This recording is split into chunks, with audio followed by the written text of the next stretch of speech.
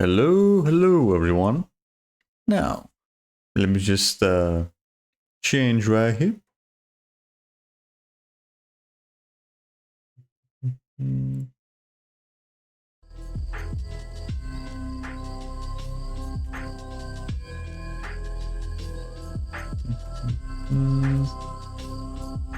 Here we go. Much better. Hello everyone. How you doing? Hope you guys having a good day so far. So yeah, last stream, which was yesterday, we did some good progress with swap force. Yeah, really good progress. Yeah, when you're not using a swap force really doesn't take that long. You know, because you're not fucking doing any of the goddamn side stuff. Just the way how I like it when I'm doing these games. Not doing any switching, just vibing with the game. But yeah, we should be almost done with the game though. Probably it's probably gonna still take me 2 more sessions though before we move on to a trap team. But we'll worry about that some other time though, because today we are gonna be continuing on where we left off with Birth by Sleep. Last we left off, we were almost done with the Mirage Arena. I mean, we did manage to do all the arena stuff, all the challenges and shit. Now I just need to farm up some extra medals so that I can buy everything from the shop. I mean, the shop, I'm only missing like 2 things. Then we should be done with that. Then we can pretty much finally start doing the real big fucking farm, which is getting to level 99. That one's definitely gonna take a bit. So yeah, we'll see how many level ups we can get today. Then I also need to look into what podcast I'm gonna be listening to. I think I'll probably pull out the what's it called, the Illuminati podcast or whatever. Yeah, I was listening to one theirs last time I was doing some farming. I think it was in Just Cause. So I can pull out another one from them. Yeah, I think so. So yeah, with all that said and done,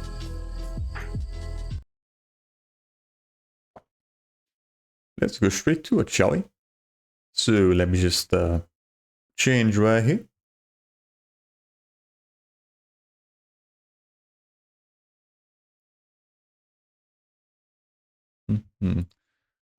I think I'll probably just immediately pull out the podcast then. Yeah, I'll start up the game and then I'll just pull out the PNG model and then search for a podcast that we can listen to while I'm just farming. I'm just gonna be constantly be farming for the rest of the stream. Because getting to level 99 is definitely gonna be taking a bit.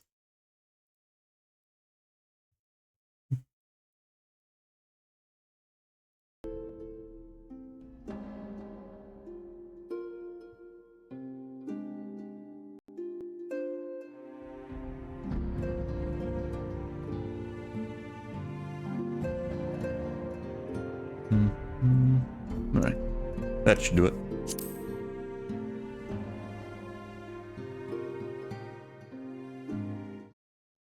Alright, shall we?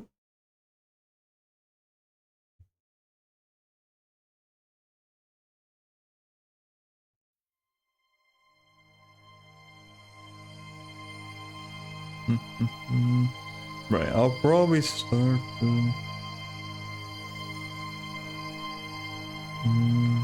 Yeah, I'll wait until the game loads up before I switch to the PNG model. Then I'll also search up a podcast for us to listen. Yeah, one thing at a time first.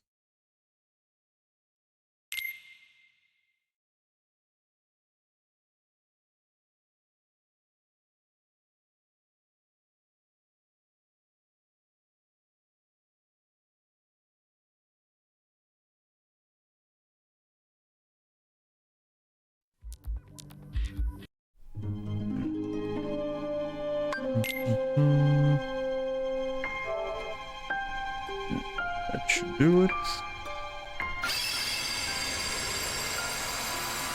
Now to pull out the PNG model.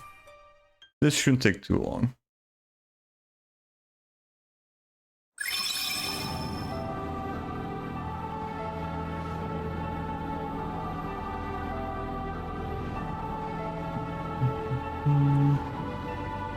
I don't know if I should also leave Discord on, just for the sake of, you know, having the fucking thing to work.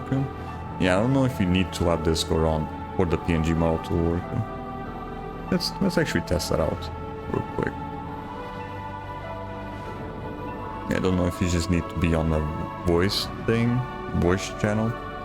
Then just turn off fucking Discord.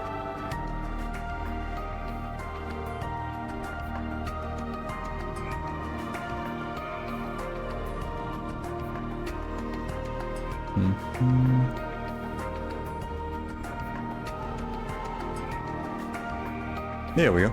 That should do it.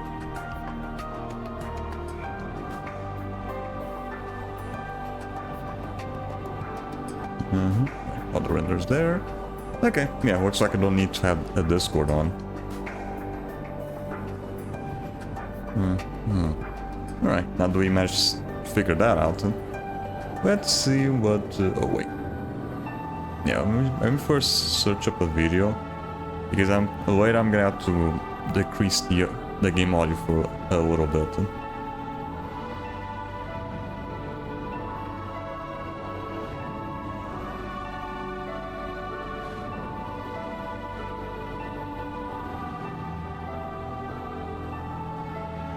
What was it? It was something Illuminati podcast. I don't remember the full name.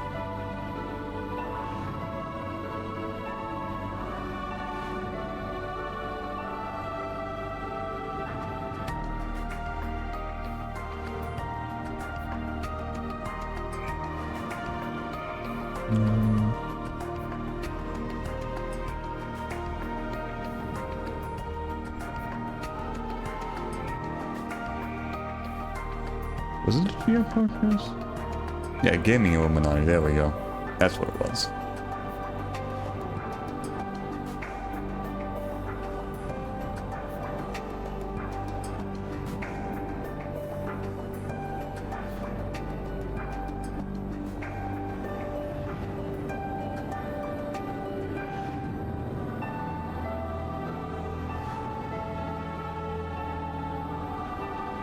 Alright, this one's from, I mean, we could technically also go back to the one that I was listening to when I was doing the Just Cause. Yeah, we can do that first, yeah.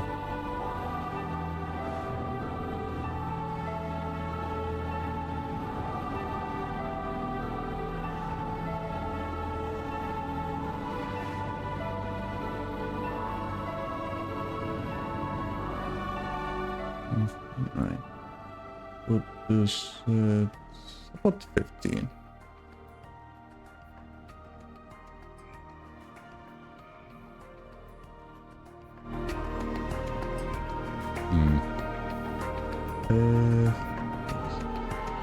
Game cat filters.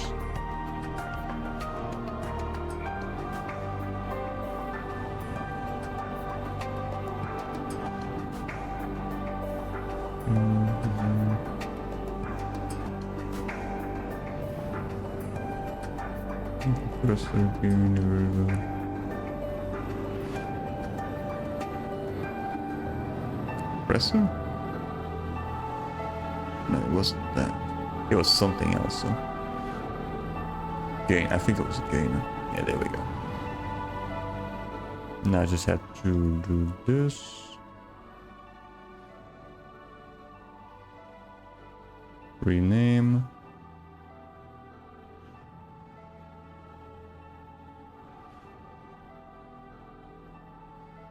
Yeah, there we go. That should do. Yeah, there we go. Much better. Right, now I could just click a button and the fucking thing should be immediately decreases. Alright. Now for the video.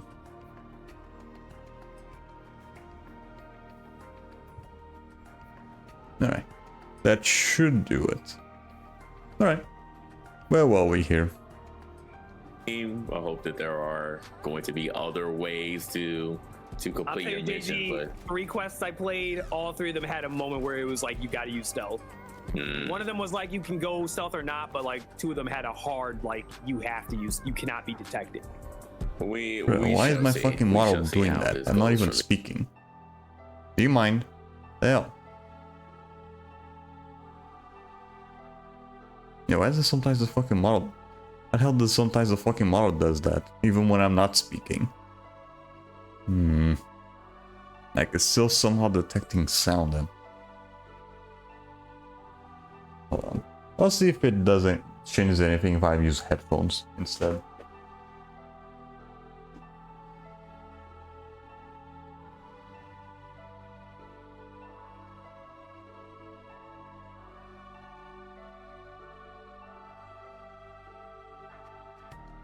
I probably need to, I don't know, get some wireless headphones for this. Maybe, I don't know, we'll see. Because it's not that I'm terrible at stealth, it's that I'm impatient. Right. It's like, I don't want to be forced to start bouncing again. Be in the shadows and get past it. Otherwise, if I get caught, then I die. And then just going back to the...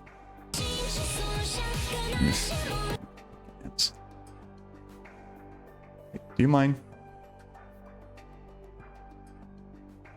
It's Ubisoft too, so you literally just brought up, sometimes you feel like the AI shouldn't be able to spot you, and then all of a sudden they do, and then you have to start over. Like those are the parts that I hate the most, when the game just screws you over just because of I wouldn't say bad programming, bad designing, but it just happens. So there was only one time where I felt I got screwed. Just testing. Yep, there you go. I can just easily pause the video by just pressing space. But yeah, with the whole thing that he's talking about, I don't tend to play that many like stealth games per se. I think the only one that I really tried out the most was MGS5. I do plan on doing the Metal Gear Solid games at some point, but right now the only one that I really played was MGS5. But yeah, sometimes the fucking obligatory fucking stealth segments can be a little annoying, especially if you don't know what you're doing. They tend to force that shit in, and most of the time it tends to be pretty fucking janky. So I was like, yeah, if you don't do it correctly, they just gotta fucking drag the game down. Like, how did he see? Like, no way he saw me. Like, there was like one time that actually happened to me, but most of it was like my own fault or me getting into a gunfight and just dying really fast. Gotcha. I hope that that the choices that you make, when it comes to the Syndicate's reputation, I hope that those do end up, playing a more pivotal role, like towards the end of the game. So, because I don't know, like what the actual. Yeah, it would be kind of shit if he just ends up having the same effect as like, I don't know, a common fucking Telltale game where it's just the whole this random person will remember this and nothing comes from that. Although with Ubisoft you never know. They tend to be pretty fucking hit and miss with their games. End goal will be sometimes you get you just choose one syndicate. A Mortals Phoenix Rising, other times you get a fucking that's going to be like your ride or die for the end. What was the most shit gift they've done so far? Like I don't exactly know what that's going to entail for the end of the game. So I'm definitely interested in that to see like what significant choices that will consequences that your choices will make depending on who you end up siding with at the end or who likes you more at the end. Wait, I am curious to see. Yeah, sorry, go ahead. Go. Yeah, I was gonna say that is the thing I am curious to see is like how much depth of the choices, like what is actually the result of them. Like I'm not gonna sit here and think that it's gonna be like as in depth as something like Mass Effect, but I was genuinely surprised to see how many actual like moments there was in the demo that I played that actually had an actual like. Do you give this information to the syndicate or do you withhold this information and stay true to your original buyers of like right. My go-to answer to that is if a game has like better morality system than say, I don't know, Epic Mickey, then I think that they're probably a good going the right way. Because I don't know, Epic Mickey tends to be pretty I actually enjoy playing that game, but you cannot fucking defend the fact that the game's morality thing is pretty lackluster. There's not really much option they can get from that game. Even I can admit that, even though I do enjoy playing Epic Mickey, especially now that we got the Rebrush remake that we got a few days ago. I haven't played it myself yet. I am kind of looking forward to it, but yeah, I can still admit that the game's a little lackluster with the whole morality thing. And as long as like other games tend to have better morality system compared to even that one, I think that's already a good sign. That and I am curious, outside of just like a bar of like reputation going up and down, I am curious to see like if those like one-off choices actually like change the story some way. So that is what I'm curious to hear what's the name, because you said you don't, it's not that you hate stealth, you're just impatient. So when you played Sekiro, did you just fight everybody? No. Did it bother you when you played it, like the No, a lot of the time, if that's like the actual like mechanic, no, I just run because it played. Like I'm not a crash out lord. Like I would like no, I'm not a crash out lord. Like I'll actually. Yeah, I guess it just really depends on the type of game and how they develop the fucking stuff in the game. That I still kill people, so that's not a problem. But it just goes back to, again, when I'm forced to do stealth, when I don't have the choice of stealth or just crashing out. Because I actually remember that conversation when I played Sekiro, and I think Ethos told me, he was like, maybe you'll like this game. He was like, it seemed like it'll be for you. And then when I streamed it, I remember everybody was like, oh man, it's stealth elements. What is JG gonna do? And I was like, I just run. I was like, I killed him. I assassinated him. I was like, this it's not difficult for me to do. I was like, I don't just run out, when just to be a bonehead and then just try to kill everybody and just force to fight. So no, it's not that. But again, it just goes back to when I'm forced to do it, and when those elements are sometimes against me in the video game, then those are the parts that I don't like. Since I feel you on that, like the whole stealth thing. Really, another one? It's only been like 5 minutes. There's already another fucking ad playing. What the hell? My god, YouTube has been pretty fucking annoying with goddamn ads recently. I do not know what the fuck's going on right now with YouTube. It's like every like 5 minutes there's a fucking new ad playing. Somehow even worse than fucking Twitch. I've definitely had games where I'm like, man, why did I get heard one time and I gotta start the whole thing again, and there's not a lot of like checkpoints, so it's like a lot of time that you're going back. So I think when it comes to I do stuff, tend to notice that a lot like when I was playing older Ghost of games. Tsushima, I don't tend to see that happening I was definitely super as much with the modern stuff. dishonorable, according to my uncle.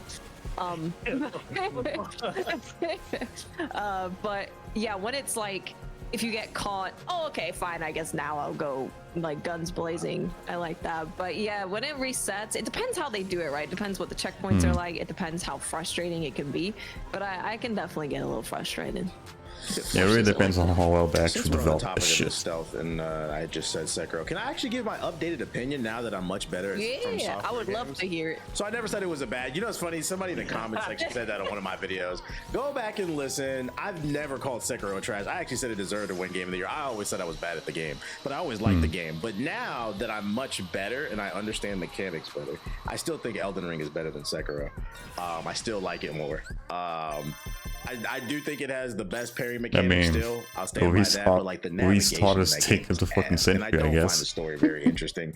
It's just the combat is fire and the stealth is fire. Like the actual game is fun, but I don't really find the story to be interesting, and the navigation. I don't understand how is Elden Ring a big open world and I'm getting lost more in Sekiro, which is a much more linear game. That confuses me. You gotta go back and forth, back and forth. You get lost a lot. I hate backtracking. I hate backtracking, bro. That like the way you get frustrated about doing. The moment I gotta backtrack, I get irritated. I'm like, here we go, bro. I feel you there. Personally, I tend to be a little bit more patient when you have to like backtrack and stuff, but that's just a me thing. I know that some people aren't into that shit. And, I mean, me personally, when I tend to do a lot of like trophy hunting and shit, I'm already used to doing some sort of backtracking or like redoing a lot of shit over and over again just to get one particular thing done. I mean, just look at what I'm doing right now, fucking farming till I get to level 99. But that's just me though. I know that everyone isn't into that shit and they just want to get to the fucking end and just be done with the game. Oh my god. Then I'm not thinking straight. Environments again. It's so funny, and again, I can never be mad at you for your opinion on like Elden Ring still more. But how are you going to mention the story? Do you actually pay attention to the Elden Ring? Yes, story? I did. I saw you write that in the comments, bro. Do you actually pay attention? I pay attention to the plot. I watched a single YouTube video explaining it. Yes. Okay. TPH, give us the TLDR. What's the story of Elden Ring, the DLC? The DLC? Yes. Give us What's the name? Who's America? Who's running? Who's related to who? What is the? Give us just. You ain't gotta give us the whole TLDR. Just give us like a little like a TLDR. Didn't You're read. playing the Tarnish. You entered the Okay. shadow of the Shadowlands, whatever the fuck it was called, and Sure. Mikola is trying to turn you gay. That's the story. I mean, he's not wrong though. Next topic. He's not wrong though. Moving on to the news Yeah, section of the close podcast. Moving on to the news. By the way, that was a fucking joke. I don't got no problem with gay people. I hate that I have to say that. Like, it's a joke. There's a video that went viral, and there was like, Mikola turns you gay. It's a joke. Oh my god, Ryan. Freaking moving on to the news section of the podcast. You know, Turn I'm the sorry that I turn have the to ruin the freaking mood, guys but I gay. know we're laughing, but very sad moment this week. The Xbox 360's marketplace has been shut down. So I thought I'd man, bring that was up like and ask if you guys had 2 any weeks ago, I fond think. memories of the Xbox 360, the era of gaming. Watch, were you into this or were you a PS3 person? No, I was definitely on Xbox 360. I think I was big playing Call of Duty around then. What the fuck? Another one? Bro, what is with the fucking ads right now? Why there's like there's like a ad every like 5 minutes. What the fuck's going on? Like the Is this just this video that's hit with so many of them? platform for Call of Duty, you know, unless you want to wait. Was it a month for DLC? Yeah. That sucked. Yeah, I didn't want to do that. For a bacon skin, baby. Yeah. Yeah, so no, I definitely played during 360. I definitely played mostly Call of Duty on Xbox. I used PlayStation for like a lot of other games because I've told you guys before that PlayStation tends to have like the single player games that I want to play. And Right. Xbox was better for like secondhand stuff, not secondhand. Other IPs that weren't exclusive to like Microsoft or whatever. The first party stuff. PlayStation definitely always has like the better first party stuff. Yeah, everyone can. I guess everyone can agree with that. I don't know. Yeah, I get everyone. I'd probably say that everyone would rather be playing fucking Uncharted, maybe I don't know, Forza or whatever other fucking IP that Microsoft barely uses nowadays. Xbox was like my multiplayer. So Halo, Call of Duty, both those. I remember the Red Ring of Death. That was the longest 2 weeks of my life. First, it was just. I never got it. I never got it either. I never got it. Lucky. I was very lucky. It was lucky. You got very lucky with that shit. Then I played doctor. I played surgeon on my Xbox, and I made it work. I brought it back to Did life. you do the towel trick? No, I didn't do the towel trick. You know what I did? I actually put a damn cooler in that joint. Oh, You put it in water? You Like, were I know. not kidding Got the about after surgery. Yes, I did. Yes, I did. I sure did. Exactly. Yeah, what did I deactivate here? Oh, deactivate it is. I might have had to deactivate something. Like, I think it was EXP Walker. Yeah, I think so. Alright, yeah, I think we're good. It was like the part, right? You could take off the back of it and then you put it on the back of it. Yeah, Yep. I know exactly what you're talking about. Damn. A friend of mine did that. I remember that. Yep. I did the towel one where I think you had to like heat it up in the microwave and then you wrapped it around your Xbox and then it overheated the components and it just started working. Like you stressed it out so much it So came back to weird. life. Like it sounds like it makes no sense, right? Okay, Like, now this is the fucking myth. What the hell are you talking about? You make it hotter, like, it makes no sense. trying to do a fucking Frankenstein 360 is one of my experiment shit favorite with the eras. Xbox. That's one of my favorite consoles, despite the issues. And that 2 weeks being the longest of my life with the red ring. Imagine trying to convince your parents who know nothing about tech that look, if we send this email, they're gonna send us a free box. I swear it's free. You just have to listen. That was a long conversation. That was crazy when she saw me working on my Xbox. She's like, "What the hell are you doing?" What the hell are you talking about, boy? Like, damn, like well, now that I think about it, like fond memories. I'm like, damn, the Xbox 360 era definitely was my favorite era. Yeah, it was. I mean, that's how we literally met. Like, that's how I met TBH. We started playing Black Ops 2. Like, it was just crazy. Man. Like, just being in the. I still need to get to that game eventually. Like, it was, man. Like, I love Black Ops. Before everybody was being a content creator, so people would actually say their true feelings on the mic. It was a good time. Man. Right, they went saying swords every like 2 seconds. So when I was starting my YouTube channel, I would message people from the game and say, God. "Oh, I'm gonna be like, I'm probably gonna make this game into a video. Like, if you want to check out yourself in the video, you know, check out the channel." That's actually funny. Because no one did it, no one minded. They were like, "Oh yeah, cool, that sounds great," because you know, no one was doing it. So it worked.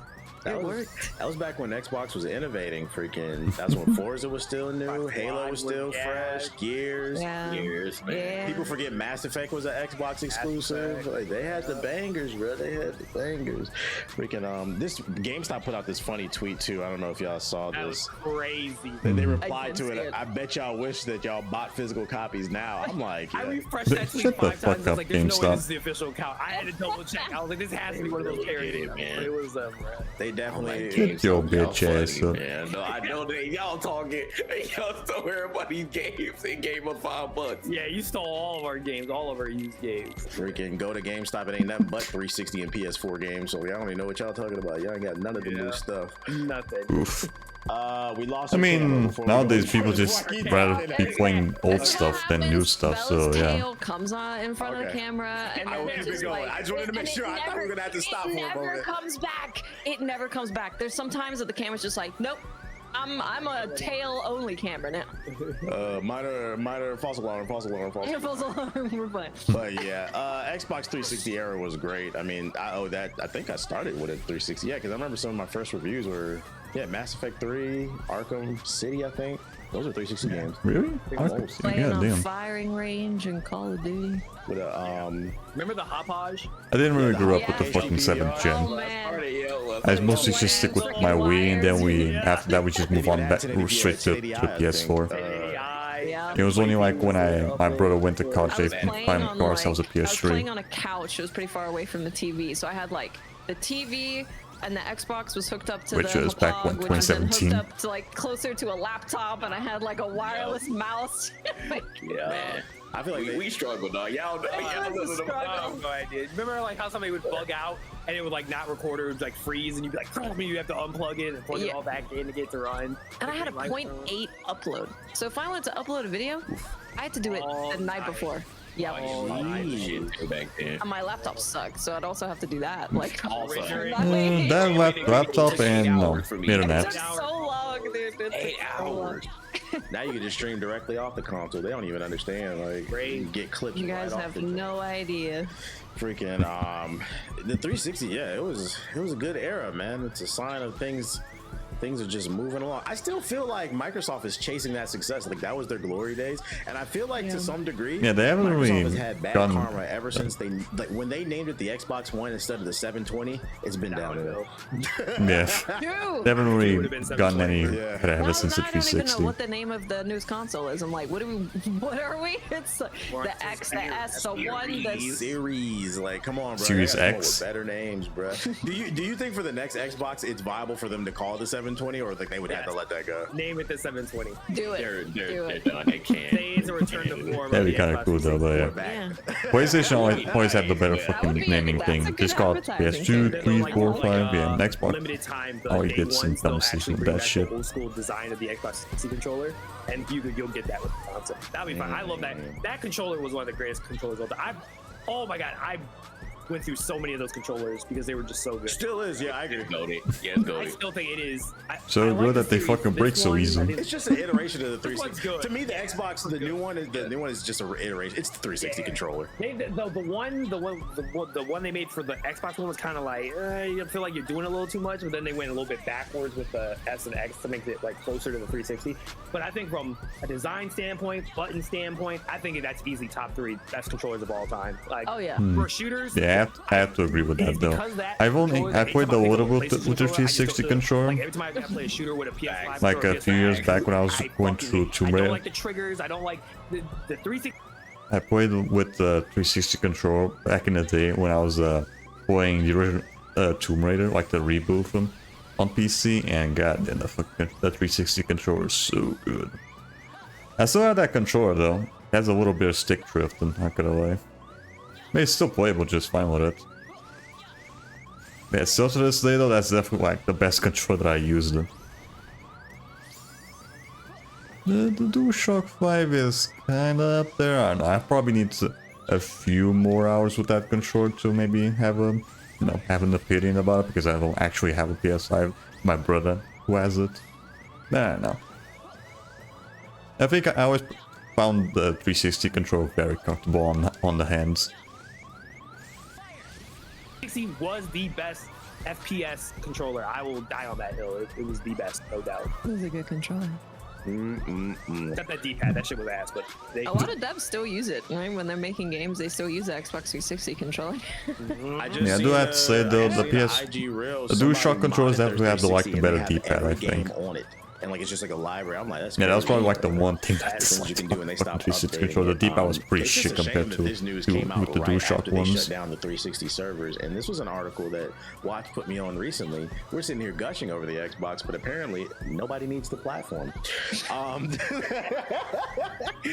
Damn. No, I don't need that. So China Joy 2024, which by the way, I'm gonna give Ethos his clout, because I think it was maybe like 2 or 3 years ago you said on a podcast the next forefront for gaming developers was China, and like it's coming to fruition. Like a lot of big games are coming out of China now. China Joy. I mean, like, I watched Genshin it Impact, last year, and Zen there was Zero. a bunch of games that I was super Was interested that in. Water China Joy. And Maze or we've seen whatever? it. We've seen it a lot. We've seen a bunch of trailers coming out for Chinese games, and they're gonna be doing some good stuff. This They're gonna be doing some good stuff. is the second time I've heard of China Joy, because I heard it last year. So I'm gonna assume this is like their E3 or Summer Games Fest in China, and they were just showing off like a bunch of different games. And basically, a bunch of developers got interviewed, and the gist of the article is that in the midst of those interviews, they were saying that PlayStation has been supporting them, although there's no exclusivity.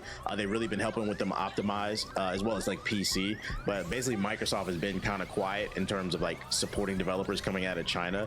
And when asked why his studio doesn't want to release the action game on Xbox, specifically Phantom Blade Zero, he replied, "Nobody needs this platform." So they I don't know if it's like a mistranslation or something. It's just so direct of like, nobody Yeah. needs Xbox. Well, for my videos, because one day I do want to go to China. I don't know. From my understanding, the Xbox consoles don't really sell that well on the Asian countries. At least in Japan, they don't sell at all. So maybe it might be the same thing for China. I don't know. It could be that. So. And from one of the videos that I've watched, like people that travel there, apparently like Chinese people are very blunt like that. Yeah. Korean people too. So like I wouldn't be surprised if this isn't a mistranslation. It might not even be any malice behind it. Like it's just a Right. cultural thing. Like they might just be like more blunt, basically. Yeah, they're just being honest, right? Of like, hey, PlayStation is supporting us with like testing and dev kits and getting us ready for PC and Microsoft PlayStation is just launch. giving We us don't need just giving us a fucking pat on the shoulder. Then the question becomes, let's act like this statement isn't a mistranslation and it actually is true.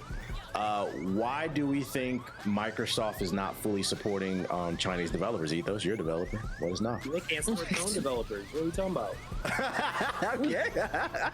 Because they don't sell? I They don't know. tried to open Could be a that, huh? Japanese studio and shut them down. Yeah, Yeah, the whole thing, what happened to fucking Tango Gameworks. What did they do? They shut it down.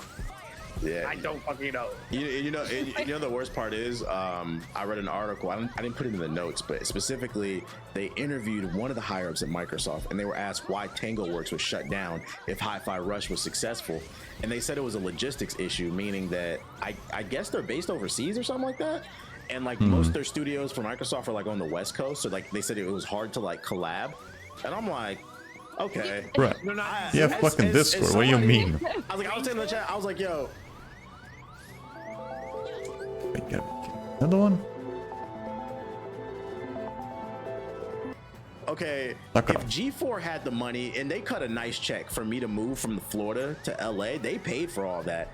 I have a hard time believing Microsoft can't move that studio over to closer to Seattle or something. Like I was like, that sounds kind of cap to Here's me. the other thing too, which I call cap on that too, is like you're a multi-billion. Yeah, I guess dollar it's just company. You that can't tell me didn't fucking logistics is a try. problem. They just want It's to get rid of the there are fucking dead studios weight. who are fully remote. As a matter of fact, I was talking to the Spectre Divide devs. Their whole studio was fully remote. They built that impressive. entire game. They started in 2019. They did it through the entire pandemic, fully remote, people all around the world, and they could do that. And they're an independent, separated studio.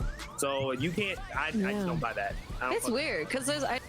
But yeah, although after the whole COVID thing, I think most game developing studios have been pretty much getting into that thing where it's okay for developers to do remotely, like developing remotely.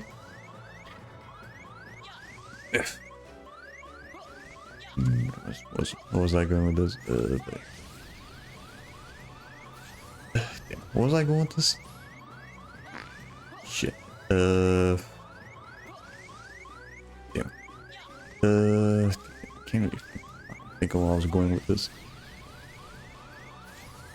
Yeah, that's what I was trying to say. Most companies have tried going remotely, or they actually succeeded with going remotely because they kind of had to because of the whole COVID shit. So yeah, I guess it's more of a common thing than anything. I know so many people as well who are like, they talk to Japan all the time, and like that's just the schedule that they're on. They are on a schedule because they have to talk to people in wildly different time zones. So, and like they wanted a Japanese studio. You know what time it is in Japan? Why are you shocked? Right. Yeah, Like, probably guys, Japan's we can do already it.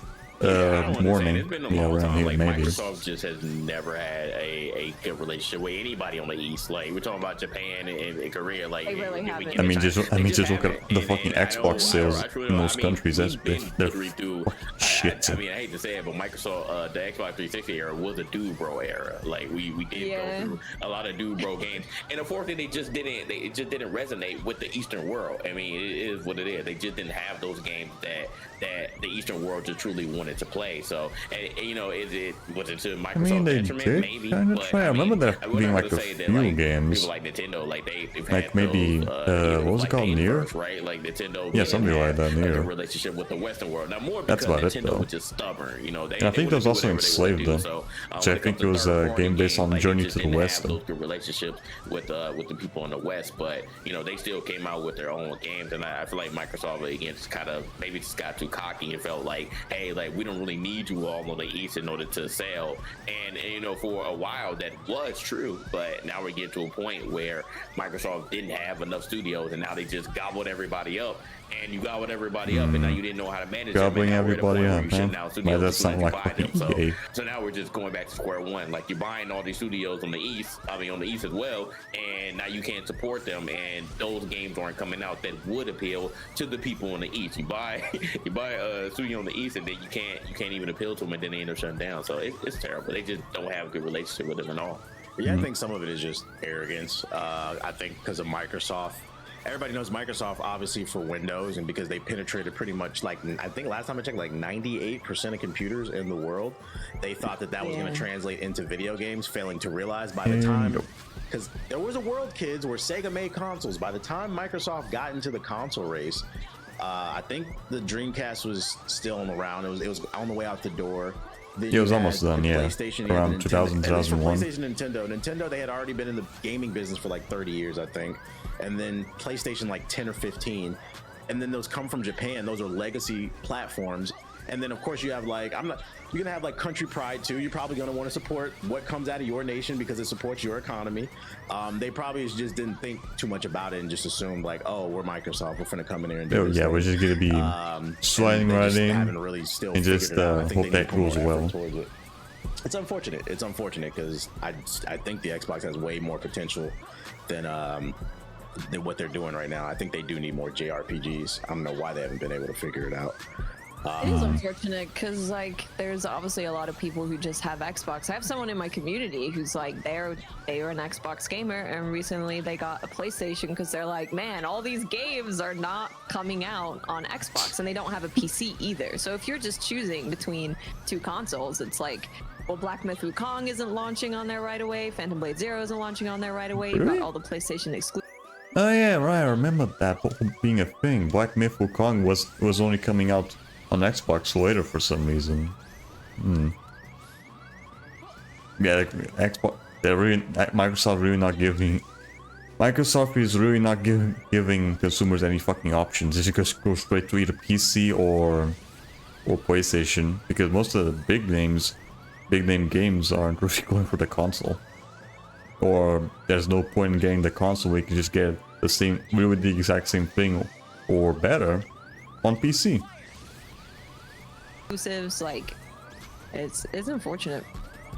I'm not gonna lie, man. Before I got a PC, like I feel like at this point, if you don't have at least a PC and really not even an Xbox now, if you don't have a PC and at least a Switch or PS5, like you're missing out on a lot of stuff. Like I commend the folks who like just refuse to buy anything Sony, like never owned a Sony console, or you haven't owned one like the PS2 and you just had a PC and you were a PC gamer for at least over a decade and you've been waiting on these exclusives from Sony to come now to it's just the PC. inevitability for everyone becoming part of the PC master race. To it, but like just imagine just not having a PC in that equation now in 2024. Like you're missing out on a lot of shit.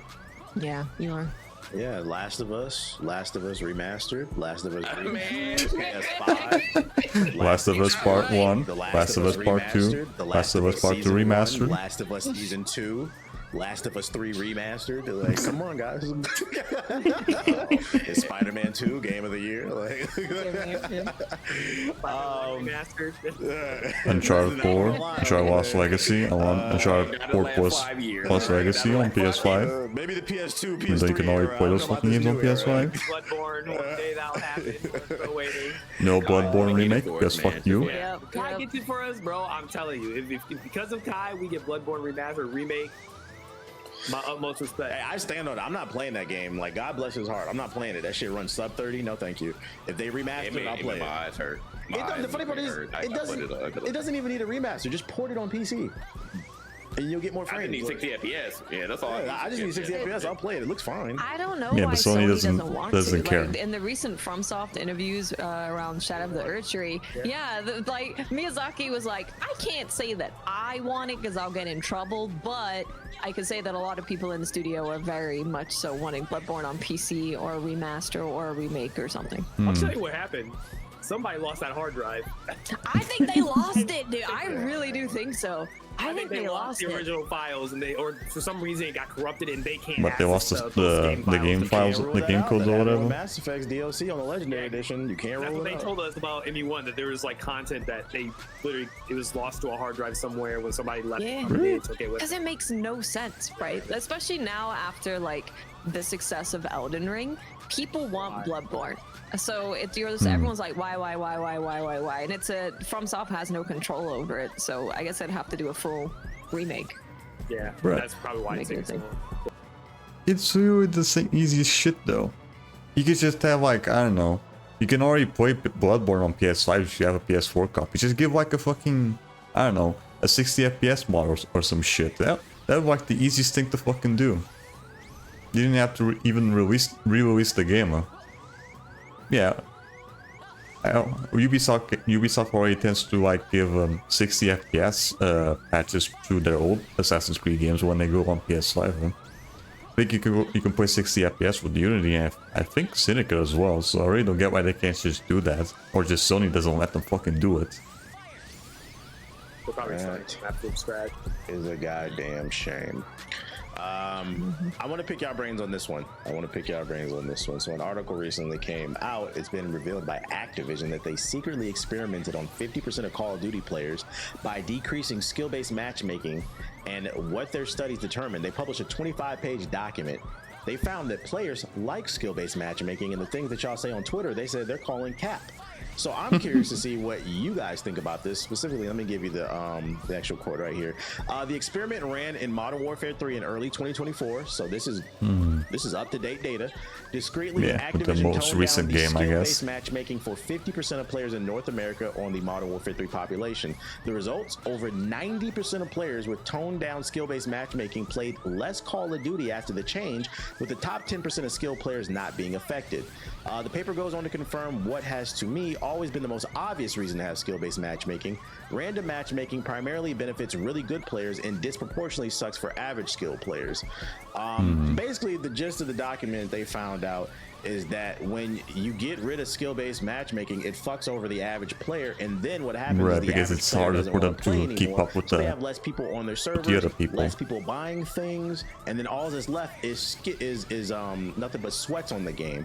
And this document, I have some questions about it, but if it is accurate, because I don't know if you can trust somebody who did their own internal investigation, but if this is true, they're not lying, it's just going to help push my agenda that MLG Gaming has ruined everything. What do you think, Ethos? I made a video about this, and yeah, this is what I said. This is what I've been But I saying mean, for a yeah, while, was, it makes sense I though. was like, bro, it's a video game. If you're seriously gonna keep playing a game that you fucking some of the keep getting reactions that I got to that video dunked on was, over.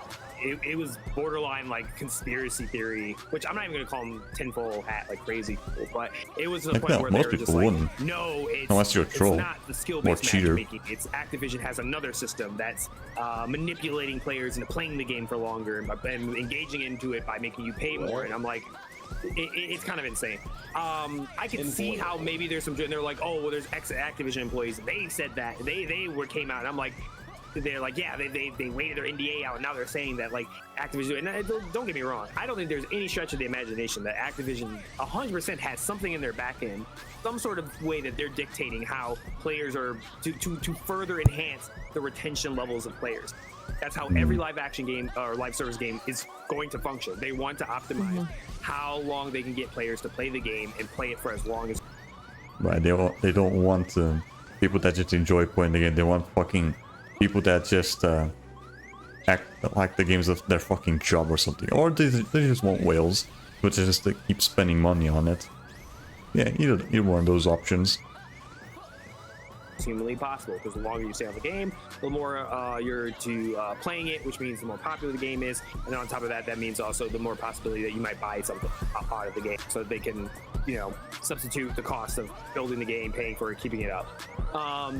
But in total, like, it did bring back something from just, I think, a fundamental level that I've always felt in the back of my head was always true, because like I would hear this complaint, and I was always in the Call of Duty community for a long time, and that was a constant thing of the matchmaking's ass. I gotta sweat every single time. It's like You're that or a cheater, but that's mostly with maybe you're just older either not cards. that good at the game, and that's just the honest. Today, understanding and deriving meaningful insights from data is Shut up. Don't want to hear that.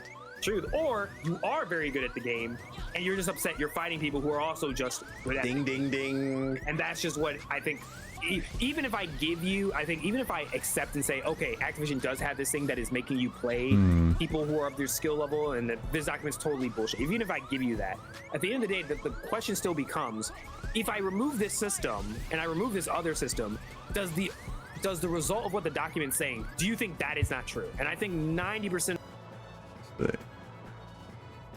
Yeah, I agree all that, but yeah. What I'm trying to say. YouTube Premium's getting a lot more fucking. Yeah, I'm really debating whether or not I should get fucking YouTube Premium, because the ads on YouTube have been becoming pretty fucking annoying. Like, holy shit. I don't know if you guys been noticing, but the ads on YouTube have been playing way more fucking often. I'm really debating whether or not I should be getting fucking YouTube Premium, because some YouTubers actually say that there's like some benefits to that shit, like a viewer that has YouTube Premium pays better to them in views or whatever. So I don't know. maybe when I start working. Do I really need YouTube Premium? I mean, when I start working on, am I really gonna need that much fucking free time with no ads? Probably not. I don't know. But yeah, right now I'm really debating to actually buy the damn thing, because fuck me, the ads are so fucking annoying right now. Of people will say, no, that seems, logically speaking, that seems to make sense. That if we take across engagement numbers, something like that, just from a fundamental level of skill, of just players being skillful, by letting your top percentage of your best players basically ravage Confusion strike the rest of your player base and let them feel good about themselves, that literally that percentage of your player base is like less than 5%. I think with Call of Duty it's like what, like 10% or less than 10%, that you're going to literally help, or not even help, but satisfy the needs of 10% of your player population over 90% of your other player population who's probably playing the game. Who knows if they're maybe not playing the game as much as the sweat is, but at the same time, they're probably either paying more for the game, they're either buying more stuff out of the store, or in general, there's more people playing the game because that 90% is your player base. So you kind of, it might suck for you being a better player, but logically, yeah, I think the best interest of, yeah, I don't want my game to die is I want to make sure that 90% of my player base stays behind. And if it's between pissing off the 10% of the sweats who are pissed at me that they have to, they have to fight for their lives every game, or the 90% of players who are just getting dumpstered, I'm going to pick the 90%. It's just, there's no logical explanation about why I would ever take the just the most common sense choice there. Players for Just fuck controlling the sweats. the matchmaking or the balance of my game over the 90% They need to fucking chill once in a while. Aren't going to ever experience that high level of gameplay. It just doesn't make sense. Yeah, when I never had any data to back it until this article had came out, but like just from like my educated guess and looking around, I never heard anybody bitch and moan about skill-based matchmaking until like a few years ago. And when I would look around with in the Twitter, gaming space, because they always bitch about anything. MLG sweats tryhards. I even asked my Twitch chat when I read this article on stream. I say, keep it a buck. Don't let me what I say have to. Do y'all care about skill-based matchmaking? It was an overwhelmingly no. And I think the reason being is because most people, when they play the game, at least for me, when I hop on Call of Duty, I have a good time. I'm playing against people who are a similar skill level. Yeah, I'm asked. And I'm okay. I'm okay with that. It's a casual game, bro. We hop on, we play 5 matches. As long as I win like 2 or 3, I had a good night. I don't give a fuck. And I think that's the experience for most people. They just want to play a few matches after like a long day of work and then just go to bed. That's completely fine. Most people are not capable of most thinking. People don't have the fucking time to play games all fucking day. The needs of the many will always outweigh the needs of the few. So a lot of times when they bitch and moan, they do this in the 2K community too. They'll cry about something that specifically affects them, then the developer will patch something that ruins the game for the rest of us. So just be careful with it. I'm leaning towards, I think this study is accurate. The lesson is just don't listen to Twitter. Hard to trust it because I'm like, it's an internal study. Never listen to Twitter. I would like to see like an independent study. Yeah, like you don't hire yourself to study yourself. That's kind of weird. What do you think of this all though, Watts? What do you think? So this has obviously been a thing that's happened a lot in Destiny as well, but like any game, especially shooters, because you only like the hard thing with shooters is that the only way that you can make someone feel good about themselves is if they get I have the kill. PS3 version. It's not like you're playing League of Legends, right? You manage to secure an objective, or you manage to do a myriad of things. It's like you only have one choice: can you kill people? So this has always been such a hot topic, and I think for me, through going through Bungie like trying a bunch of different skill-based matchmaking stuff, it's more so about how it's implemented, because I've always been a proponent of, I don't want to play someone who has never touched a first-person shooter in their life. That doesn't make me feel good to shoot those guys. So I think having loose skill-based matchmaking to where it's protecting outliers from each other and the connections can still be good, I'm all for that. Because something that we found when Bungie put in super strict skill-based matchmaking was that connections were just ass. They were just really, really bad. And there's nothing, I would rather get dumpstered than not be able to shoot someone because they're teleporting around the map. Right, because of bad connection. That's always my thing, is like, I do agree that Mark Rubin, who makes X Defiant, where he was like, I think that having variety in your matches is important.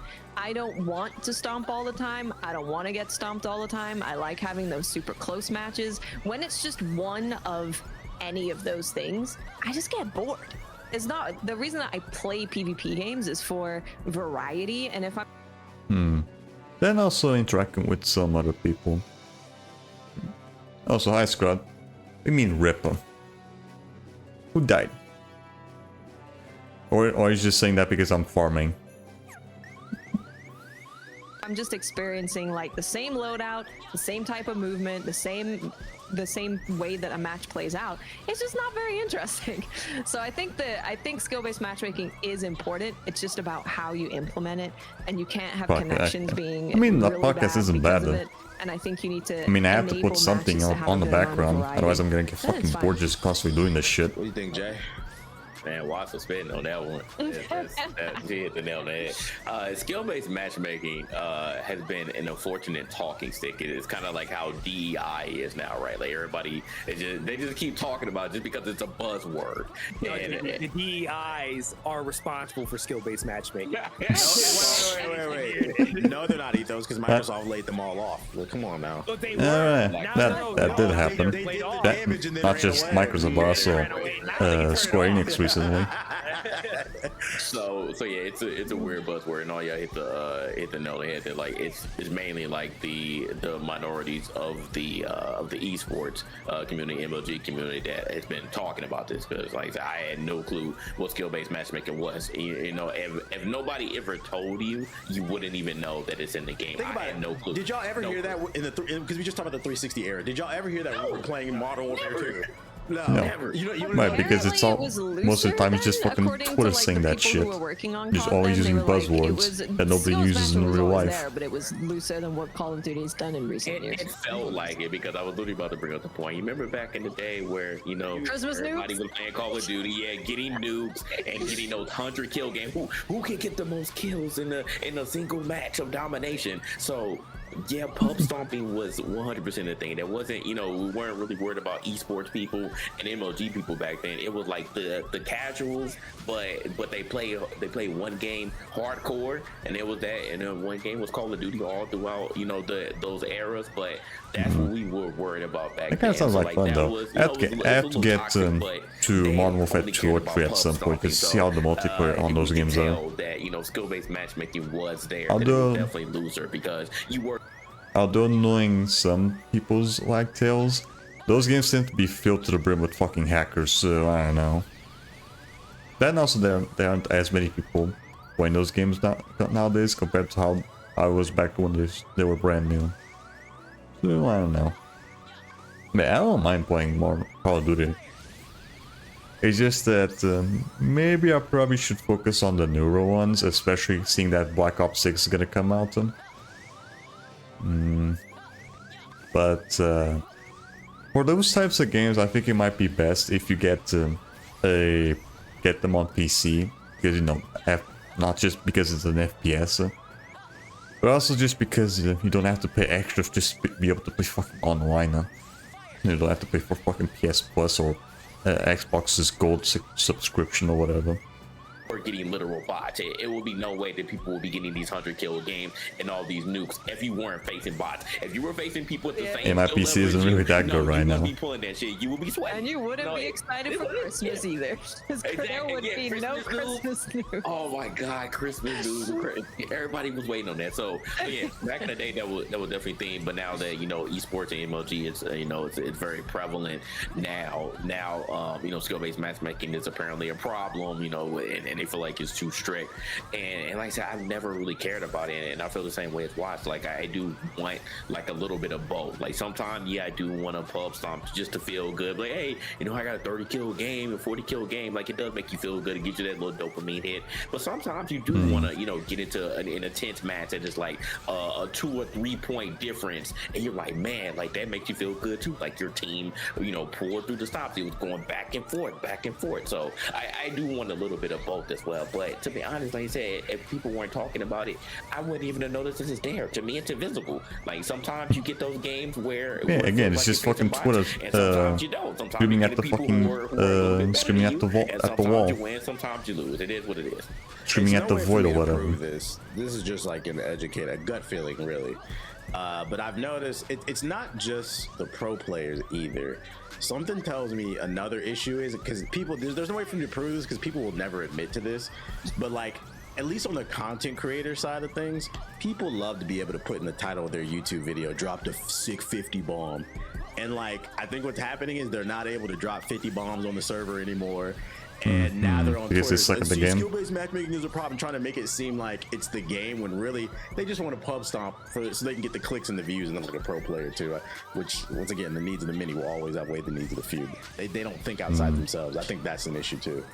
It's still there. Yeah, it's still there to an extent. Not, like I said, not as much as it was back in the day. But what I was going to say is it just feels like it's just this invisible thing. Like I don't really care either way, you know, whether this is a thing or not. Like I feel like there's going to be no studio, no developer, no publisher that's going to be able to get this 100% right for everybody. Right. Like it's like it's going to be too tight or too loose. Like I feel like there's no real good middle ground for everyone to just be satisfied. So it is what it is. You know, it's just going to be a constant conversation. Yeah, there's no such thing as a thing that appeases to everyone. So we're just going to have to deal with because it. Because the line is, you try to appease to everyone, you're going to end up appeasing to no one. It's shutting down.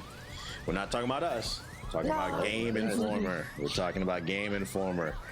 When I think of gaming magazines, there's two things that come to mind: Nintendo Power and Game Informer. And depending on who you were, one is either 1 or 2. And I grew up a Nintendo kid, but I'm gonna keep it a buck with you. I read Game Informer more, just because you got it with like the GameStop premium we have program. This kind of stuff here in Europe. I don't remember seeing any of these things on stores. So like I would get it shipped to my door, and I would read all these things. But yeah, after 33 years, they announced that they are shutting down. Yeah, I think this is more of an American thing than anything. Just to reminisce a little bit, like iconic covers. For me, it's kind of sad because like, hey, people are losing their jobs, but also it kind of marks the end of an era. Kind of what we were talking about earlier with like all these gaming grifters. One thing I did really like about Game Informer is I felt like they just kind of stuck to reviewing games, previewing games, talking to like developers. It was real journalism. They was asking push good questions. It was a really good magazine agenda or whatever. Cover to cover. I would take like it to school. What has to be nowadays. What's the name? So like it kind of feels like, damn, like a little bit of the now in this era where everything is sensationalized headlines, it kind of feels like the old guard is like dying. Did anybody feel any type of way about the original GI? Sad, man. It's sad. Like I said, everybody went to GameStop back in the day, so I feel like at one point or another, everybody got the subscription, whether you wanted it or not. Let's be real. They talked to you. When was the last time you read a fucking book? Madden, bitch. Yeah, you ordering stuff. So yeah, I think at one point or another, nowadays people don't actually read shit. They just want to at least read from an actual I think that was iconic for me. Like, they'd rather just read something on their phones. When those games were coming out, so like they really did have like some very, very interesting and like, you know, eye-popping covers for Game Informer. Like, and this is the longest running gaming magazine. Like, just the fact that they lasted like 33 years that's Only for schoolwork I read books. Yeah, that too. Me personally, I don't even remember the last time I read a book. I think it was when I was after I had surgery like a year ago. I tried to read a book that I brought with me when I was like waiting on the fucking room or whatever with the other patients, and I just ended up spending all day watching YouTube. Yeah, I think that was like that's like the only time that I remember reading a book. The last time I remember reading a book. But I didn't enjoy, actually, when I was a kid, I actually enjoyed reading books outside of schoolwork. I had like, I don't know if this was a thing in America, but I used to read a lot of like Geronimo Stilton stuff. I still have my entire collection in the attic. I enjoyed reading some other stuff as well, but not as much right now. Not as much today though. I spend most of the time just watching YouTube and shit. No TikTok though. Crazy. TikTok is gonna fucking rot your fucking brain. Tech TV and G4 TV. I mean, this was my original like place to get my gaming news. Like I didn't really know how to get my gaming news any other way. Like before the internet really started popping off. So this is how I found out about new games that were coming out. This is how I got my cheats at the end of the magazine. Like those were cool. Like you barely use TikTok. Good for you. Good for you. I don't even have the fucking thing installed on my phone. I do have an account, but I haven't used it in like forever. Ever since I stopped uploading to it. Yeah, even when I did have TikTok installed on my phone, it was mostly just because I could check like all the shit I've uploaded on it. That was about it. And I never fucking used it to watch shorts. I was never really into that shit. Like so, I definitely enjoyed those moments, and it was a huge chunk of my my childhood, my teens growing up, just looking at these magazines and getting the news, getting the scoops. That's how I found out about Jack too. That I think the most iconic cover for me is the Arkham City one, the all white. Oh, the so Catwoman. That one was fire. Yeah. Dude, their covers are so good. I was going through, obviously people have been posting like their favorite covers, and I'm like, on Twitter. these are all I've seen so the good. And they're even now, even though TBH you showing on like the internet, if there was a game that they posts on had Twitter access on to one and of they were his doing a videos. cover story for it, I would go and buy the magazine so that I could have that cover. So I did that with Monster Hunter and Monster Hunter Iceborne because they covered that. And I saw that some employees were saying that they were about 70% done with their next cover game, and it was looking to be a banger. It makes me wonder if it was Monster Hunter Wilds, because we're going to be getting information about that soon. And they've historically had access to it. So it's super sad. And I think the thing that makes me like extra super sad about it kind of sucks that that's the stuff that they were working on at the time. It's probably never gonna see the light of day because it got fucking shut down last minute. They didn't find out until they closed it down that they were closing it down. So if you didn't have your articles anymore from like 30 years ago, you have no way to get them back. Yeah, that sucks. You just get treated like a number like that. Freaking I hate when that shit happens. Yeah, I read the same thing. Like apparently some employees, like half of them didn't even know because they weren't even on social media. So like they were still walking around the office or whatever. Right, that's like the worst shit that can happen. Knowing that you fired through fucking Twitter because the company couldn't be bought to fucking tell you. Sure, there's gotta be like an actual. For some reason that this happen more often nowadays. I have no idea why. Like I didn't know until I saw it on Twitter. I didn't know until I couldn't log into my email. I didn't know until the door wouldn't open. Yeah, I don't know. I think that tends to happen more with the fucking gaming industry. Why? Like the higher ups just can't be bothered to fucking notify their people that they're gonna be fucking let go. Yeah, I really don't get that. Like have the decency to like have a call, even though the call, like people will have calls and they're still terrible as well. Like I understand that like layoffs are tough or just shutting down. We're not doing well financially. That's all you have to say. People want they won't like it, but we know because I'm pretty sure they still be fucking notified of it. Out of style for a while. But it's like, damn, like it has to be a better way to let your staff know that you're closing. I will say this much: gaming preservation applies to magazines too. Those Nintendo Power magazines are worth a lot of money. I looked it up the other day. Issue 1 of Game Informer is going for $1,000 on eBay. So if you got them joints in like good condition, you better hold on to them. They might be worth some money in a little while. Which is crazy to hear, but yeah, it's a piece of gaming history. So it is, yeah. Hopefully, the people that got laid off, that's just how fucking stock works. This is another the more too, something, the more people want it, the more demand's gonna get for it. And I feel like every 6 months we read and an they're article about GameStop really like spending as much money as they want on something that they really want to get. That says to me like they're hurting for cash. That's why when that's just that's just logistics for you. Don't you wish you got physical? I'm like, bro, you just shut down. Like, right, it's a rule GameStop. You're trying to make a joke. Yeah, I learned this through logistics though. The less stock there is, the more demand is gonna be for it because they want to that badly because there's not as much stock of it. so they want to get that shit as soon as possible, and as such, there's more demand, Be like, even it's though there's you not that as much doesn't have stock. the money, like- Jesus. It's like, bro, these guys are just bleeding out. At this point, I'm just waiting for that tweet to go out. GameStop has gone Yeah, bankrupt. it's such the I'm price to waiting go for up, it. Like, huh? I don't want it to happen, but it's like, come on, guys. You guys read the room. You have any memories with it, Jay? Not Jay, but Ethos before we move on? I didn't really subscribe to a lot of Game Informer. I had a couple copies just incidentally, just because of the GameStop stuff. And I mean, I enjoyed it. I'm trying to remember, like, I think the one like memory I have of it was I was reading something about Alpha Protocol, and that convinced me to get the game. Why does that name That sound game ended up being familiar? a mess, but I still love that game. It's like my favorite guilty pleasure, like terrible game that I still love. So yeah. I hope these writers end up making YouTube channels and they can kind of just drown out all of the noise. It's like, just tell me what a game is like, because it's becoming almost impossible to hear what a game. So I'm looking for individuals who are 18 to 25 and have a burden. Shut up.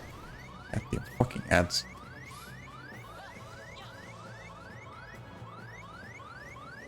Don't care. Piss off. Game is actually like. Yeah. Because I don't think they play them, but What is with fucking ads let's talk in about this a game that podcast? we They've been do showing up a lot play. more often. EA's CEO Andrew Wilson is on record saying Battlefield, the next one, will be the most ambitious project in EA's history. Oh boy. The specific quote, And by ambitious, that means actually develop something that people actually want, not what the fuck happened to Battlefield 2042 or whatever. is you would know this is just one of our top priorities. It's also Bro, I one don't of the even most remember when ambitious that projects fucking in our game came out, history. We have brought together the very best team coupled with the resources and technology. EA Sports, go fuck yourself. But I really don't get why the fuck they did that with Battlefield 2042. It's been a while since I've heard anything from that game, but I think the short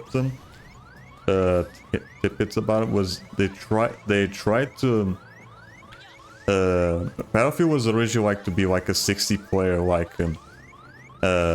game where you like a big fucking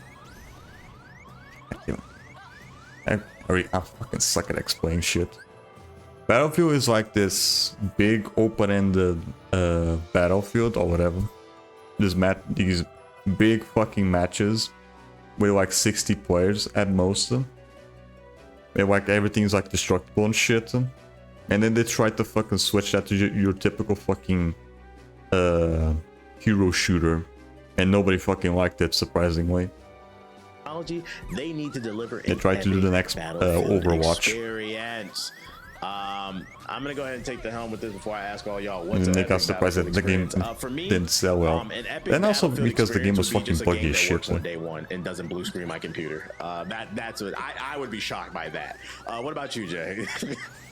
Man, it's gonna be tough. Like I have not heard anything from Battlefield 2042 in a while. Like when we played Battlefield 3 on the PC, 64-man servers, or just playing like 24/7, like whatever. Metro, baby. Metro, Yeah.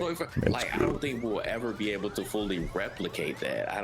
It's gonna be tough, man. Because after Right. Also not anymore. Like a few days from now, a few weeks from now, because I think the servers for Battlefield 3, 4, and the Hardline are gonna be going off. I think in November this year. I'm pretty sure.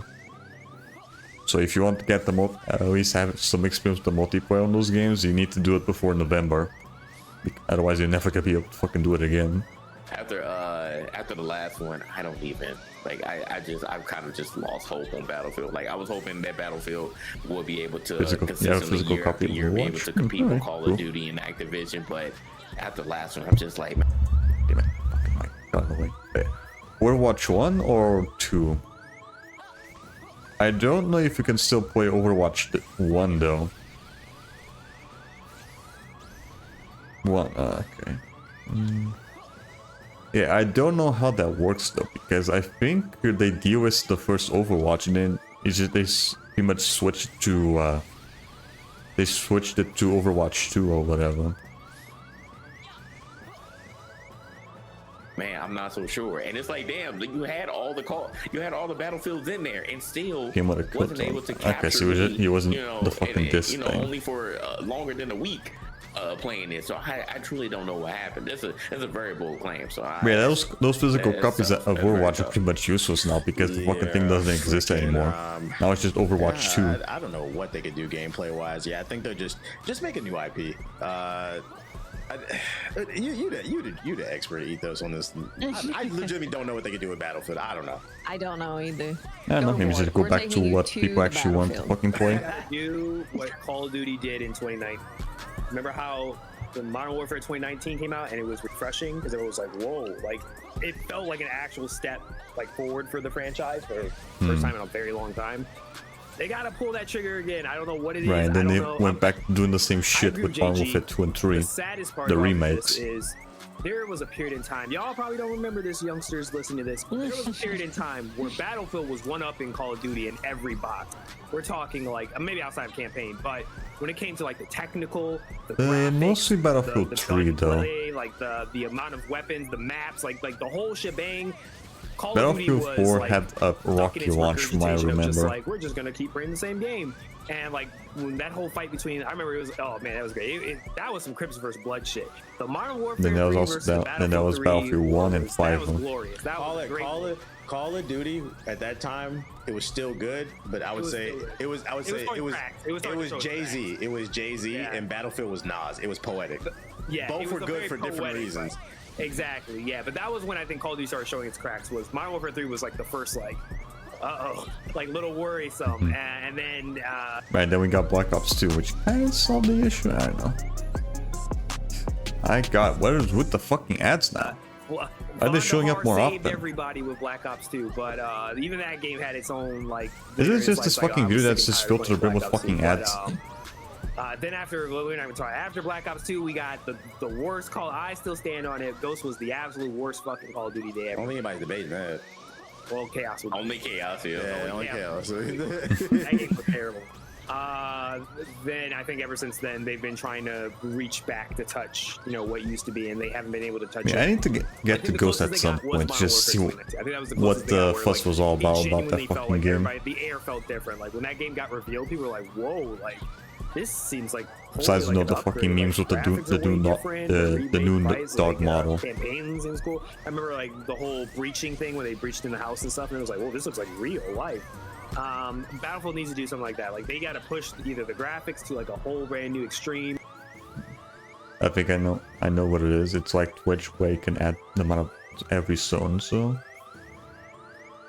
I think I know about that at least on YouTube. I don't tend to do that because I don't have enough fucking subs or views to be able to monetize my videos on YouTube.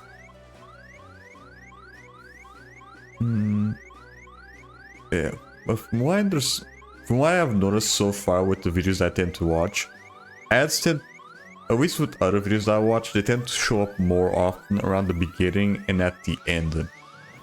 This one, on the other hand, it tends to show up a lot more in the middle. Or they got to come up with a way to make a massive new scale of warfare that we've never seen before. Whether Make it Titanfall. Just make it Titanfall. I want Titanfall back. Agreed. Just bring Titanfall 3. Somebody made this argument to me the other day though. There's like, do we really want Titanfall 3 the way Apex is going? Like the way what Respawn and EA has been doing? I lately, mean, do we yeah, really that's a want it? good point.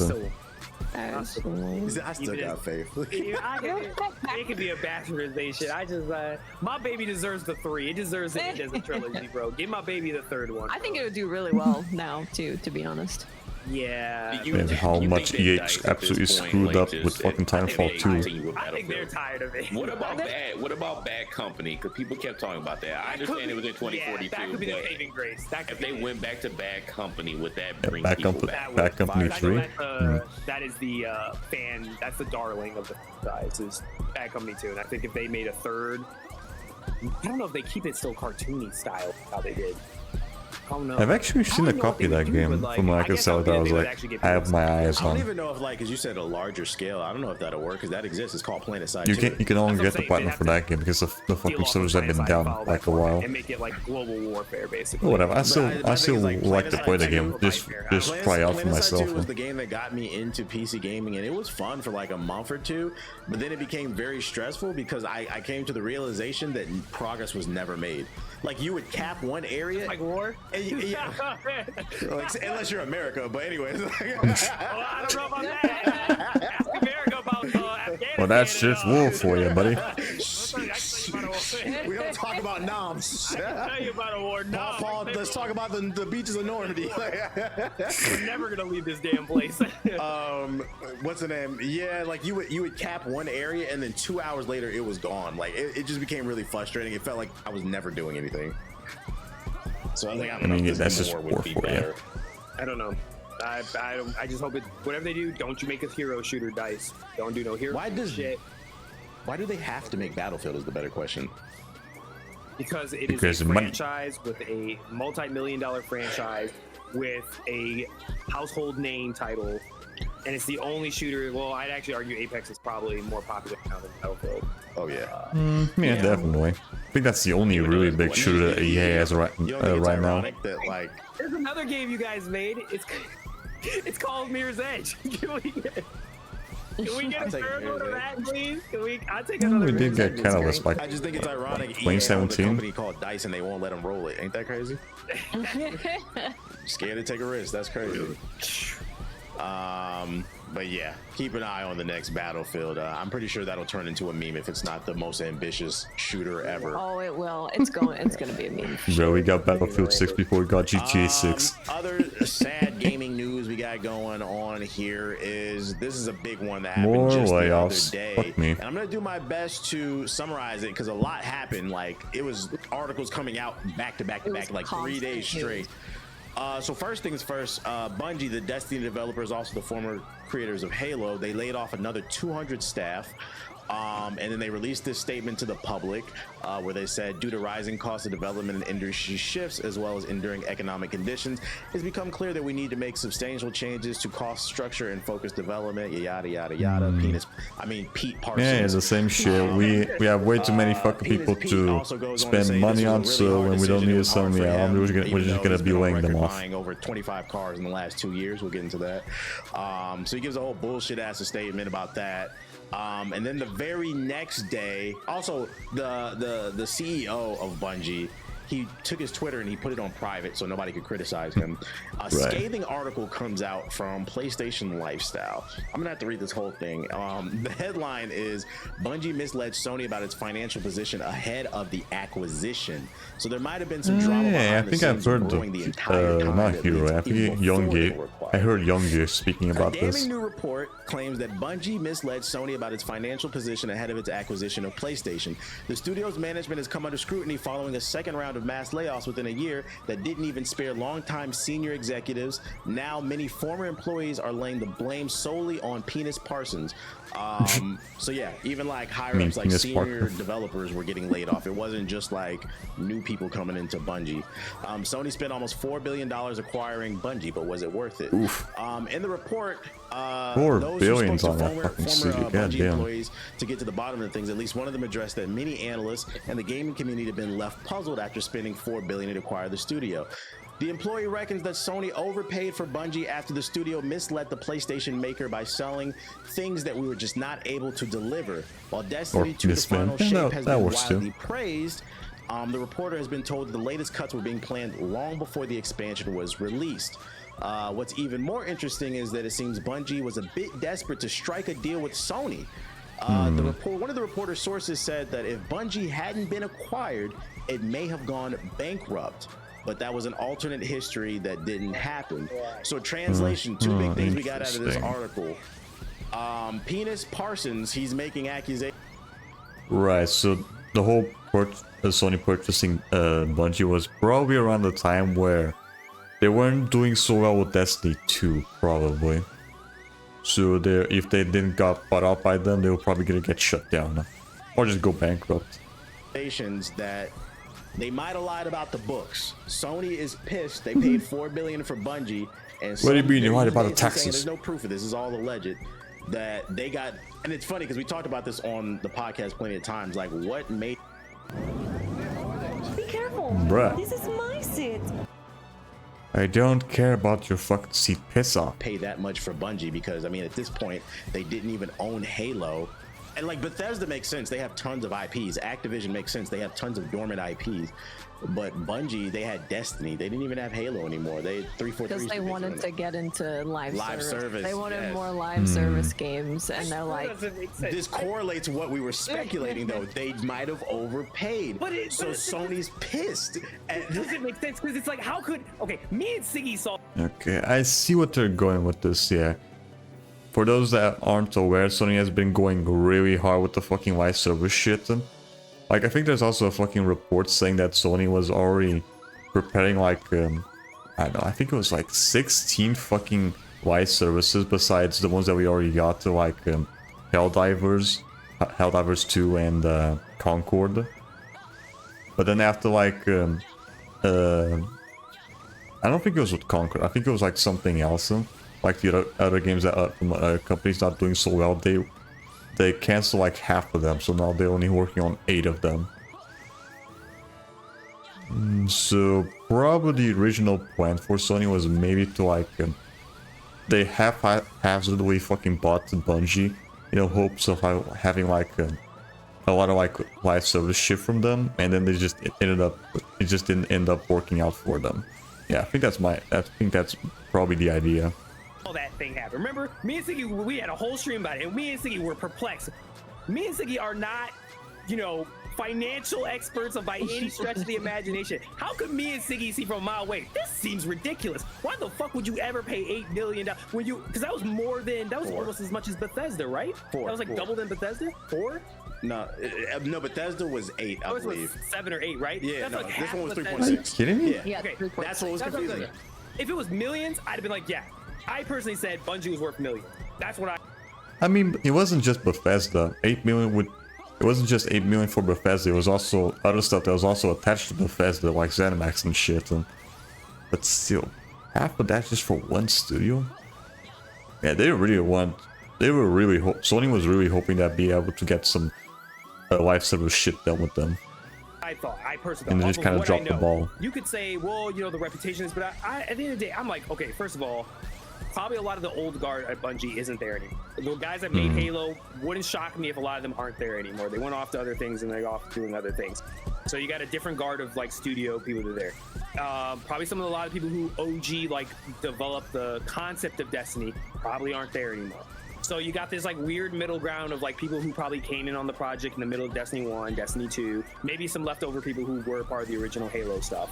But you know, there's I don't want to go into the whole clusterfuck of some OG people suing Bungie and all this sort of stuff.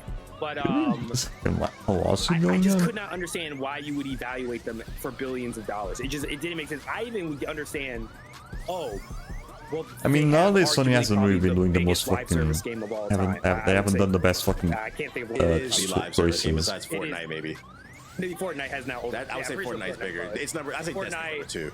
It's probably Fortnite. Destiny would probably be number 2 or number 3. They're all in the top 3 basically. I was gonna say Minecraft, but Minecraft is service. I mean, Minecraft's always been fucking I just selling. couldn't justify in my head why anybody would pay that amount of money. And then I guess the idea of saying like, oh, well, they'll give the expertise to future, you know, projects and all this sort of stuff. That still, I just don't equate that money amount. So like to hear all this, don't get me wrong, the idea of knowing they could have been deleted out of existence probably by this time is definitely terrifying to think of, because it makes me think if Bungie was stuck in the situation and Bungie's as big as it was, what other studios out there are also in the same like problematic situation right now where like they're desperately trying to get bought up by. Makes me wonder if that. I mean, again, just look at what happened with fucking TangleWorks. They made like the best fucking game they could ever done, and they just still got fucking absolutely ripped by fucking Microsoft, like for no reason. That's the reason they went free to play too. Like no one's fucking safe in the gaming industry. Servers up to get more 100%. sales. I mean, like Watts can tell you, no stretch of the free to play experience is terrible. it is very So hard. you know the I mean, how many free to play games you seen me play? We was just talking about The Last Descendant. I'm not playing that it's shit, hard. bro. It's hard to bring new players. It is hard. To, and It's like, hard, like, money and up front. they added a new light experience, which is supposed to onboard people. But we've heard from these articles as well that people just had one shot at making it good, and then they were never allowed or able to revisit it again. So I mean, it's kind of hard to. It's such a it's like a 10-year series at this point, and if you just have your developers have one shot at making a really good onboarding process, it's just setting the devs up to fail, really. So half of the acquisition fee was to retain employees, and half was just like buying it, which, you know, you're like, now you've laid off like a lot of people. How does that? Where'd the money go? Where'd the money go, Where the Lebowski? money went. Where'd the money go, dog? Where's the money, Another Lebowski? person. Remember another person that was also getting a bunch of money that said he was going to a certain place and it didn't go. Right, that was also the Where's fucking money? CEO wasting money on confuses me fucking about this cars. story too, and I didn't state this earlier when I was summarizing things. Another thing that happened too was during the layoff, after the layoffs had happened, the 200 plus people, it also was revealed of the people that were left at Bungie, some of them were splintered to create a new team within Sony, and they'll be working on other games. I believe it was another 120. So really, Bungie lost like 300 plus employees because another studio is being splintered into another one. That's Yeah, 155 people from Bungie are being spread throughout Sony studios. Can you tell me, is this basically, in fact, I saw this tweet, I don't know, again, this is rumor, maybe if any of you guys saw a follow-up with this. I can tell Is it- you all of it. Sure, okay. So is the rumor true about, has Big Daddy Sony basically stepped in and said, we own you now? Is that I now on the don't table, think or- we're at that point now. From what people Wait, have been wait, saying Sony's acting internally like a is like fucking Sony pimp? was really trying to make this less of a really bad thing for Bungie employees. So Like, they've got ooh, like me bitch. 155 people throughout different studios, and You're then my bitch 40 now. people are making their own studio under Sony to continue trying making the game. transfer them so they didn't lose them permanently. And that's, yeah, they were like, I've heard people say that Sony has been going to bat for the developers at Bungie more than Bungie has been doing. I've heard some people say that. So Yeah, that's tough. it really sucks, man. So It's who do we 202 beat up? Who do we blame? Who do when we see them? Who's So, recaps do we have? okay, so, Is Pete? well, is it that's beat up his billionaire? job, right? He is the CEO, so it is his job to make bets and make good on those bets. And if he doesn't make good on those bets, then it's him who needs to be accountable. And they were making, I mean, Bungie in general has only really been a one-game studio throughout like their entire history, right? Like they haven't had a bunch of games going on at once. And we know that obviously Destiny's being created. We know that Marathon's being created. We know that Gummy Bears is being created because that's Wait, the what? game that they're going to be working on. Gummy We Bears? don't really know much about it. There was like a kind of a leak about it initially. This is What, this it's is like the this is fucking like code an name for inside it? name. I'm sure they'll get sued if they use Gummy I Bears. was like, what is going here? Yeah, I think it's probably just a think it's code like name for the game. A MOBA kind of game. So that was one that they were working on, It's not and the that is actual the game name that of- is going to be made at a brand new Sony studio. So apparently Sony likes it enough to try Marathon and cooked. have a. I hope not. Okay. They still plan on releasing Be it some next shit year. though, So if it was that's 3 actually games called we know of. Gummy We Bears. also know that they were making a game called Payback, which was going to be set in the Destiny universe, which is like a third-person action adventure game. We know that they were making a game called Matter, which doesn't exist anymore. So I'm like, we know of at least Like, like it what, got 5 cancelled games that they slap were trying to do with all no at once. anticipation or whatever. And I'm like, that's a big bet. When your one source of income is Destiny. So obviously a lot of tech companies had this big boom during COVID, Right, and okay. a lot So of you just them, put for all some the bets reason, on the all same of them had fucking the horse. same idea of hiring like hundreds of people and going all in and going crazy, expecting this to continue, when that has not been the case. So instead of being like, yeah, you know, we'll hire some new people, we'll move some of our like OGs to start working on Marathon, wait to get it out so it's making money for itself, and then working on another project, they were just like, we're gonna work on 5+ projects all at once. And it kind of makes me wonder if that was being done to sell to Sony, right? Of like, look, we're literally making 5 live service games right now, and then we're also going to work with Right, your that was other already studios not a on fucking more live good service choice, games. Because even in like a big company like Naughty Dog, the the only time that they tried doing like multiple games at the same time, they only went up to like 2. That was when they were working on Uncharted 3 and The Last of Us at the same time for the PS3 era. Maybe, but still, it was just 2 games. We're talking about 5 games. Like, holy shit, though. I mean, they're completely different things, though. Naughty Dog was focusing more on like single player stuff, where with Bungie they were focusing on multiplayer games, but still, like, it's still 5 games.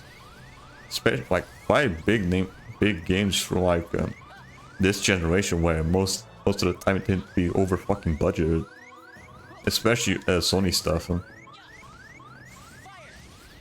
It's a huge mess, and yeah, ultimately it's the CEO's job to put this together, and if it does not go well, then it falls on his head. But so far it has not. Well, as it always goes. He needs to get his ass beat. You're making bets with people's lives, and this happens all the time, right? Like on Twitter, I'm like, honestly, like I've seen this one woman who said that she got laid off the day before she was going to be on maternity leave. I'm like, some this type of shit is like, it's borderline evil. Like, I'm like, yeah. I need to beat your ass for that shit. Like, that's what happened to my wife, bro. That's what happened to my wife for 1 second. Your ass need to get beat, bro, for that type of shit. Yeah, she was saying like, if the baby, because they have 3 months of healthcare and all that stuff. But she was saying, if I had my kid now, if the baby was here, I would have coverage for the baby. But it doesn't. You don't have it for maternity stuff. No. Shit, so trash, bro. It's awful. Destiny dead? Is that so I don't think it's dead. So here's what I they're don't say planning it's on dead. doing. I think they're still working on shit for it. They're planning on doing like smaller content drops every 6 months.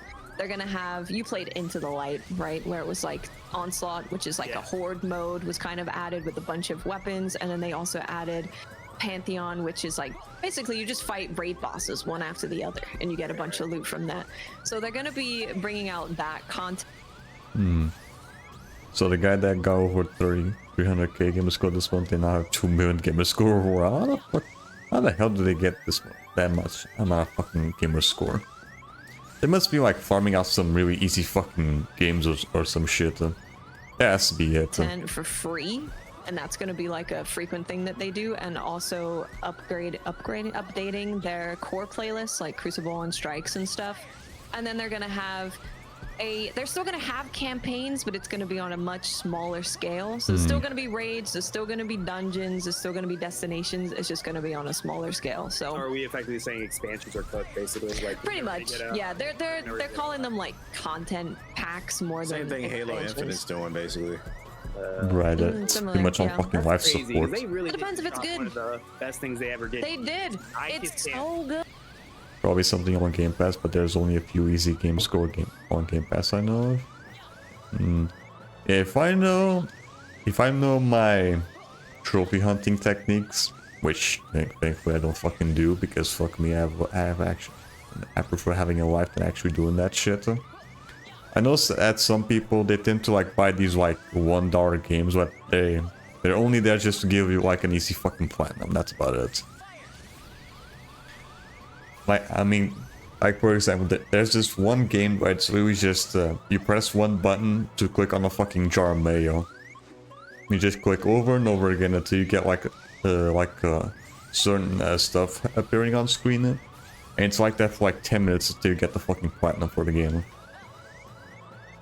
Good. I didn't even say that. Yeah, that's not the only one. There's like other easy platinums that you can get on PlayStation. The whole video was like, I don't do that shit because, you know, I actually prefer playing actual fucking games on stream than doing that shit. This is Destiny. We're so back, it's over. We're so You know, back, wasting $1 just get a fucking platinum. It's a mess. I actually prefer I've seen some having devs that are fun still with the there who game. are like, you know, I have faith in my team, and I have faith in the devs that are there. It's just whether the leadership can listen to those developers and let them do what they need to do to make the game good. Because they've made good content like Menagerie, right? I just can't understand how it's how this has happened for so long. Because I feel like that. What you Doom just can said, stick a little bit leadership, to complete though. I can't tell you how many. Depends on the type of game though. Is it like the original Doom or the 2016 upset Doom? about how D1 came out, and what was I remember the article. Jason Schreier put an article out, and then it repeated with D2. It seems to me that's the problem every single time. And I saw. N6 Spark, okay. So it might be different. And I was like, I think I'm starting to see the picture here. It seems like they would always try to like, oh, this is the like, you know, when it was when Bungie left Microsoft, oh, you know, we had issues with Microsoft. Oh, we had issues with, the reason why things went bad was because of Activision. Oh, the reason why was like all these users are like they're dying, and now you have the truth of when are we just gonna admit? And it seems to be it's all their pattern fault now that like I saw a consistency of leadership. Like the reason why D2 got rebooted, leadership. Why did D1 get rebooted at the end? Leadership. And it's like this is now a reoccurring thing, and I don't know if it's been like Bungie has had leadership changing throughout. I must assume like D1's leadership was different from D2's. No, it was the same. Is it the same? So it's like it stayed the same, which makes it worse actually. So these bums gotta leave, so these bums gotta go. That's what it sounds like. It sounds. And some of them have gone. I think some of the like. I'm not so Luke Smith and Mark Noseworthy, they're like really good devs. I think the reason that they're gone, they weren't laid off, it was more so that all the projects that they were working on, which was Destiny universe stuff but not Destiny 2, it all got canned, like TV show, Payback, like all of that stuff is so it's like you can't if they can't find a role to put them into, you can't just put them into like a lower role. So yeah, it's something that I've heard consistently from devs that have left or been laid off or whatever, where they're like, leadership just doesn't let us do what we know is good for the game, or just doesn't know what the fuck to do and with they the let talents. them do it with Final Shape because they're like, this needs to be really good. What do you think we need to do? And look at what happened. You got a 90 something on Metacritic, something that doesn't. Yeah, it was like goes how long. Yeah. This is what frustrates me so much about all this shit. I just want to strangle the cause behind what causes people's brains to not do the logical thing of. I was strangled. Oh, actually. Listening to the damn people that know that are you hired to do the thing. You hired them to do the job, and then you're like, I got this. Yeah, and then you deter them by, you know what? I played Dark Souls over this weekend and I really liked it. Can we can we turn Destiny into an open world game with parries and stuff? And don't underestimate. It is because you're not thinking outside yourself. Almost a year into, like right before G4 shut down, I had a skit. I wrote the whole thing, and it premiered on a show that we did on X-Play, and it was on the front page of Twitch. It was like 20,000 people, and I'll never forget that day because that was one of my favorite days at G4. I wrote everything. Nobody helped me, no producers, anything, because I was like, the issue I was having, they were writing stuff for me, but it wasn't me.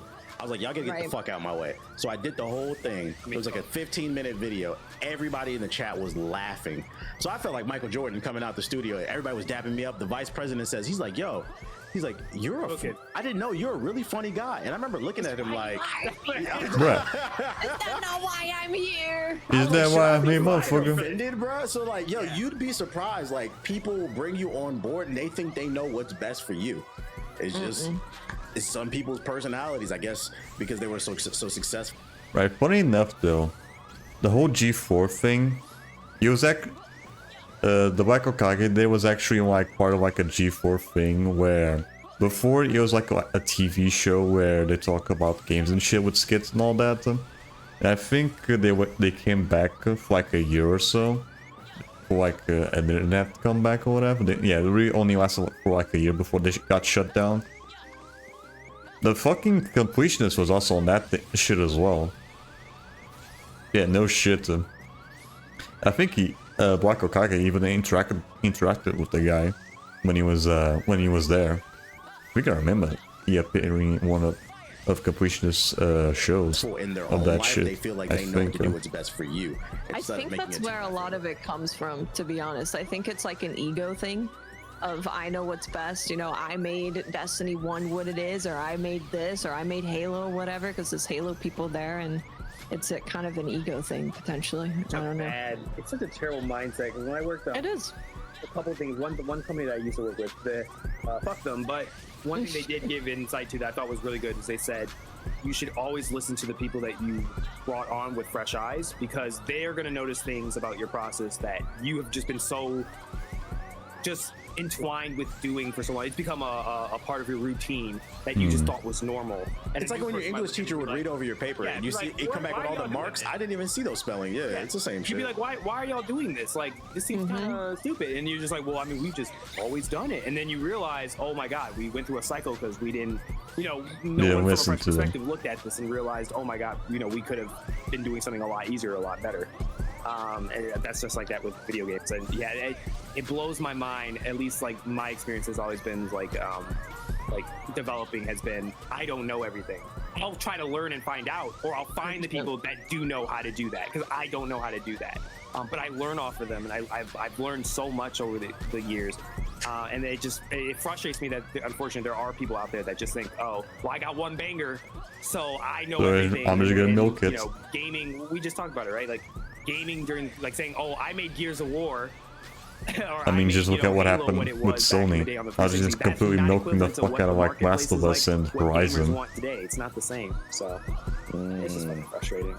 I hope they get it together. I would. I mean, did anything bad to see. I don't think people know that before Horizon Zero Dawn, Guerrilla Games worked on fucking Killzone. So I hope they figure this situation out.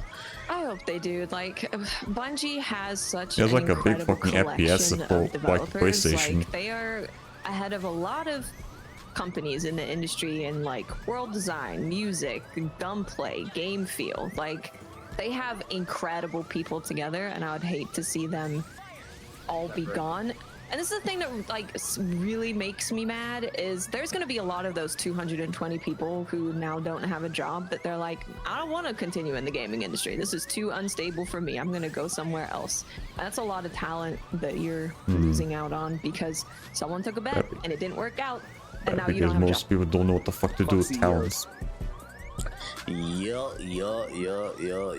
I hope Marathon's good. Dear God, please. Oh, funny you mentioned that. Yeah, fingers crossed on that though. Nowadays I have no faith in a game being good when it hasn't been released yet. Let's switch over. Because I've been burned out so many fucking times in the past. Like I've been looking forward to a certain game, and then it just turns out to be fucking shit. Like, oh my god. Yeah. Life lesson for you. Never have high expectations. That way you'll never be fucking disappointed.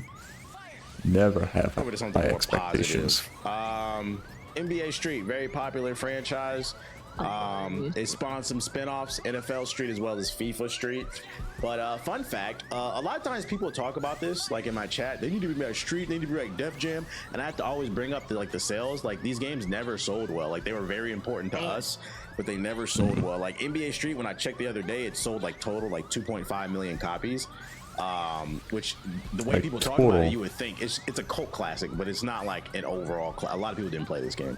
Anyways, a lot of people have been asking for it to come back, and apparently some former EA developers have put together a new studio, and they're working on a spiritual successor called Got Next, and it will be a 3v3 street basketball game releasing in 2025.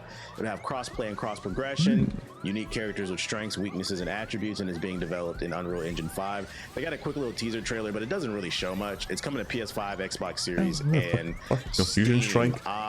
What do you feel like they need to do for this to be a success, Jay? I mean, no, maybe being good. If they have the same that's already a start. Gameplay elements, I think that'll be a good step there. But I think the main thing is people are going to want some of those nostalgic real NBA players. So I'm hoping that in some form or fashion they can get an NBA licensing deal, so that they can add those people in there. And I mean, it doesn't even need to be recent NBA players. Like it can be legendary NBA players. Like it's just some form of NBA in there would end up bringing this back to the old days of NBA Street. If they don't, then I think that a lot of people, they may try it out, but I don't think they will stick with it. I think you still do need those NBA elements, because I mean NBA Street had those those street ball legends, so it wasn't just NBA players, and those are the people that we do remember, but you still need that actual NBA IP in there. Yeah, I think that's a good point. I disagree. I have the thing with the NBA Street games, from what I understand, I never played the games and I have no experience with them. But from what I've seen from the games, I think most people would... it wasn't just the basketball stuff, it was also just being able to play as like your favorite basketball player. I think that was also one major thing that made those games such a like cult following. Then also just, you know, being a fun game to play.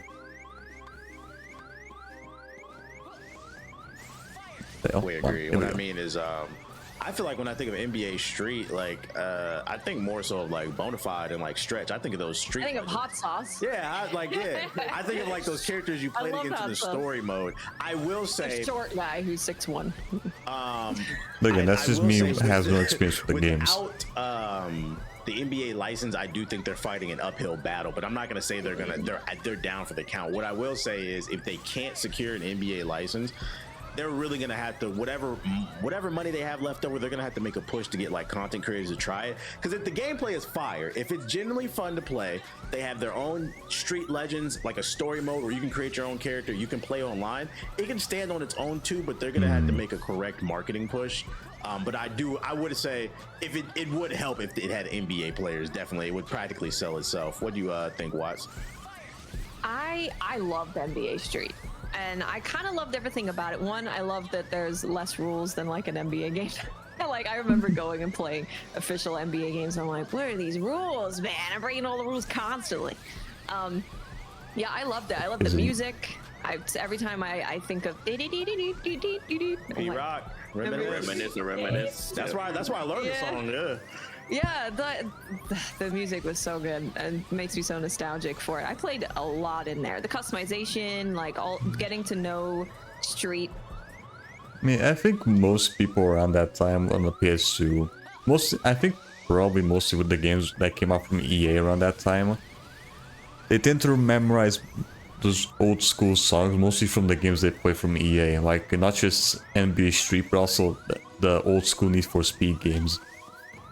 Like, I remember this one song in, like, Underground 2.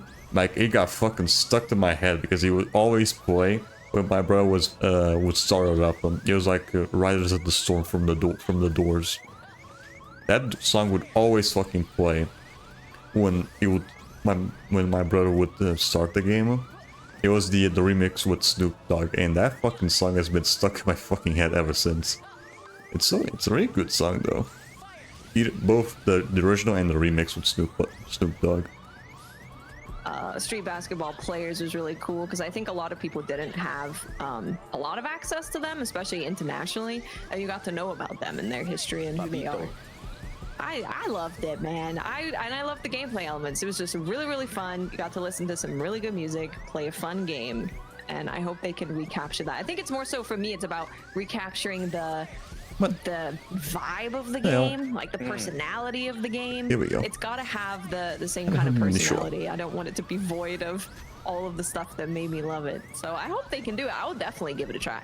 Absolutely. I loved that game. I know you're not a big sports fan, Ethos, but were you a fan of Street? You care about this? Everyone loves Street. He's out black. All right, buddy. You're canceled. That was the ultimate DEI game back in the day. No, I loved it. It holds a place in my heart. Some of the like the background games, sport games, like background baseball, backyard baseball, Pablo Sanchez, like I always had like a affinity to those type of like kind of I love those arcadey type sports games instead of the ones trying to push like realism. Same with the racing games. Exactly. Like I was like a big fan of Nicktoon Racing with sort of stuff. So like I'm looking forward to it. I'll check it out. Regular kart racer. That radio that's coming back. So maybe this is like maybe a resurgence of going back to those older catalog like cartoon, arcadey games and maybe trying to either make spiritual successors or rebirth them. I know Sega's doing that right now. So yeah, well, a lot of their old IPs. Games that are just fun to play. Like you're not trying to achieve anything. You're just having a good time with the game. Yeah, it's bringing the fun back. If they can't get NBA licenses, maybe they can secure the M1 folks. I'll love that too. WNBA. I learned about Diana. I learned about Diana Taurasi from Home Court. She was in that. WNBA could work too. Yeah. Yeah. But that's NBA, so this is Yeah, you're right. They are a subsidiary. Yeah. it's really the IP, so Yeah, we'll see. I'm rooting for the game. I'm rooting for the game. Bring back just silly, fun games. Definitely. Yeah, bring fun, That's the bring positive. good The way I games. set That's up the what notes that's is my that, model. I was trying not to because it was like it was a good combination of positive and negative. It's a roller coaster. So we're going back negative, baby. We're going back negative. That's the positive. Ah, man. All right, what is it? We've got a conclusion to Assassin's Creed Shadows drama. Oh, For this those that have not shit. been in the know, who've been living under a rock. This is shit a great again. Conclusion. We need this. We need this. So it is conclusion. positive news. Yeah, it technically is positive, depending on where you stand on this issue. So for those unaware, since Shadows got first announced, Yasuke, the Black Samurai, it's been a strong debate. All on this whether or just not he was a because people are samurai debating or whether or he not just carried the swords for whole Nobunaga, which has some Black racist Samurai undertones on it. But shit. anyways, what's the name? Ubisoft put out this whole statement, was like it's kind of like this half-ass apology, but really they were kind of like we're still gonna do it. I don't know why. Then they also did it. They made it Ubisoft being worse. shit with They fucking kinda- representation. They kind of made it seem almost halfway validated the people's talking points, even though I don't think they made any valid talking points because a lot of historians have came out and said he was a samurai. But a lot of people in America seem to know Japanese culture better than Japanese people when they're not cosplaying as Japanese people through Google Translate. So one story that was making a lot of waves, I seen a lot of the Go Woke Go Broke channels on YouTube. They were posting videos about how the Japanese government was going to investigate Ubisoft for falsifying the fact that Yasuke was a samurai. And I'm not gonna lie, the way they was talking real greasy, I was like, damn, this might be a L for Ubisoft. Did they find something? They're going in fucking lawsuit because of this shit. Goddamn. Those videos because I don't want them in my algorithm, but I'm glad I read this article. This article, we find out the Japanese government basically said they don't give a fuck what y'all think. We have bigger fish to fry. But the most interesting thing that I feel like is getting left out about this whole Yasuke argument is, so the NHK party, which is like a fringe political party within Japan, they're the ones that are taking this argument to the Japanese government and saying like, hey, look at them, they're messing with our history. Yasuke is a DEI samurai, da-da-da-da-da. And this is the part that like the YouTube channels were latching on to.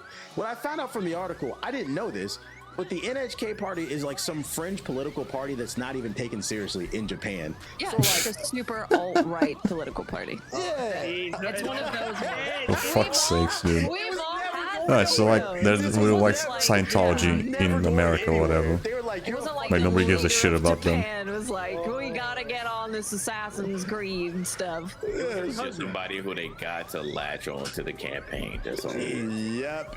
And even I think even the dude from the party knew this was never going anywhere. So then when he presented this argument from the West to the Japanese government, they threw it out. They was like, we don't care. Because if you actually keep up with what's going on in the world, Bro, we don't the give a shit Japanese about what happens in currency is at America. all-time low. Their birth rates are low right now. They have real issues going on in Japan. They don't give a fuck about what's going on with Yasuke. And they actually released a statement saying, shut the fuck up. And to make matters even worse, even the Assassin's Creed subreddit came out and said, we are going to start banning anyone complaining about the historical accuracy of Yasuke. We are sick and tired of this debate.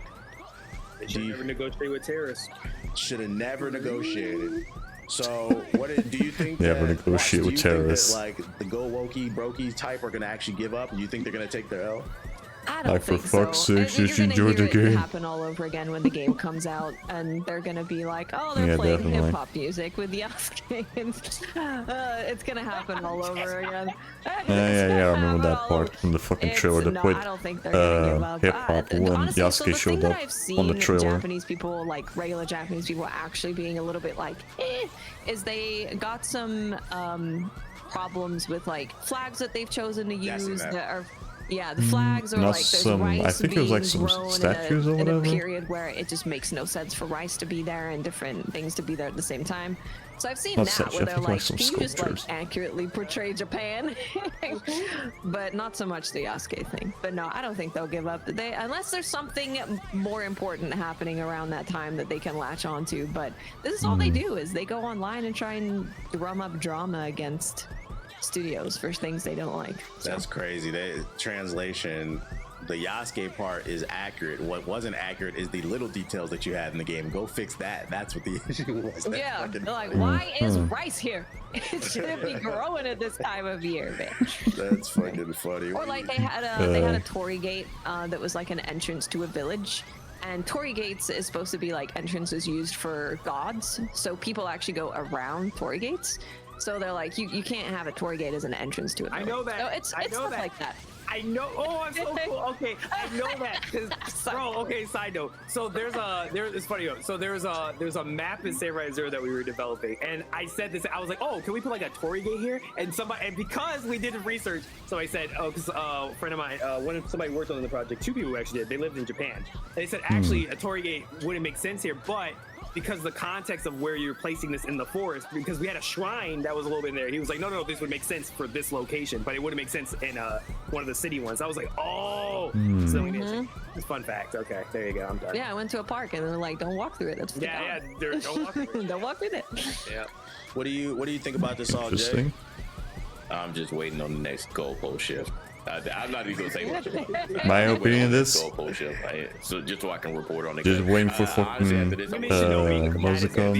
Ghost of Yokai, whatever. There's a woman in and then There's a woman in here? Oh I shit! didn't Now know. she's right there the whole time. Do that. Oh, Yeah, I also heard need. a I little bit of it, also need to actually, 'cause they get were my like, hands on why fucking didn't they Ghost of use a Tsushima at some historical point as well. female ninja I've heard some really good Japanese things about character, that but they game. had to do it for the black character. That's what I've heard. So that's the next one. That's what's coming. Just Right. saying. That's the one that I heard as well. People are fucking bitching and complaining because man, the main interesting character time in from the world. the new Ghost of Tsushima game, that Ghost of Yokai, whatever, this actually is is a female character or whatever. Gonna take that Or some article bullshit from the like Reddit that. thing, and they're gonna be like, see, the left is trying to silence That's us. some If we bullshit go that to only Reddit Twitter and we speak cares the about. truth, like they're just gonna keep doing tinfoil hat, and like at this point, I'm not gonna lie. I just anytime one of these articles come out, I just read it on stream to farm views because like it's free views, just to laugh at them. Like, we gotta start laughing at these people, bro. Like, They get upset. You do, like- they had a lot of your videos. it's going viral, baby. Yeah. I keep seeing what the Democrat Party's doing, right? They're just calling people weird. We need to just start calling people weird. You're just weird. Yeah, just call them weird. Be and weird. move on. Stop being weird. fucking weird. You're weird. That's it. We're seeing some pushback from gamers. They're fighting back. We've seen game finally. preservation really start to enter the zeitgeist of the gaming community. A lot of games have been getting pulled, people not being able to play them because, for those unaware, a lot with these digital games and the terms of service, you do not own the games, and they have the right to You revoke the don't license. actually They can own just the pull game. it off your You own hard the drive at any license to point. play It it. was happening with TV shows on PlayStation like a few months ago too, as well. And it scared a lot of As people well into as the buying fucking crew. physicals. They got I just started delisted. collecting records because I was like, you know what? I read an article. I don't know if y'all know. Apparently, Spotify has. I don't know about Apple, but Spotify has never been profitable. I read that. I'm like, bruh, Twitch has never been profitable. Spotify. I'm like, these companies could go at any time, dude. I was like, you know what? I got a new rule for music too. If I really like it, I'm gonna buy it. I'm gonna support the artist. But gamers are pushing back on this front. What's the name? And it was thanks to the crew. They put together a petition called "Stop Killing Games," and basically they're going to the EU government and trying to put some protections in place for consumers when it comes to being able to pull. Like, I think they're trying to find that happy medium because people understand, like, if a game is not popular anymore, we understand why you're shutting down Just the kill online it. servers because it costs you a lot of money. But at bare minimum, I should be able to play the game single player. I paid for it. Like, I should be able to own Yeah, it. they'll So, just like, have they're bots. petitioning to the EU to put some pro-consumer. Yeah, if you're not gonna practices into fucking play. And I'm keep curious the to hear, servers y'all up for think, multiplayer, at least this is actually keep gonna some go parts of anywhere, it Ethos? alive with So, bots or these some things shit. I don't actually know, does so do people can this still sort of stuff. experiment it. They're the main reason behind the whole Apple shit. name of it. Yeah, the Apple thing, the Fortnite thing. Like, they usually are the ones that end up. America fucking sucks. Are illegal. Except for the Olympics come around. Yeah, Olympics. Because of all the immigrants we have. Yeah. That's why we're winning. Hell yeah. Stole all your people. Yeah, right, sure, yeah. But, The same shit happens when it's our country as well. When it's like in the Olympics as well. It's rare for for someone to represent Portugal to actually be fucking Portuguese. Yeah, I hope it does happen. like, when it comes to getting legal things like this taken care Don't of say, for us, but don't say that. I'm not like these used to be saying pretty, that was a lot more strict on like a lot of their customer stuff.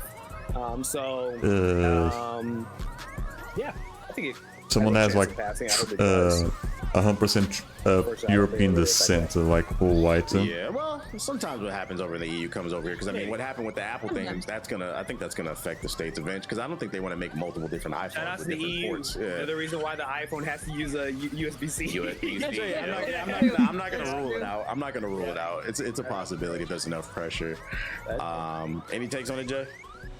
I mean, yeah, I don't see this being a bad thing at all. I do hope that this ends up gaining some more traction and becoming law. Because I mean, why not? I do wholeheartedly agree that you shouldn't be able to shut down any game that I have purchased, you know, whether they're online or otherwise. So it definitely should go into effect. So I'll be definitely paying attention to this and seeing what the progress is going forward. So hopefully it does lead somewhere.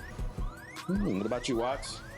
Yeah, I kind of agree with things that you guys have said. We've seen so much stuff now being just gone, including the magazines, right? Game Informer's gone. I can't read any of that anymore. There's services that are being shut down. There's games that they're just like pulling the plug so you can't play the game anymore. You just can't be doing that. You can't just take away people's stuff like that. You can't go into someone's house and steal that shit. And I think they might need to add a better way for more games to be able to make physical copies, because it's always such a huge thing for indie games to do. Like they always have like an extra goal if they're doing like a Kickstarter where they can do a physical copy, because it takes a while. Like a game that I really like has only just recently got a physical copy, and it's like 4 years old. What game is that? Grime. You should, if you like parrying, play Grime. Play Never Grime. heard of It it. is. It's so good.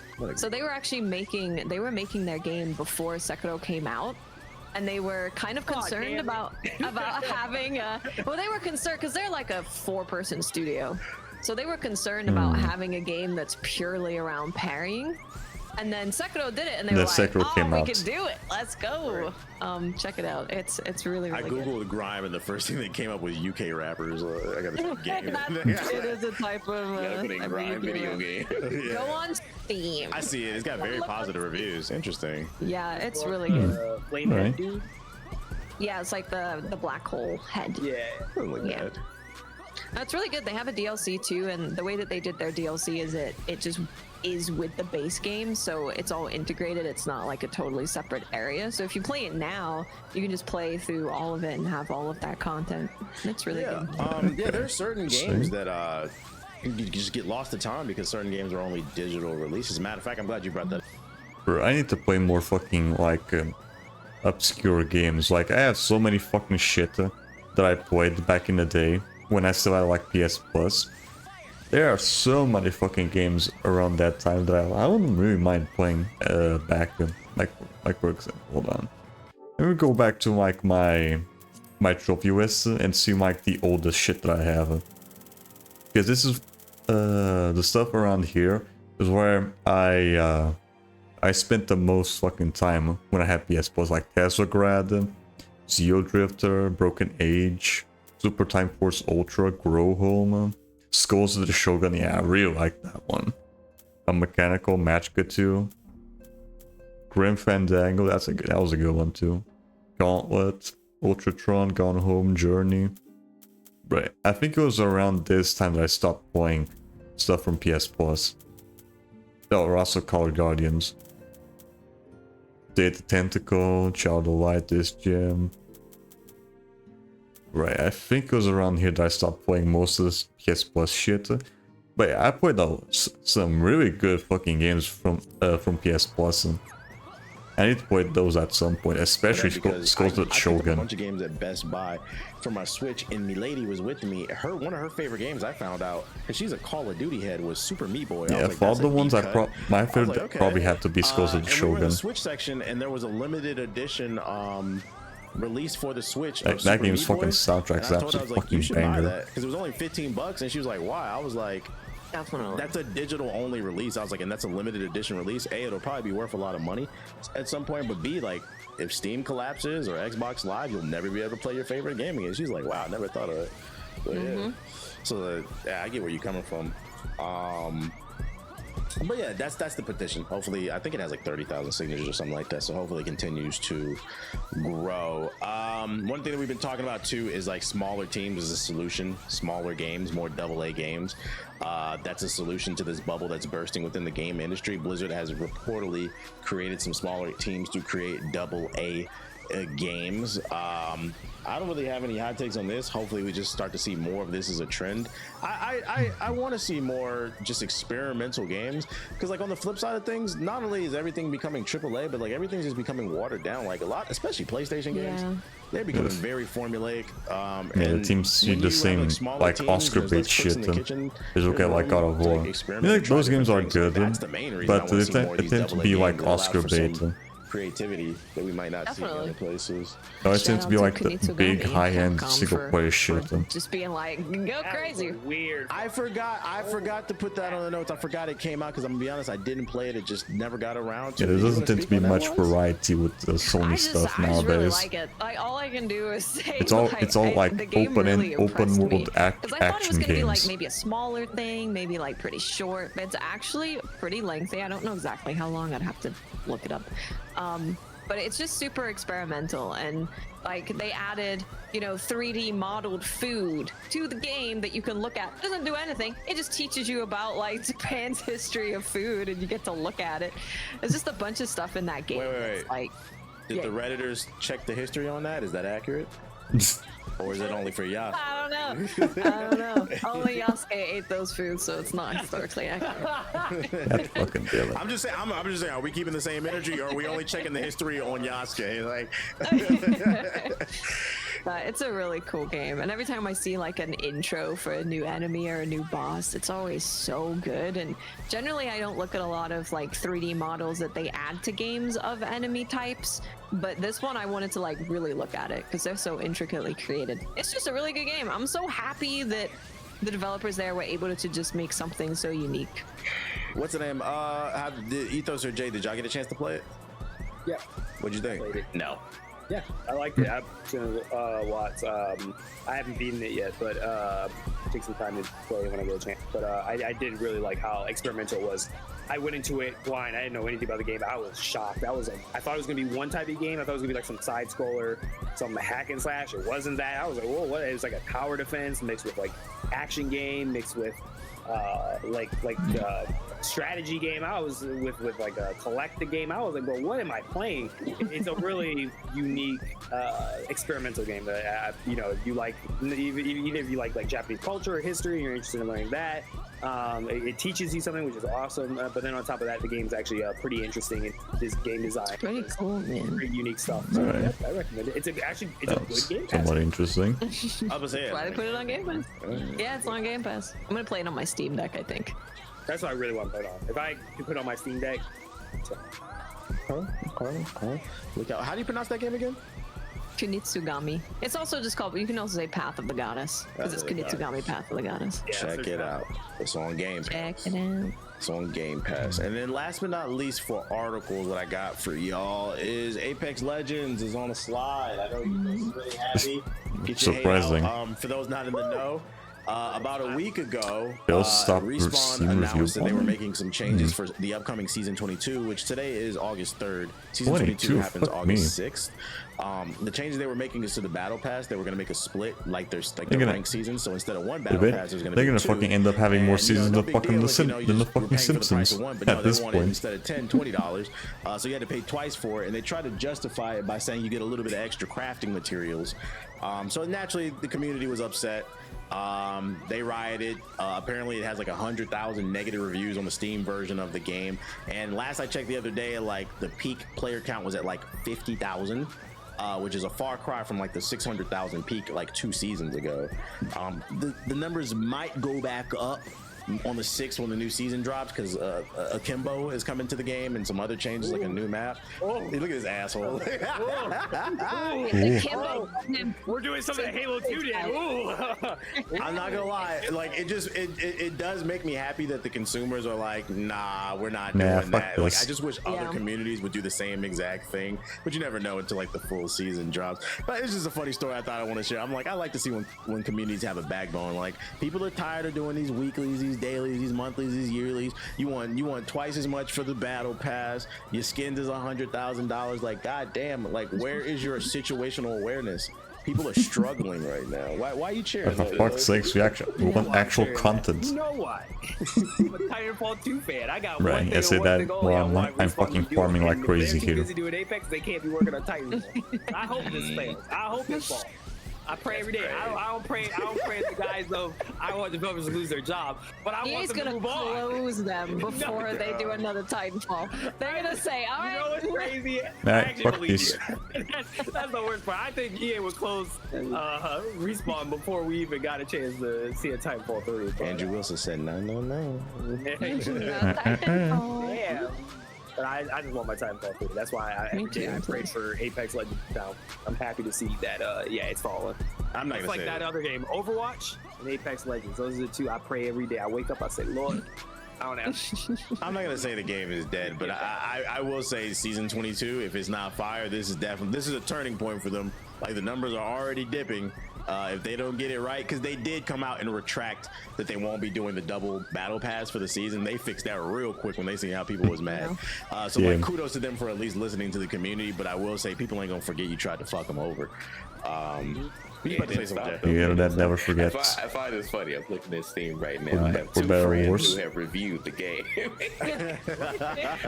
one of my friends has reviewed it recently. Said the game is trash, developers are trash. I see why people say the horrible things they do to the devs of the game. EA as a company needs to go bankrupt.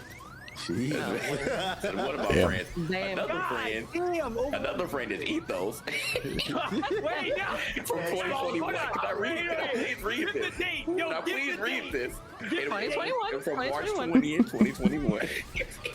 He says, and I quote, every couple of months, I go from loving this game to hating this game, back to loving this game. It seems No, so it's just most people right fucking now, Dead by I am Daylight. on the loving this game cycle. Or Final Fantasy 14. I am now on the I hate this game cycle. Yeah, you should just put update. Fuck this game. Right now. Update. Fuck this game forever.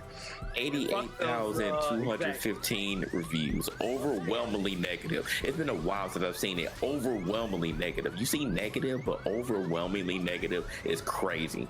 And like, even though I haven't played the game, I have been paying attention. Like, anytime like a new trailer drops for like a new season or event, I've been paying attention, and like, I understand why they're pissed. Not only are you trying to charge for 2 battle passes, but the skins have been ass for like the last 10 seasons. It just be like different colors and shit like that. They've been really bad. So it's like, They yeah, also like, took away the ability for people to earn the amount of money to buy the battle pass. So it was like, it was a twofer. Because if you played enough, you could get it back and buy the next battle pass. You either die a hero or you live long enough to become a villain. I will say one thing, now that I think about it, that's treading new ground when it comes to these live service games. We've never seen a live service game that's gone out on top on its own merit. Like, do you think we'll ever see a day where Fortnite's like, hey, look, guys, we see the numbers dwindling. It's been a great ride, but we want to leave on our own merits versus like, they're just gonna farm until they can no longer fucking get any money from like it. It got attacked negatively or something like that. Do you think we'll ever reach a point where like not developers, but like these studios would be like, all right, 5 years, I think we've done everything we've done with this game. Let's let it go. Do you think? No, I don't think so. Nope. Not with live service games. That's the Like, best we way saw- to get a better reviews on the live service. I mean, yeah, we saw something with Baldur's Gate, right? They were like, you making DLC? They're like, no, I don't think it makes sense for a game.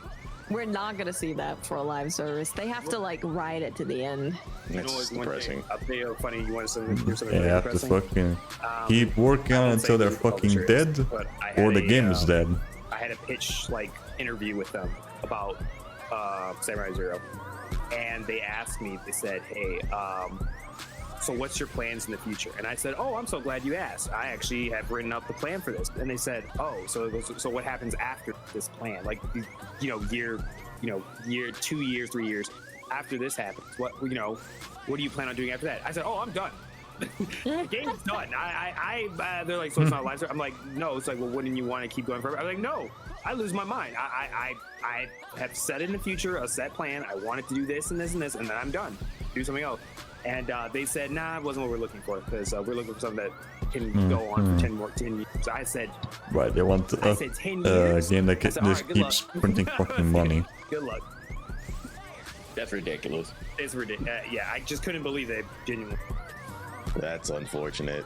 There's like, yeah, if you're not trying to milk your audience that doesn't even exist yet because you haven't released this game, we're not gonna really fuck with that. So I'm playing that. That's all I got on the news side of things. So we're gonna move over to the social justice warrior section, or should I call it the wokey news section, where we're going to Or be the Twitter reverting stuff. to our social justice warrior experts, UTX JG the Don. First story I got for you. There is now a video game strike going on. Last year we had the writers and actors strike, but the gaming division of SAG, they are now under strike for two reasons. A, obviously better pay, but also protections against AI. Apparently there's nothing in the contract that protects the voice actors and all that other stuff. Okay, and this is going to affect a lot of games.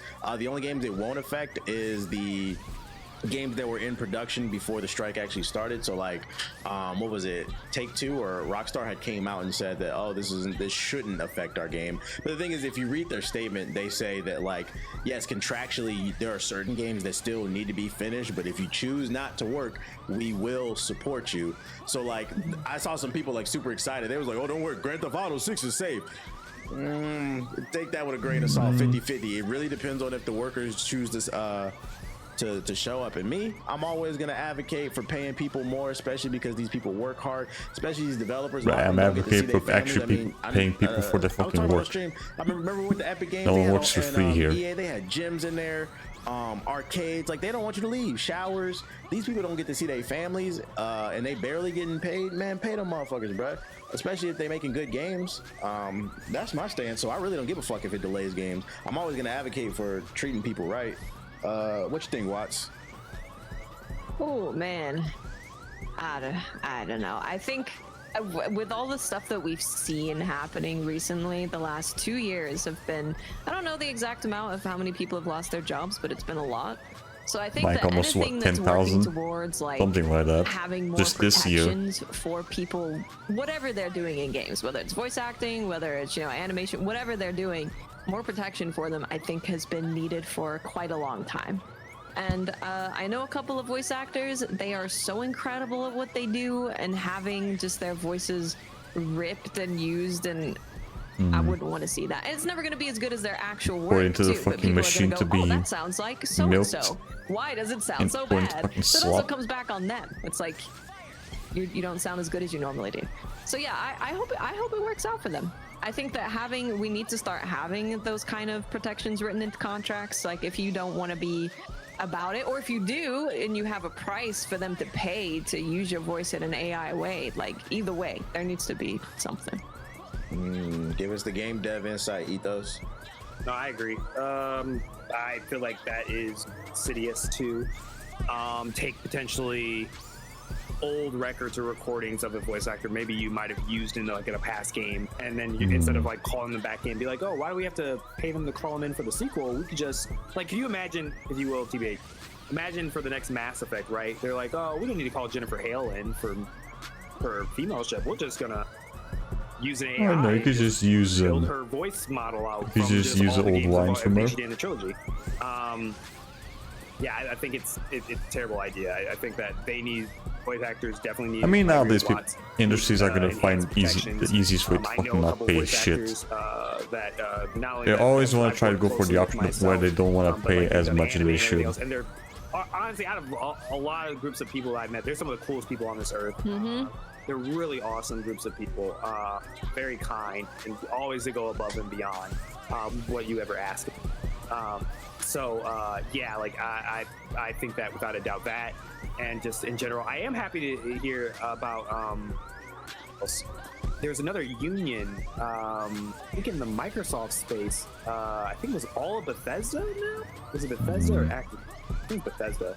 I think all the developers in like all spheres of Bethesda have now become fully unionized.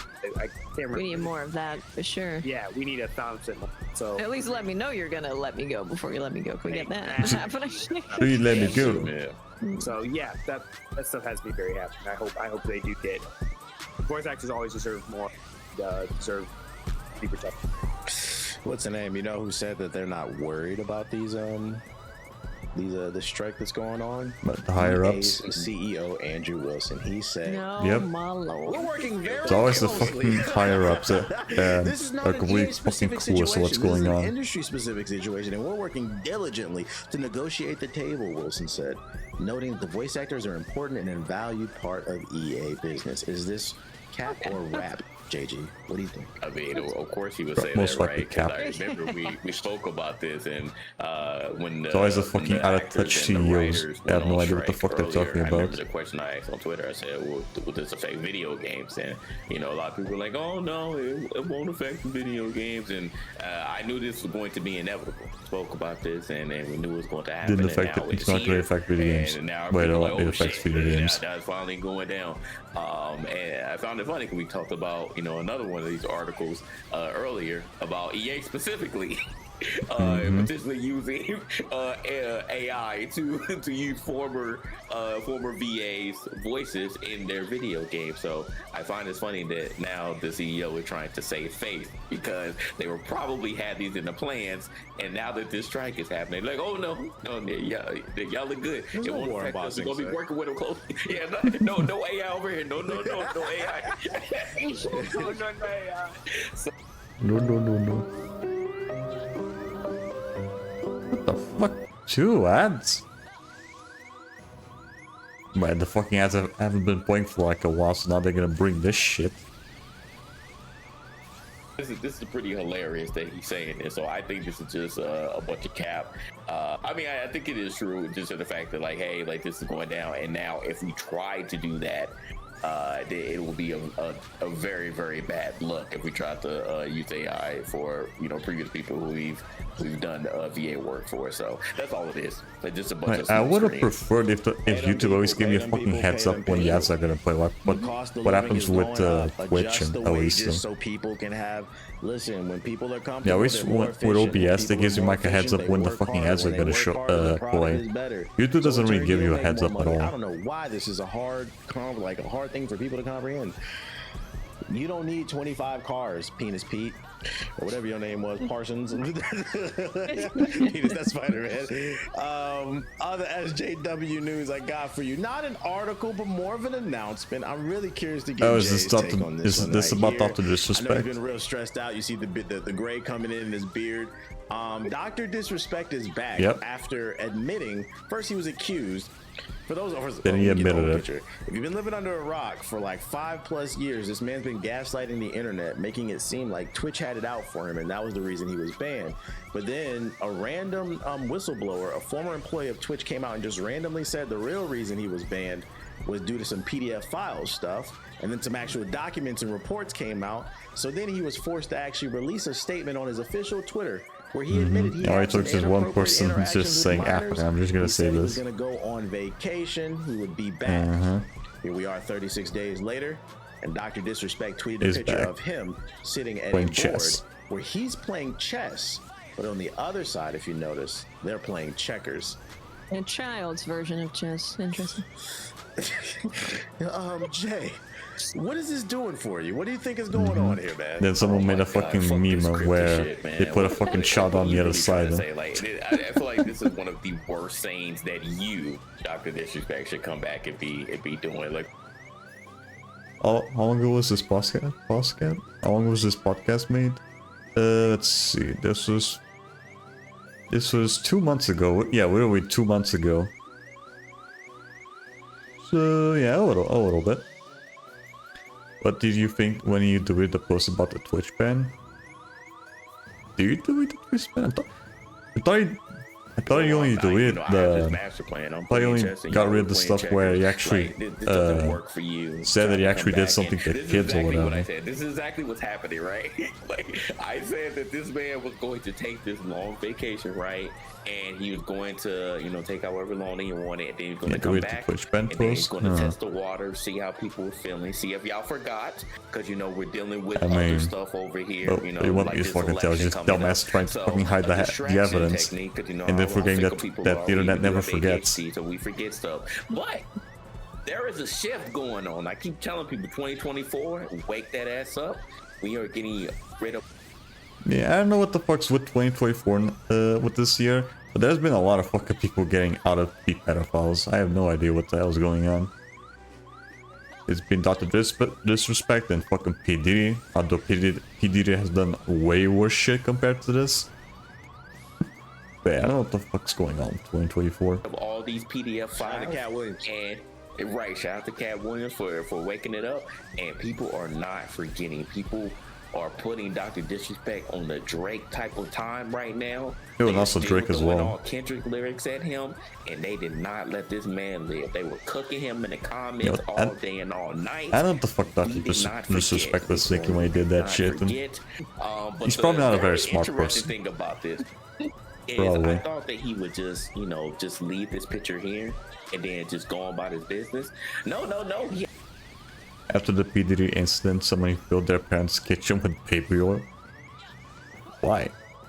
had a couple of things. Because to they say in were the friends with P. Diddy or some shit? He had a couple of things to say in the comments. He is on this full villain arc, and I'm like, Or I know just- your name just is for the Dr. meme, huh? Disrespect, but this is really what you want to do right now. I don't think this is really what you want to do because you're making it worse on yourself. One particular person, apparently, I didn't know that this was a meme, but the Goku meme. When they said, I heard you like pedophiles. I heard you like them little boys and girls. So someone hit him with that, and he said, little brainwashed woke boy putting out Dragon Ball Z graphics with Kendrick Lamar lines. Got me big time. So he's reacting. He's triggered. But another person said, you playing with the minor? And he said, it's a person with she/her in your bio. said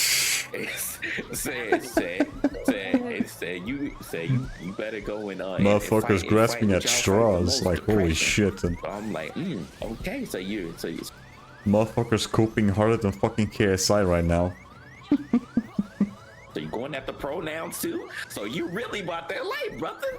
He's literally proving my point of something I said to you like 3 months on stream.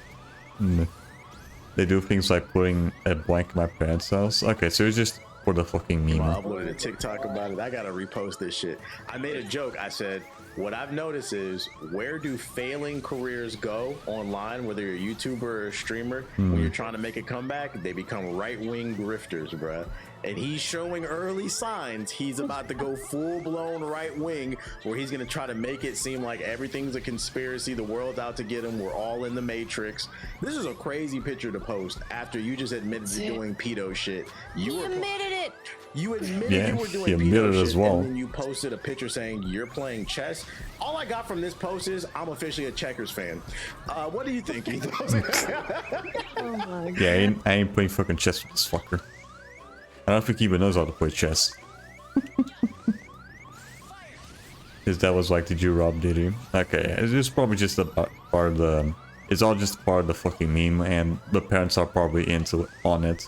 That vacation was not long enough. He just took his ass back. It's only been like 30 days, man. Yeah, Come on. yeah, What the heck? Because I doubt Say even that nowadays game, people don't even know allow fucking P. Yeah, Diddy whole was. generation, bro. Before the whole controversy. I don't know if he has any left.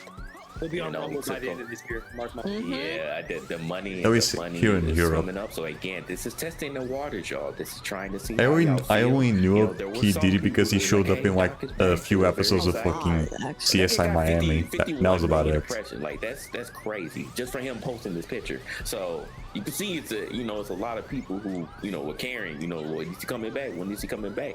But again, people didn't forget there were a ton of people who were still on his ass. So like I said, it's going to be very interesting whenever he does ultimately decide to come back and stream. I want to be there with my popcorn. I want to see how people are going to be acting, and if he has the mods on deck that are literally going to just be banning people, because he's going to need it. The way that people are acting, I think they're going to come in there and be like, yo, like, nah. Yeah, no, fuck this shit. I wouldn't be surprised if his chat turns into like a PDF file version of, like, you remember when the U.S. Army had an account and everybody just spammed war crimes. Like, it's gonna be like that. They're gonna spam some specific phrase. They're gonna get him the fuck out. They made the Army quit Twitch. That shit was fucking funny, bro. They did. What's your take on this one? the PDF file to right-wing grifter pipeline. Why does it work? If you ever wonder why does it work, why does your subsection of people embrace someone who has admitted to speaking to a minor privately? This is not people work. Yeah, no, that's also not the first time that's ever happened. For some reason, people don't give a shit. You being a pedophile. I've actually seen that shit, like Nux happening. Like Nux was talking shit about someone being like a pedophile, and then for some fucking reason he got called out because of that from like Twitter or whatever. Like, what the fuck's wrong with you? Working against you. This is, you said on your own account, I was inappropriate talking to a minor. So sitting there being like what JG said with him responding to people. Oh, you have pronouns in your bio. You talked to a minor and you said you did it. He doesn't have anything to be like, oh, they're just against me. They're trying to come at me with this. It's not true. Like, he admitted himself. You admitted so it. To say, you can't come back from anything other than you were a grown man. 30. How old was he when he did it? 38. 38. He's also married and that. fucking kids. And he was continue talking to a minor. And he's also fucking cheated before. There's no comeback. And if you embrace him after he has admitted to what he did, because he's saying that he doesn't like trans people and pronouns are terrible, like, I don't even know what to say. I don't know what to say. I don't know how you can ever accept it. Right, it's like fucking politics just completely fucking like they completely rot your fucking brain. Like it's not just that. I think it's also just it's also like a subsection on Twitter or YouTube where they'll fucking believe on anything someone else is saying just because they have the same fucking political spectrum as them. Like, what the fuck? This is why I'm not even into fucking politics. Into your life in whatever capacity after that has happened. And I think shout out to the person who owns the studio that they were making the game, because he was like, hey, do you speak to a minor inappropriately? I am no longer having anything to do with you. That was my boy Robert Bowling, bro. The guy that lied to us about Last Stand, bro. He Last Stand. He said, fuck you, Last Stand. He said, fuck that PDF. That's what we need everyone to do. You admitted to it. Nah, I'm good. That's no crazy. Thanks, no Before more. he even came out, this boy He didn't even say I allegedly. did a check. That boy gotta go. I ain't gotta tell y'all, bro. I did a check. He gotta go, bro. He got my utmost respect. This whole situation just makes me feel weird in a sense that, like, this is not even the type of person where, like, you have to use that argument like I need to separate the art from the artist. It is like an example being like the R. Kelly stuff, right? Like, he's canceled. I understand why he's canceled, but I also understand to some degree why it was hard for some people to let go, because he did make some good music. I get it. Right. That I understand, but he's still got to get the fuck out of here. This is This like I a really don't 40-year-old get something to. guy who sits in his house with a cosplay and just playing a video game and screaming. He's not a tastemaker. Like, he's not putting anything on. He's not doing anything creative. He's not pushing needles. He's just yelling the at personality a game. So I don't itself. understand what's the connection here where, like, you're just having such a hard time to let him go. It's really weird. And to make matters worse, also, he's a fraud developer too, because I got this article too. Yeah, I think he's also been to fucking games that are just like NFT shit. They threw him under the bus. What? Yeah, I put the article in the notes. They say he ain't do nothing. They were using him for clout. And this one is wild. This one, when I saw this, I was like, are y'all trying to like save face here? This one is weird because the only thing that I would give Guy here, his real name, Guy Beamir, is he actually did work on Call of Duty back in the day. So it's not like he didn't do anything at all. But when I saw Yeah, this, I think I remember him doing some stuff with Call of Duty. He's an influencer. It sounds like y'all I were don't trying think to it was mitigate part of the game. what his Part of the real game. job I don't responsibility remember him is. playing the This is what I games. think. I don't think that he was Like just an Warzone or influencer whatever. who got, I think this is Cap. I don't think he was just an influencer that got brought on to bring attention to the game and then play the game. Yeah, I think he actually had some input. I think he had some real genuine input. Let's not act like this guy. It's just like the Shroud situation, right? Like Shroud knows CS:GO and Valorant like the back of his hand, so he would have some really good insight on how to make a new game, in that same vein. I think that Dr. Disrespect also has a similar experience and input. He Yeah. worked on Advanced Warfare. His name Exactly. Yeah, Exactly. I'm not saying if it's good consulting, but he has consulting. He has game dev experience. Yeah, he's worked on video games. Yeah. So I think this one's capped, but I found it very interesting. We're gonna see when he come back. Like I said, Jay, you said we're gonna have the popcorn out. We're gonna be watching it. I'm also be keeping eyes on who's supporting him too. We watching you too. You watching him? Because this ain't the first time he did this. Like I said, the last time I talked about this, so he came back after he cheated on his wife, and then it had a big old, everybody wanted to like, oh, Doc is back. I want to see how it is now. I want to check that climate and see what everybody is doing. He's gonna be playing with Nick Mercs. 100%. They're gonna. He's on that Nick Mercs time. I mean, talking about pronouns and trans, right? He trying to do his best. Nick You think Mercs he's going impression. to after that? Like after both of them disowned him? You think he's gonna feel? They did they disown him? I thought. Both of them did say that they can. Yeah, they said I can. Well, who's the other one? Timmy. It was Tim Nick the Mercs and Tatman? Tim the Tatman. Yeah, Yes. Tim was like a straight up like, I don't fuck with that. It's real fucking Tim bad. was like, fuck he this disowned guy. it, I think relatively like pretty good. Nick Mercs was kind of a man. I'm just like I can't believe it, bro. This is like, crazy. Like, yeah. It wasn't like he did say like, oh yeah, like that type of shit is wrong, but it was kind of like that sort of like I'm just in shock type of thing. yeah. Tim was more like, We'll no, see. fuck, you don't do nice. But Tim yeah, looked we'll see. pretty like genuinely upset about it. Tim, that was his boy for like, real. What the fuck? Like, And Tim worked with kids in the past. I'm pretty sure. Also, he got kids, bro.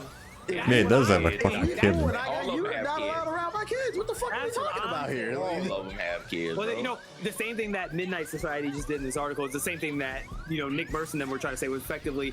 Nick Mercs' whole defense was, I didn't even know the man. We just played video games Yeah. for 4 years. I played with these two below me for over a decade. I went to one man's wedding in here. Like, what do you mean? That's your friend, bro. Yeah, Like, that's it's your okay. friend. It's okay. That's your friend. Yeah, 100%. ain't no way Right. you've been playing video games since before you and be like, oh no, we just came in a room, we just started playing video. Nah, bro, get the fuck out. He was like, I didn't. Yeah, he was like, fuck I didn't off, know get who outta the guy was. I knew who disrespect was. Actually, that was a good bar. That's a good bar. It's fucking Oh, crazy, man. bro. Leave kids alone, please. Stop texting them. Yeah, why is it so Yo, fucking hard for YouTubers to stay You the get fucking away famous from kids? Some way, somehow, you get a lot of money, bro. Why is that There's so only hard to one do? requirement. Stop talking to kids. Just stop. talking to kids. Stop. It's getting talking weird, to man. I kids. want to bring up one thing before we're done with this. Do y'all remember the King Nappy? Yeah. Yeah. Yeah. Y'all remember PDF everything file. that happened with him? No, he was. I mean, yeah, he was on some grooming stuff, but it was on the same side of the spectrum. And you remember when he tried to come back, and I don't even remember it was not the same. I like checked up on him, and he tried to do something like a year ago, and it just didn't work. And then he just got off the internet again. So here's where I'm going to give you a counter, and this, like, I hate to say this, but the rules are different. First and foremost, Black. he's black. Yes. I know. I know.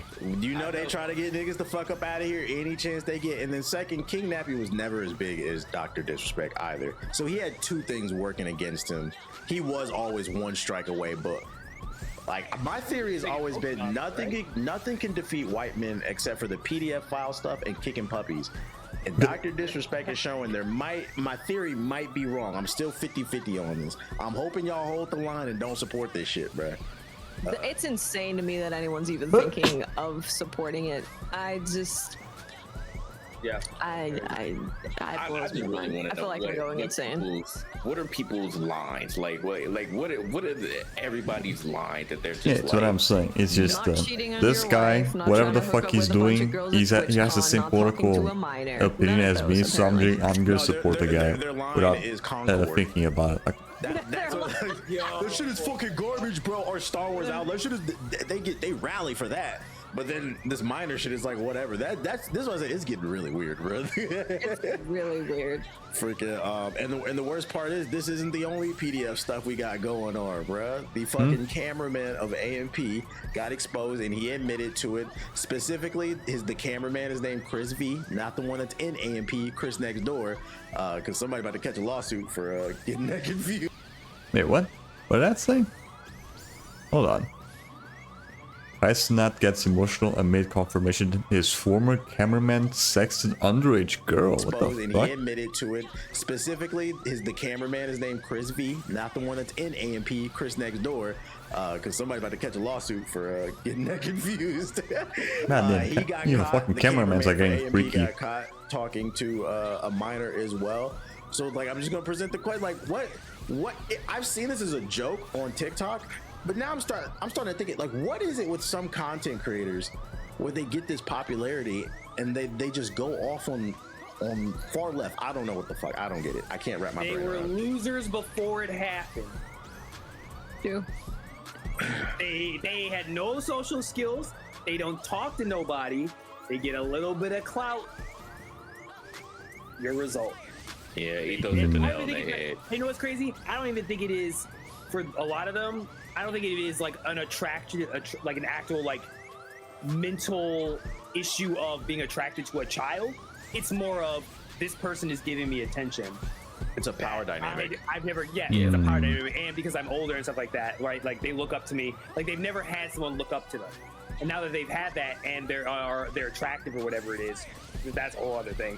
Or that they are of the whatever attraction that they have, that inclines them to then go for it. Do this But shit. That's still It not makes sense even. with the text. They are weird. Hold on, It it's doesn't make still weird because weird. check it out, right? Always fucking weird. I'm not even trying to justify it. Someone like Dr. Disrespect is a multi-millionaire, and one thing we all know, there are people out there that will be with somebody strictly for their status and their money. So like, why, if you really want to be in some power dynamic situation, at least why not deal with an adult that wants that from you versus going to like, Because an adult isn't going to do that. Fuck Okay, for your tip, an adult, your for common example, right, kindergarten. isn't going to just agree to everything you say. Most of them. Yeah. Most of them, right? They'll agree to some, but not there's all. a level. Yes, there's a level of like, I'm not going to agree to everything. But an impressionable minor who doesn't know, who's very fucking naive about the world, doesn't know shit, is probably going to be more that what you said, the line's going to be way farther. this whole conversation makes my head hurt and it's fucking disgusting. I'm gonna be It honest. does, Like, because you're I fucking get it, normal. man. I get it, man. You're Right, fucking because you normal. actually have fucking common sense. Right. It's a manipulation thing, right? It's like, well, if I'm with You'll be someone weird who's if you 16, I if he can mold them wasn't. into whatever I want. Grown men, yeah, and all that stuff. I mean, no, Ethos is right. Like a lot of men are socially awkward. Like a lot more men than you think are socially awkward, and it's not just overall, but like specifically with women. Like they are just super awkward. Like, could you understand that women do have the power? Like I know the whole red pill stuff is pretty much out the window on YouTube, but there were some truths to what some of them were saying. Like that women hold the power to sex, and we hold the power to relationships, and that's always how it's been. And a lot of dudes just are not getting sex, and it's because again we just have no game, we're just socially awkward There's around no them. wisdom. So when you get up to that status, you're socially awkward growing up, you get up to that status, and now everybody knows you, and you're just going to latch on to anybody who gives you any sort of attention.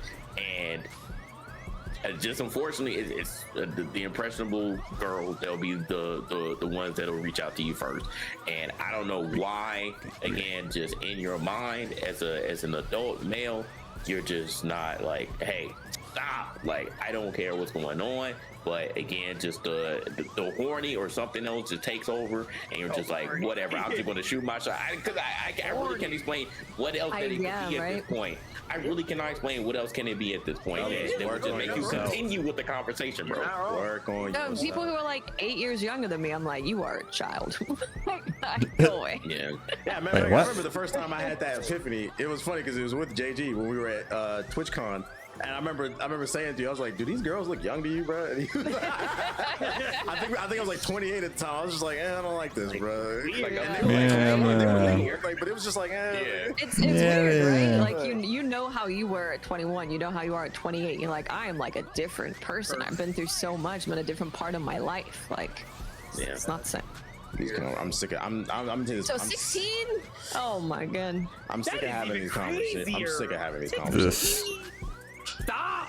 Please Stop going after The teenagers. moment they tell you they're underage, stop. Just Yeah, say, you're done. good for you. I'm done. Good for I'm you. sorry. Bye. That's not for me. Stop. communicating. And this Chris V situation, did y'all see the text? He could have just. He could have Nasty, just a nasty. He could have stopped at any point and just said, nope, He didn't do pussy's it. pussy. The girl Hey, hold on. said she was 19 at first, and then she admitted that she was 17, and he was like, "Oh, okay, cool." Like, but then he said, "But," like he doubled back. On after a it. positive note, I did like Kai's response. Like he was damn near in tears. Like you could tell that shit hurt him. He Like, was. Yeah, he was yeah, you could tell. Like, god damn, dude. Like he was like, I don't fuck with. That's what I want to hear. Like I understand it hurt you, but like I can't fuck with that shit, bro. Like you have to draw a stand your line. ground. Stand on business about it. And it sucks though. Like I really feel bad for Kai because I feel like Kai, and especially in the recent situation, it wasn't directly involving him. Like even the situation with his man. He was just And someone it's that he all over knew. these articles. They ain't even posting to do Chris V. Yeah, No, they ain't even post him. Yeah, they ain't post him. It's just all about Kai because Kai's again, terrible. association. He's a big, Yeah, he's because no one gives a shit about it sucks. the And nobody. he had to deal with the situation with his man earlier, and now he got to deal with his cameraman. So now he got to figure out another situation with him and figure out how he's going to continue to do content because you can't just go and get somebody who you can rely on. And who knows how long that Chris V has been working with him? Who knows if that was his man for real? Like again, we don't know the full dynamic of their relationship, but like damn, just to find this out and you're like, damn, bro, like come on, man, like you messing up the business. Like why would you do that dumb stuff? And then now you got to get you up out of here immediately because everybody's looking to you for a response, so you got to do what you got to do. Roll money to the jail. That's how I feel. Yep. That's all I got on the show notes. Do y'all want to add anything else before we wrap this one up? Yeah, fuck pedophiles. That's it. Stop it. Stop Just opening fucking- PDF files. Stop it. Got it out. Ladies first. Closing statement for episode 158, I believe. Watts, what is it? Play games, support developers, support indie devs. If you're really sick of the way the industry is going and the way that these bigger companies are treating their people, support some indie devs. Get some small teams. There's so many amazing indie developers and indie games. Play 'em. Okay. And support unique games too. From bigger publishers. Right, it don't touch kids. That's important too. Ethos. She says support developers. I know that made you feel good, but right now we just want to hear what your closing statement for episode 158 got. Mecha Break is better than Marvel Rivals. Look at this Don't guy. play it. Was I that, saw supposed, those was that supposed to offend thick somebody? Girls. It'll offend somebody in the comments. Like, you're allowed to like it. Like what? I know, it'll piss somebody I off. saw those thighs. I saw them. Those thighs, those hips. I saw them. Oh, the mecha mommies. Yeah, I seen it. Yes. The jiggle is Oh shit. We gonna talk about that on the next podcast. Yeah. We're gonna get some time on that with the beta. What's the name? Jay, closing statement, episode 158. Go.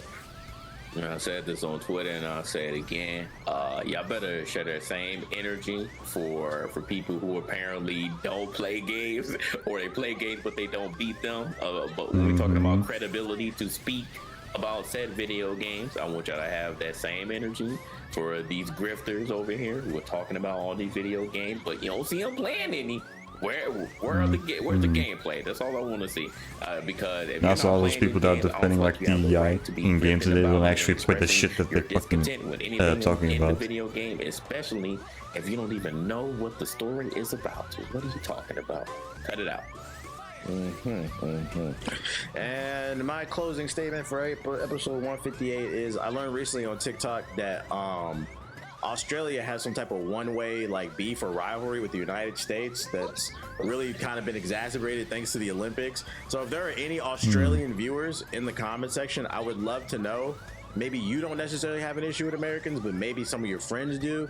I would love to know what's the beef, because over here in America, we love you guys. Like, we don't have no issues with you guys. It's just, when it's time to play sports, it's USA, USA. USA, Like, USA. it's like the Venom symbiote just takes over my body, the American flag. I turned to Homelander. But like I see It's always some about real fucking wild shit on sports. TikTok, and I'm just like, where does this come from? Like, I'm gonna be honest, we don't even think about y'all. Like not even on some funny shit. Just like, where does this come from? But like, okay, explain it to me. But yeah, other than that, we appreciate y'all for listening to the podcast. Make sure to rate it 5 stars on Apple and Spotify, and we'll see you on the next time. The Game Illuminati podcast. Peace. Drugs are bad, okay? Alright, that was a good one. Yeah, I do like. I've been listening to a lot of the Bakogage videos, like a good while, like a few years ago. He's a really funny dude. Before we go on a little break though, I want to save the game.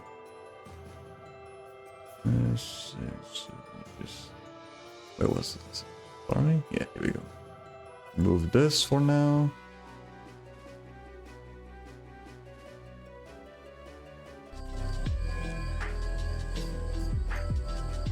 That's good. Alright. I'm just gonna go over here and save the game. So that make sure I don't lose progress after we come back.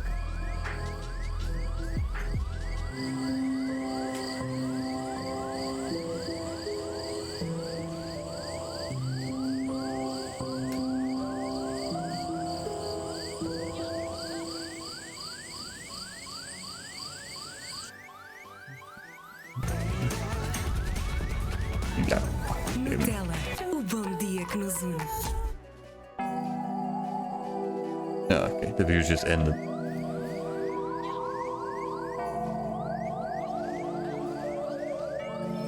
Right, save.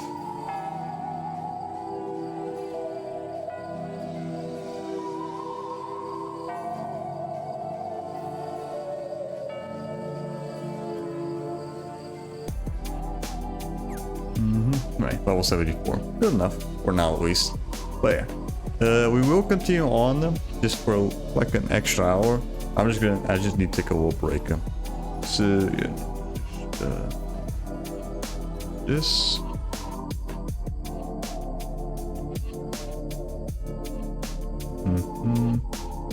And then this.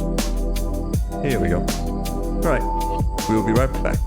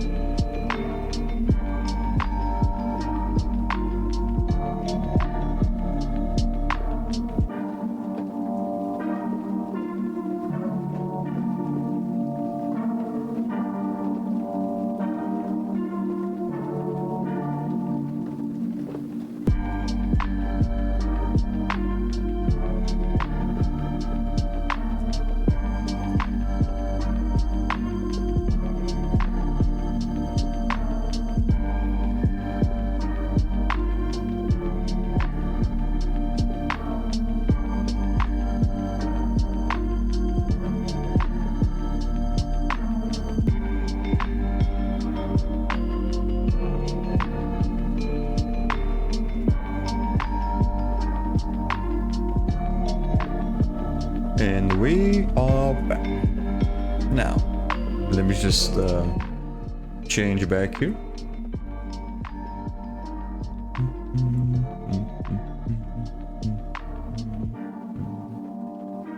Okay, I'm gonna leave the music on until we get back to where we were before. Then I'll pull out another podcast. I think I'll bring out Animat back. Yeah, I haven't seen podcasts from him for a while.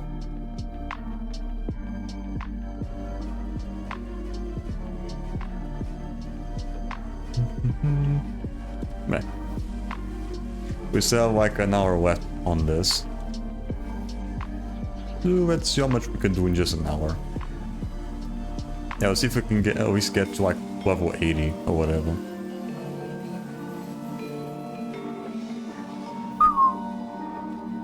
Okay, yeah, just checking if the Mara was jumping.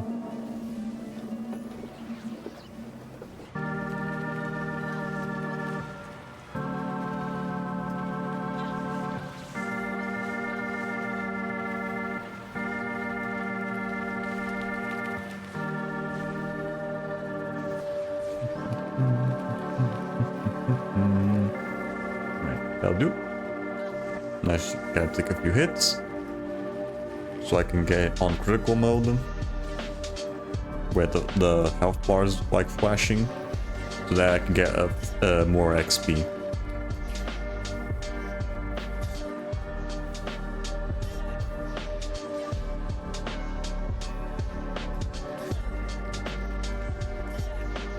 Come on. Alright, that'll do.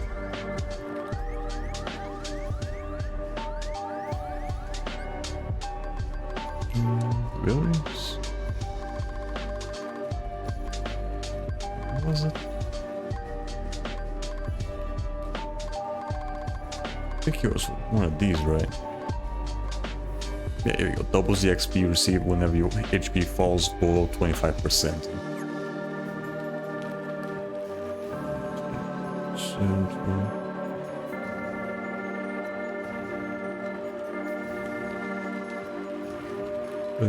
I'm just making some quick math here.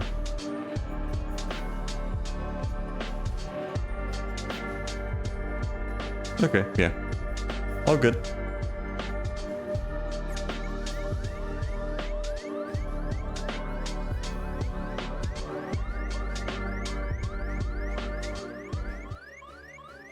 Alright. Now let's see if I can find another video. Let's pull out Animat. Yeah.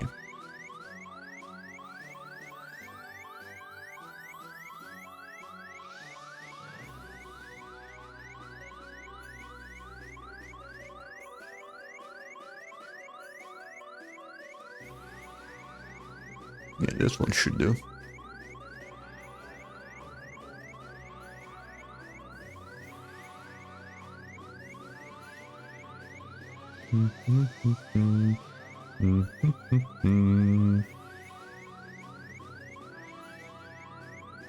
There we go. Things are gonna get crazy. So what are we gonna be getting from this one?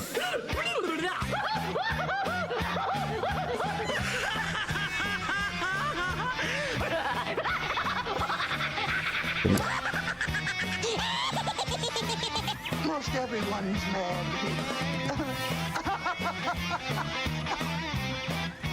Welcome back, everybody, to another exciting episode of Animat's Crazy Cartoon Cast. And oh my goodness, already I do see people making some subscriptions right over here. Thank you so much, JF, and also thank you all so much for the birthday wishes. Yes, I can pretty much start things off by saying that I had an amazing weekend. I made the most out of my time with my birthday, and honestly, it was a pretty simple weekend. Happy late but birthday, I still, guess. though, it was It's just a beautiful only time like 5 years, that I was able to spend with my 5 days family. older. And overall, I feel like with me being 32 now, it's off to a wonderful 32. start. And also, I just want to point out, if you are watching this, then you may have noticed that right behind me, the environment is a lot more different than how it was before. And oh wow, did I just get another new fish over here?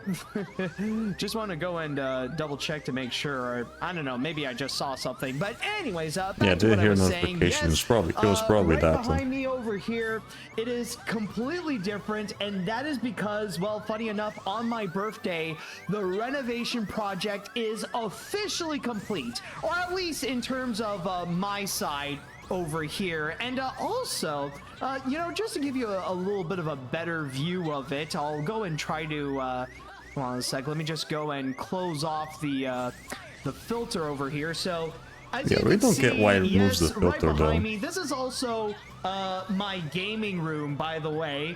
Yeah, look at all that shit. Where I also do my live stream. I can even see the when Wii I want there. to do Let's Plays and stuff And the like that, Switch. well, it's kind of convenient to have the streaming computer next to all this. So just thought I would go and show you what Yeah, we is don't get why it hides the unexpectedly background. my biggest project of the year. So honestly, Yeah, we I don't am get why it very blurs out the proud background with, there. what I've done with all this. I'm really happy with my weekend, and overall, I'm just back to have things back to normal. But anyways, speaking of which, what we are about to get into is going to be anything but normal. I got a whole bunch of stories here that we are going to go and cover, and trust me, it will be a crazy time over here in this podcast, and I can guarantee you that this will be a lot of fun. So with that said and done, I would like to go into the chat wall, and I'd like to go and ask you all, are you ready for today's episode of Animat's Crazy Cartoon Cast? Let me hear it, folks. Are you ready?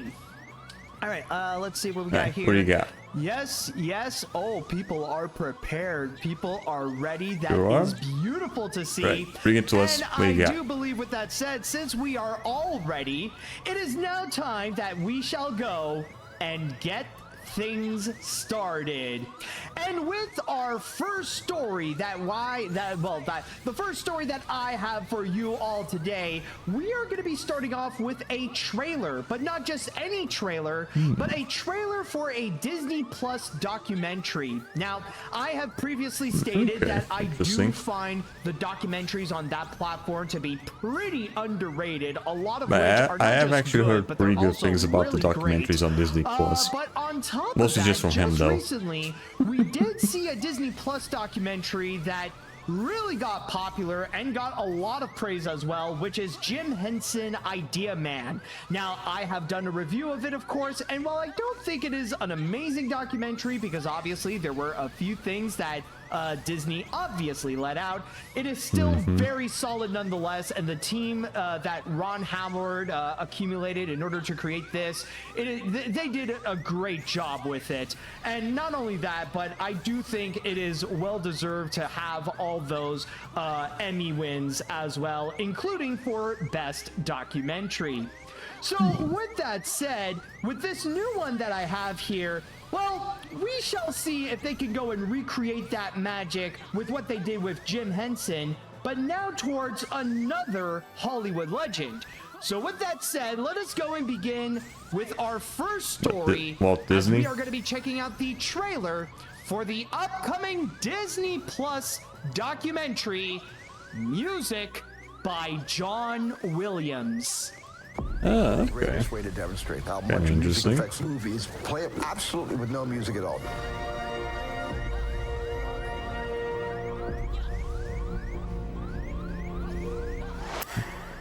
And Right, that thank God that is they didn't put the whole Music thing, by 'cause John Williams, to which it will be the premiering on songs Disney from John Plus Williams are on notoriously fucking November 1st. copyrighted. So let me just go and place it beautifully right over here so that we get a good view of the title. Now, honestly, when it comes to John Williams, it is safe to say that he is the biggest name when it comes to movie composition, or when it comes to composers who work on movies and stuff like that.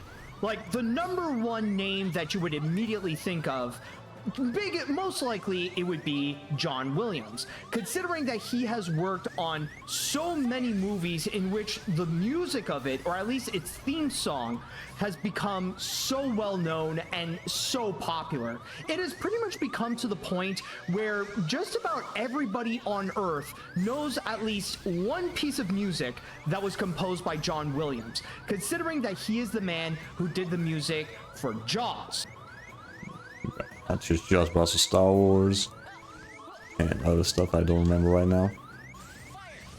Imagine a Chinese police officer barging in your house saying, "Cheese."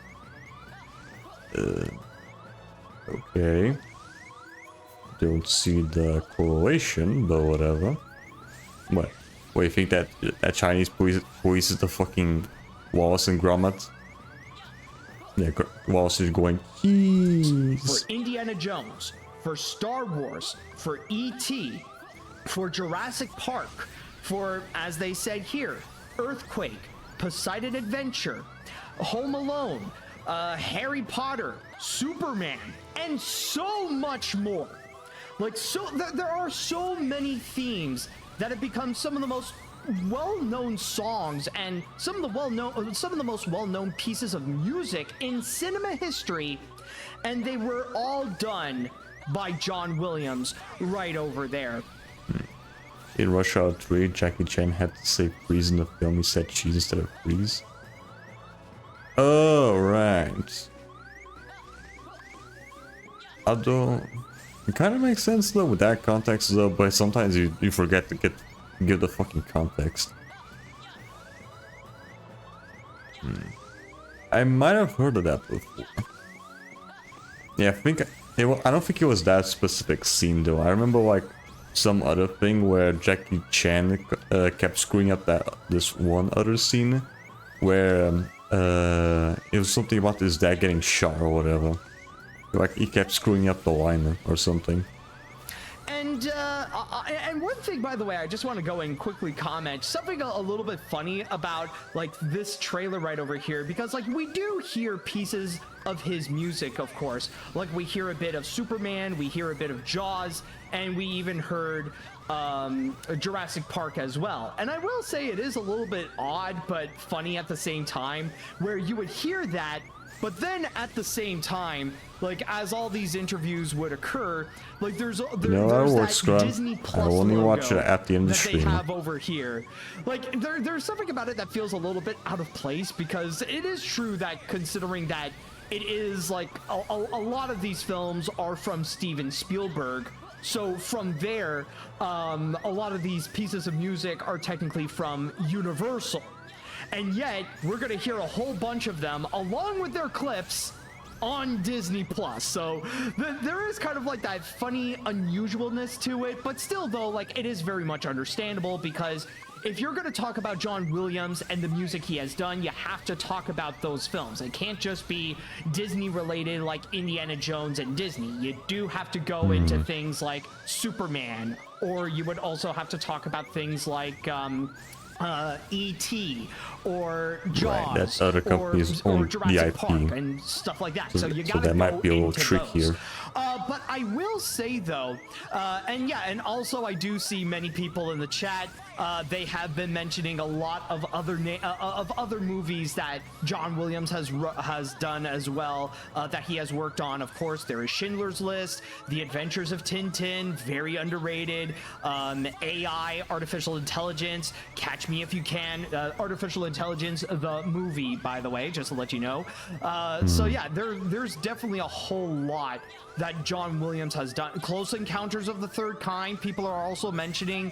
So like this is pretty much a big example of the kind of impact that John Williams has done in cinema with his music composition. Like he really is that legendary of a composer.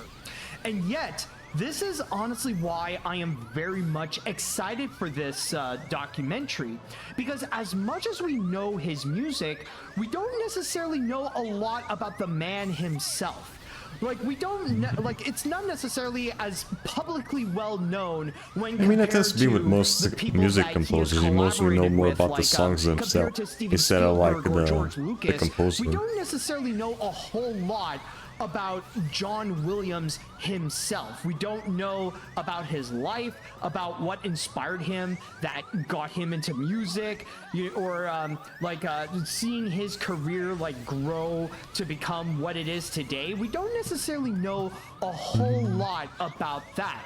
So for me personally, what I really am excited about is to learn more about John Williams, the man, because we all know about John Williams, the music, but now I want to see how it is coming from John Williams, the guy himself. And I know this is going to be something that will be provided with a lot of love, because I don't know if you have noticed, but right at the beginning, you do see the companies that are going to be working on this. So let me just see if it's in the right position or if it's in the right place, because I know there is an area where suddenly you see, yeah, okay. Yeah, there we go. It's right over here, like Lucasfilm, Aardman, and Imagine. Right, it shows off all the logos from the different companies. So of course, like with Amblin, you got Steven Spielberg, who is going to be directly involved on this, and most likely, like, he is one of the producers. And not to mention that you also have Imagine documentaries, and those are the same people who actually worked on Jim Henson Idea Man. So hopefully what we will see, like that creativity in terms of the presentation that was on Jim Henson Idea Man, we could also go and see some of that on music by John Williams. So it's already giving me a whole lot of confidence. Yes, technically this is Ron Howard's production company, or at least in terms of the documentary side of things. So yes, he will also have a hand in working on this as well. So overall, though, I don't know if there's really a whole lot else that I could go and discuss about this, but yeah, this is all pretty much to go and say that I'm very much excited to see this documentary, especially to learn a lot about John Williams, considering that he is one of, if not the biggest name in movie music history. I would love to learn more about like who this guy is and like his career, more recognizable tracks. He's pretty much an absolute legend. Like, as much as the people that he has worked with, most like of the songs that I've heard from John Williams are mostly just from Star Wars, and a little bit of Jaws. That's about it. Also be this massive love letter to although I did watch Adventures of Tintin like a while ago. That was a really good movie. So very much I was already very impressed with what Disney Plus and Imagine Documentaries has presented with Jim Henson Idea Man. So hopefully they could go and recreate that same magic for John Williams. And also, oh, by the way, just one more reminder that if you are interested in checking out music by John Williams, then keep in mind that it will be coming soon on Disney Plus on November 1st.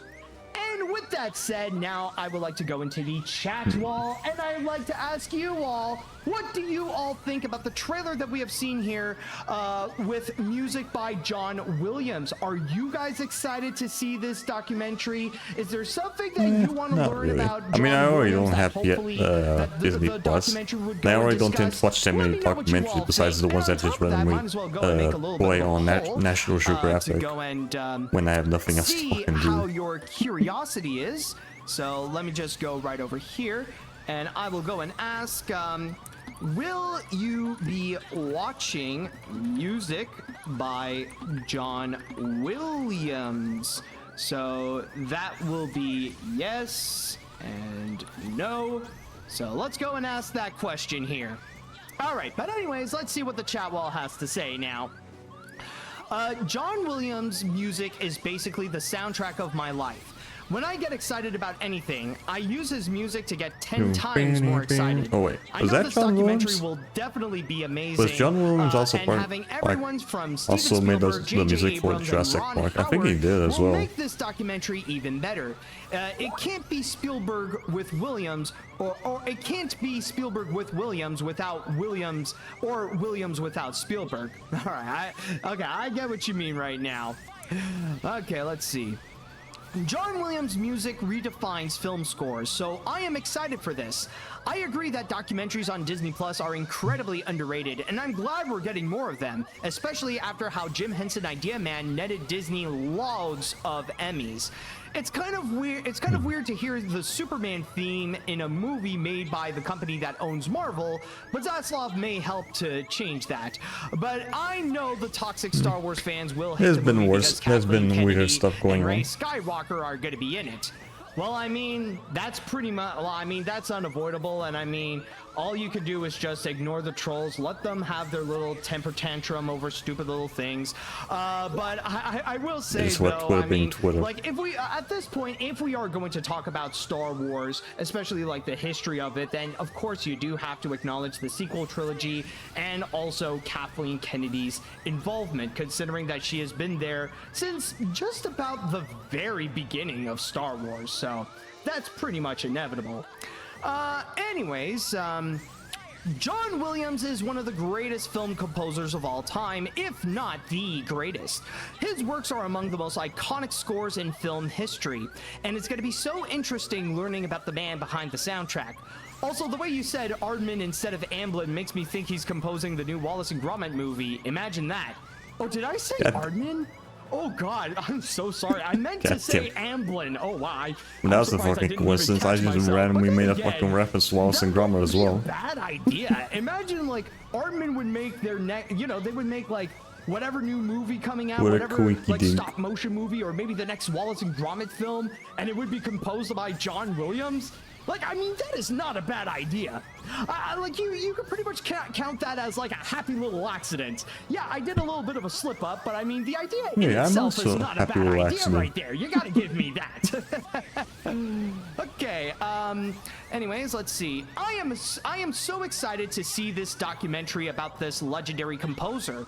He is the man who did the music behind Star Wars, Close Encounters, Superman, Jaws, Indiana Jones, E.T., Home Alone, Harry Potter, Jurassic Park, Schindler's List, Saving Private Ryan, AI, and recently The Fabelmans. I can't wait to see more about his music and his personal life and collaborations with directors like George Lucas and Steven Spielberg.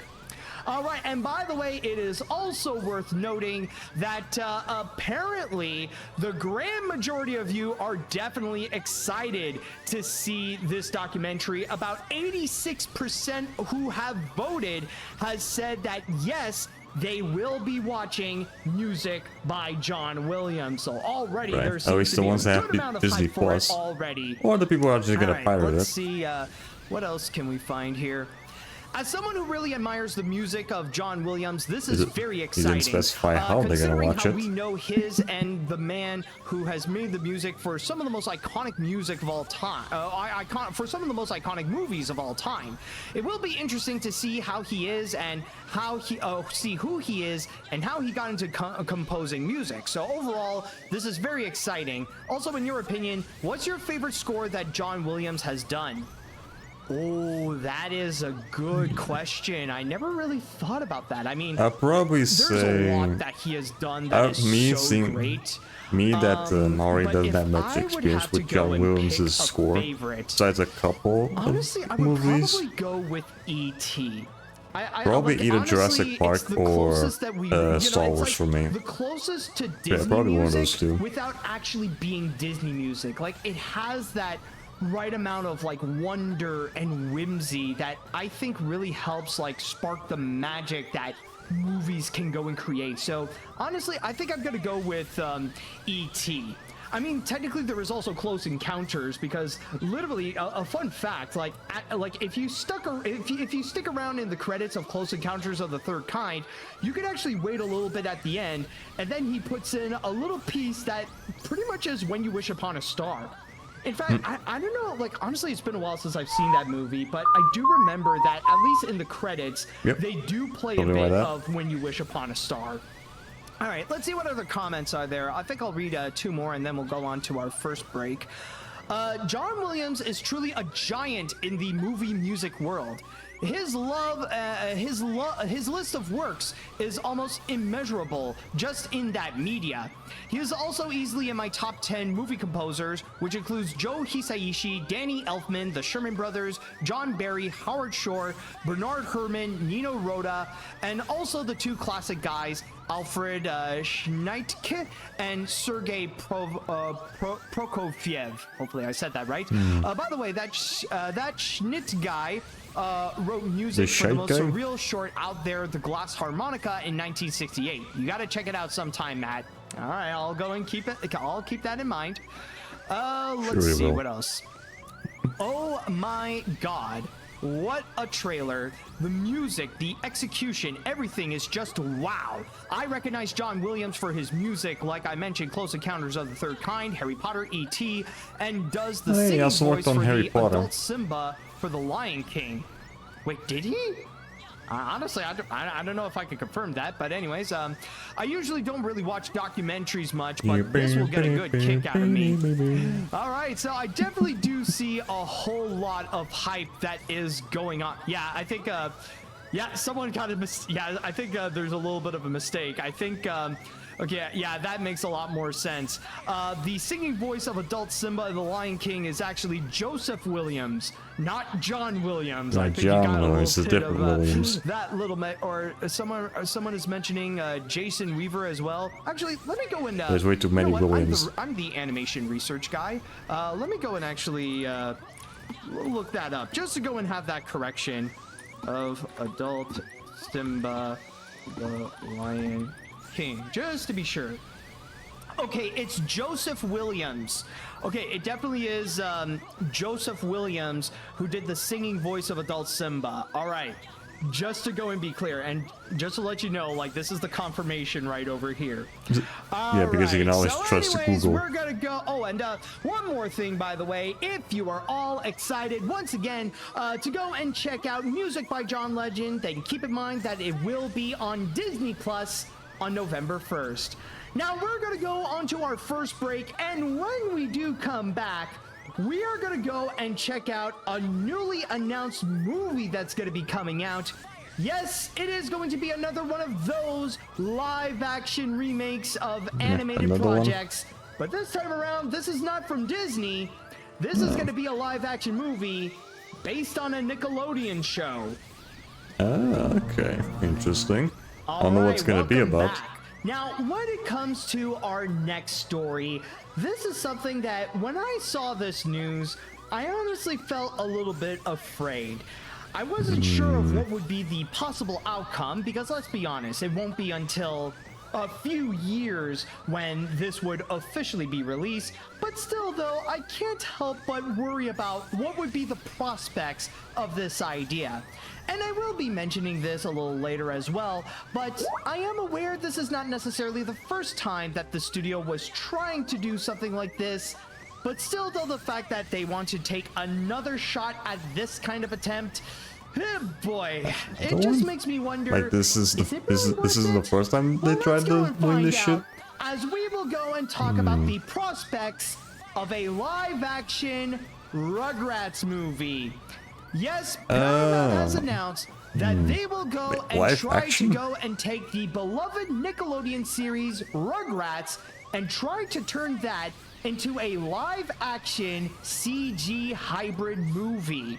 Now, of course, they're gonna make the fucking baby CG, but then the adults like actual fucking people. Is that what they have in mind? Rugrats movie. Oh god. CG elements, it actually is confirmed from other sources that apparently the I don't think that CGI is would going work, to be the babies themselves. Because no, it doesn't look like they're going to do exactly like what they did with Baby Geniuses and stuff like that.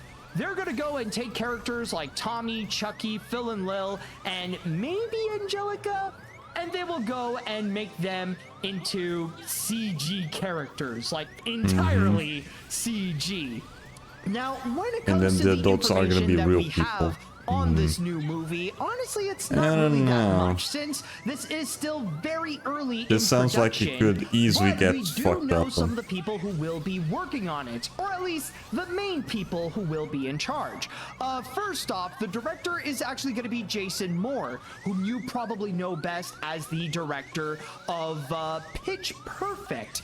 And from there, we also got the writers here, which is stated to be Streeter Seidel and also Saturday Night Live star Mikey Day. So those two are going to be working on the script of this.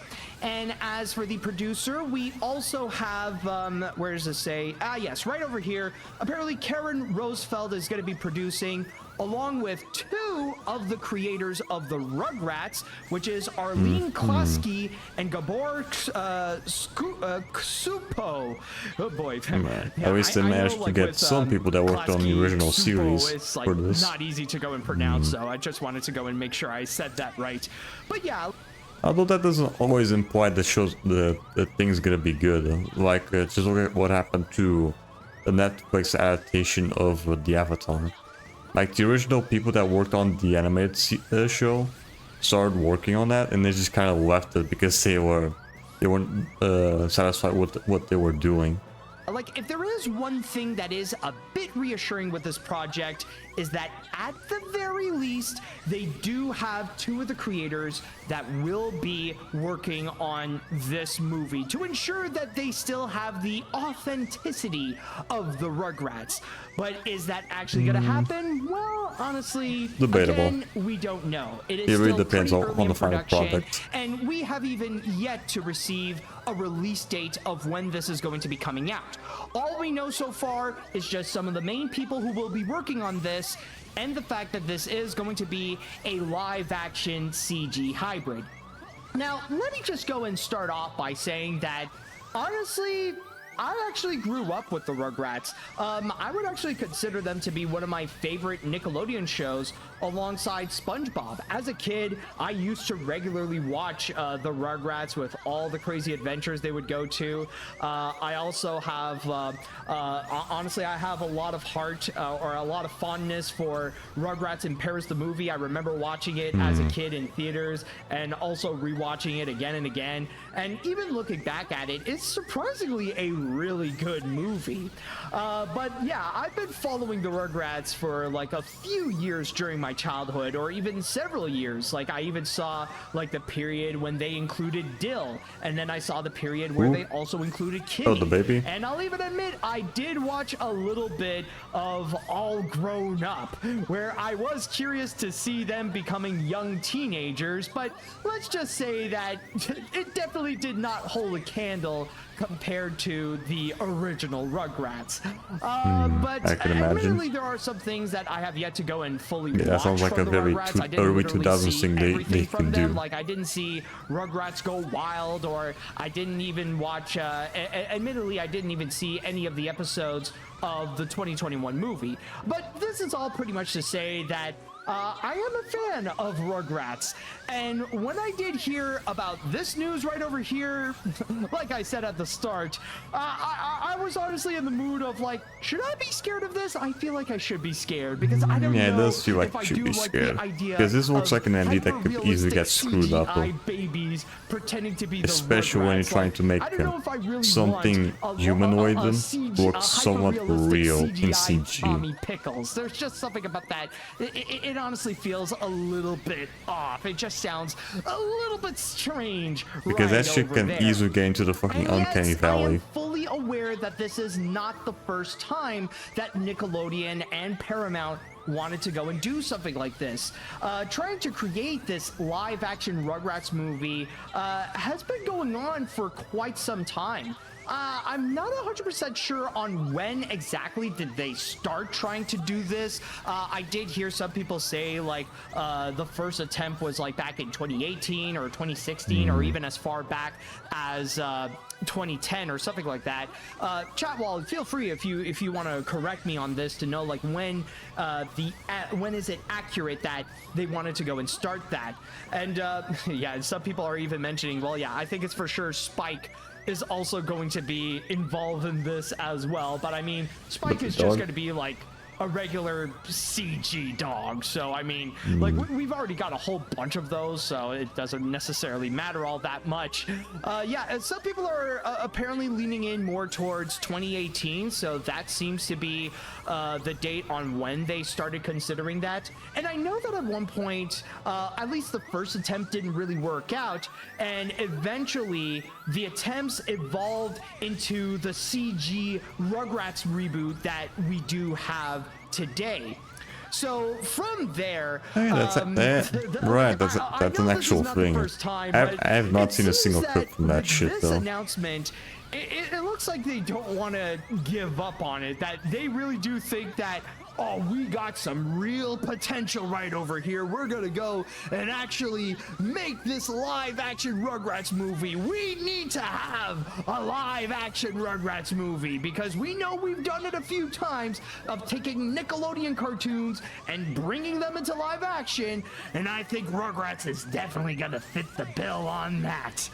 But still though, I just gotta say, like, the one thing that freaks me out and has me so concerned is just the CG babies concept of it, of having this being next to actual humans. CGI Rugrats movie. Like, how do you pull that off? Or how are you gonna go and pull that off that isn't uncanny? Like, how are you gonna do the CGI, by the way? Because, like, okay, it's one thing to go and do the 2021 reboot, and I will give it that it doesn't look that bad. It is able to do well to go and translate the 2D designs from the original series and bring that into 3D. All right, that's perfectly okay.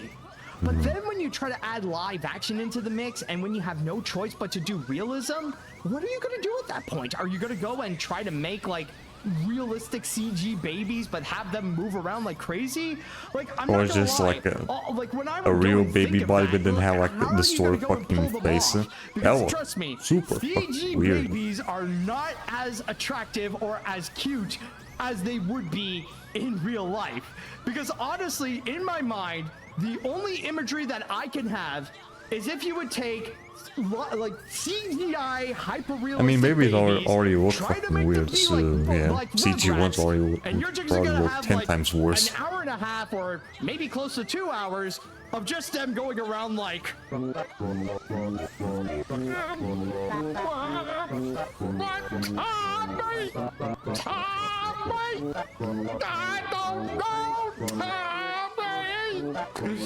you know what I mean? It's just, it's an idea No, that they're gonna I look like cannot fucking turtle guys. necessarily imagine. And one thing, and by the way, I do see some people in the chat wall. They are mentioning some examples of, you know, some examples of like movies that actually do have some CGI babies, such as Baby Geniuses, or a very prominent example, Son of the Mask, which Oh god, Son of a Mask. I actually grew up watching that shit like multiple times when I was a kid. I have no idea why I didn't get fucking traumatized from that fucking CGI movie. baby and have him be all cartoony and stuff like that. And as we probably know, it's almost unanimous to say that it looks like a complete nightmare. And I wouldn't be surprised if they would go and do the same thing with Rugrats. Now, there is one thing that I will say though, as much as I am framing this to be this absolute disaster, there is one thing that I do want to give credit to Paramount, and that is right now they are doing a better job when it comes to taking their familiar IPs and turning them into movies, or turning them into different projects. Right now, we have actually seen some very good results, and some of the best movies from Paramount right now is when they would go and try to adapt new versions of animated IPs.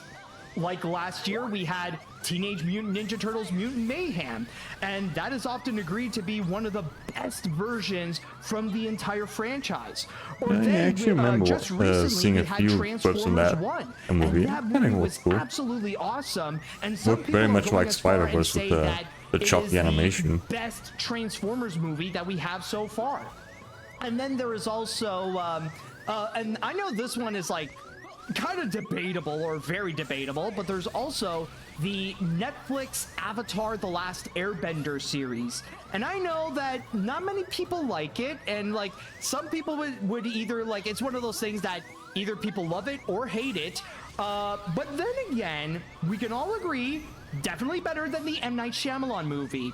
And some people are even bringing up other examples, such as the Sonic the Hedgehog that movie, much to or Dora be better and the than that Lost City fucking of movie. Gold. That is another pretty solid example right there. So, and even the recent Blue's Clues movie is another one. So, all this to pretty much say that, at least right now, Paramount is getting better and better when it comes to adapting their animated IPs and bringing them to new life into a movie or this big budget series. So they are improving, that is for sure.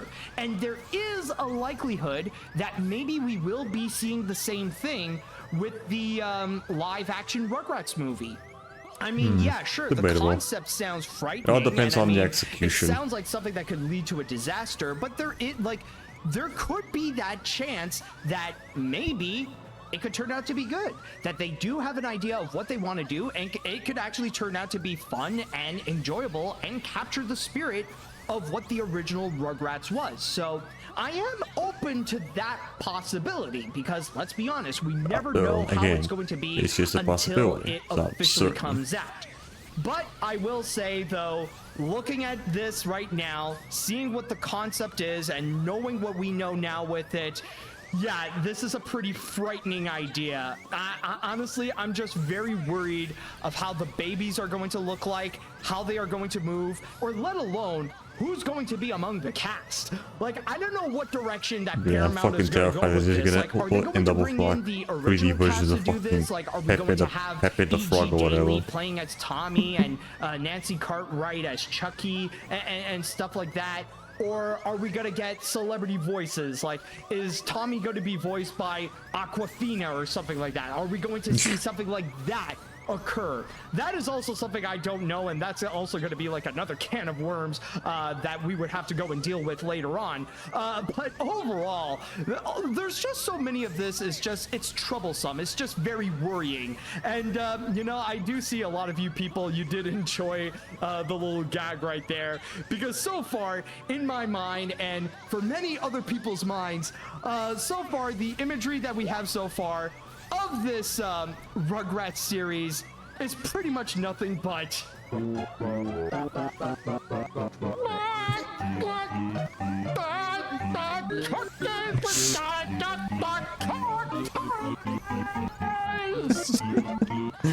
so Fucking yeah, what they just try to prove added me in the wrong, fucking Paramount. Rugrats music. Try to go and show me that this Rugrats movie is not going to be that. At least try to prove me wrong, and I am hoping that you can prove me wrong. Otherwise, oh boy. Yeah, good luck with the next cinematic disaster that you may have. Like, it could be a chance that this is a live-action remake that can make Disney know what they are doing with theirs. All right, so with that said and done, now I would like to go into the chat wall, and I'd like to ask, what do you all think of this live-action CGI hybrid Rugrats movie? Do you think there is a sound chance interesting? that it could be Yes. good? Do Will you I think watch it? this is already terrible Probably and not. it's already hopeless? Good. Let me know what Will you all be think. good. And at the same time, I might Debatable. as well go and write down a poll right over It's here all just to about go and ask when you you found the all. releases. Actually, hold on. Let me just go and make the poll here. And let me go and ask, do you think the live action Rugrats movie is gonna be good? So I'll write down yes, and then I'll write down no. All right, so let's see how things are gonna go with that, and let me look into the chat wall right over here. All right, okay. I want to ask Jason Moore about the Rugrats movie. Why are you doing the live action film based on a beloved Nicktoons show? And why are the main babies gonna be CG? How the real people gonna interact with the CG babies? If the CGI baby's gonna be like Ugly Sonic or the Pinky Sheep from the upcoming Minecraft movie, then I don't know what to say about it. This is the trend of ugly cartoony characters like Garbage Pail Kids that Hollywood executives love for whatever reason.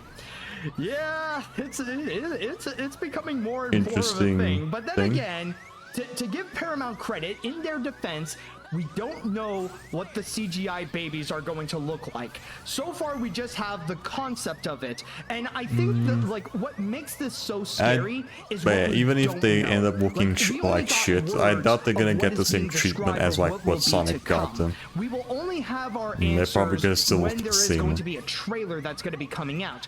And at this point, I don't think we're going to have it. Like, if the production is still going, if this is going to happen, then I don't think we're going to see it until like the next 3 or 4 years, 2 if we are really lucky. So I think we'll have to go and wait and see. But yeah, I think like the thing that makes it so frightening is the element of what we don't know. All right, so let's see now. Rugrats, much like something like Minecraft, is something I think can't work as a live-action CGI hybrid. And while I don't think the idea is 100% dead on arrival, I do think this idea is 70% dead on arrival. I'm not even entirely sure why they can't do a new animated film. But if they don't go full Ugly Sonic and have a decent idea for it, maybe it could work. I'd say it can't be worse than when they made a live-action Fairly Odd Parents, but nah, it cannot be as bad as Fairly Odder.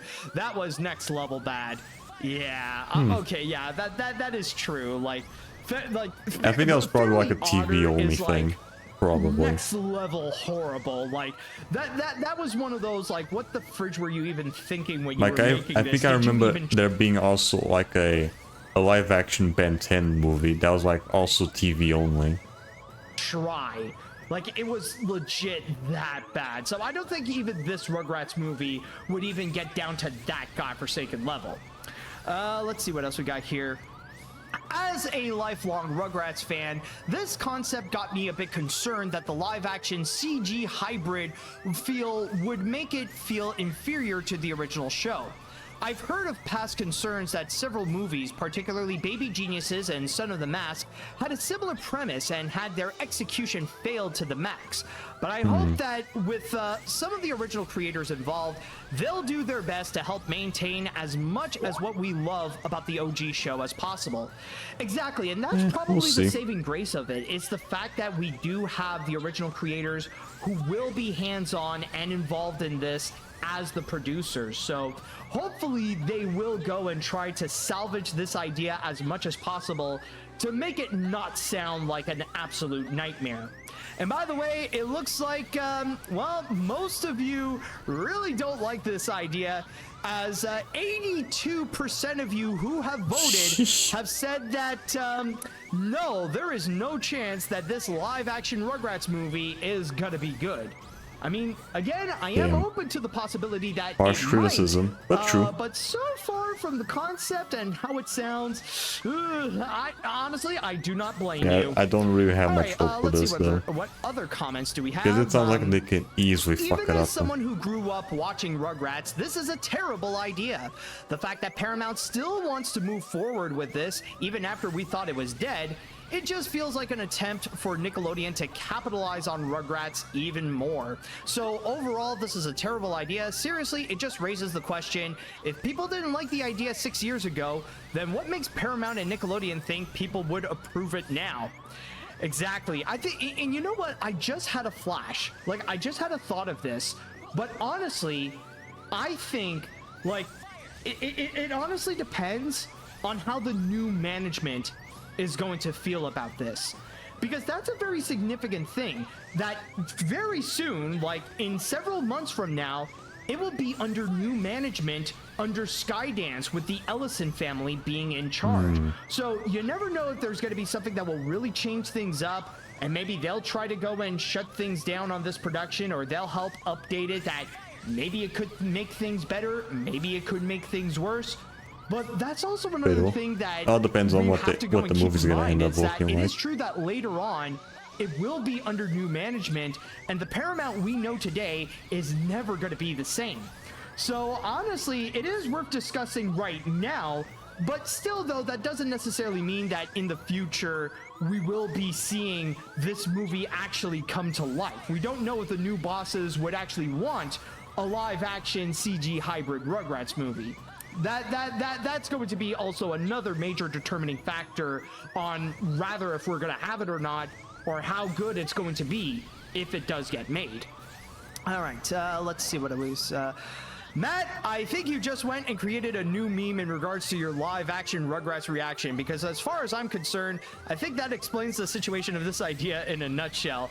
But you sound like you're giving this idea some hope. So who am I to think that this might be a bad idea? Still, I probably prefer some of their successful movies over this worrying idea anyways. And yes, that includes the Quiet Place movies. Yeah, honestly, I do get it. I do understand that there are many other ideas that we would rather see Paramount go and actually do instead of something like this. But still, though, again, this is all just a concept of it. This is still very early in production, and we have to be open to the idea that there is doesn't really seem like they even have the voice, this actors could actually on. turn out to be a pretty good So movie. they're still probably If not, maybe I like mean, creating the CG for and who shit. knows, man? I mean, I like at the very least they would try. All right, Yeah, I think they're I'm gonna also still read creating one the more script, though. comment one or two more comments before we go and jump onto our next break. Let's see here. Okay, the idea of CGI babies sounds like a terrible idea. So CG Rugrats didn't work. Maybe we could do live action. Honestly, on one hand, we could go with a lot of babies and toddlers from being treated poorly. On the other hand, look at the dog from Call of the Wild. All CG, no dog. What if they just scan babies and use their bodies and faces for AI? You know, the biggest fear for actors, except it's a bunch of unknown babies. Honestly, I really don't know right there. Like that, again, that is something that we'll have to wait and see when the production does continue. Anyways, let's see here. The idea of this isn't exactly bad, but when you dive further into this, it can make people shiver. The idea of CGI humans in live action flicks are always ugly as hell, and I am wondering who will be the cast of Chucky, Tommy, Angelica, and the twins, Phil and Lil.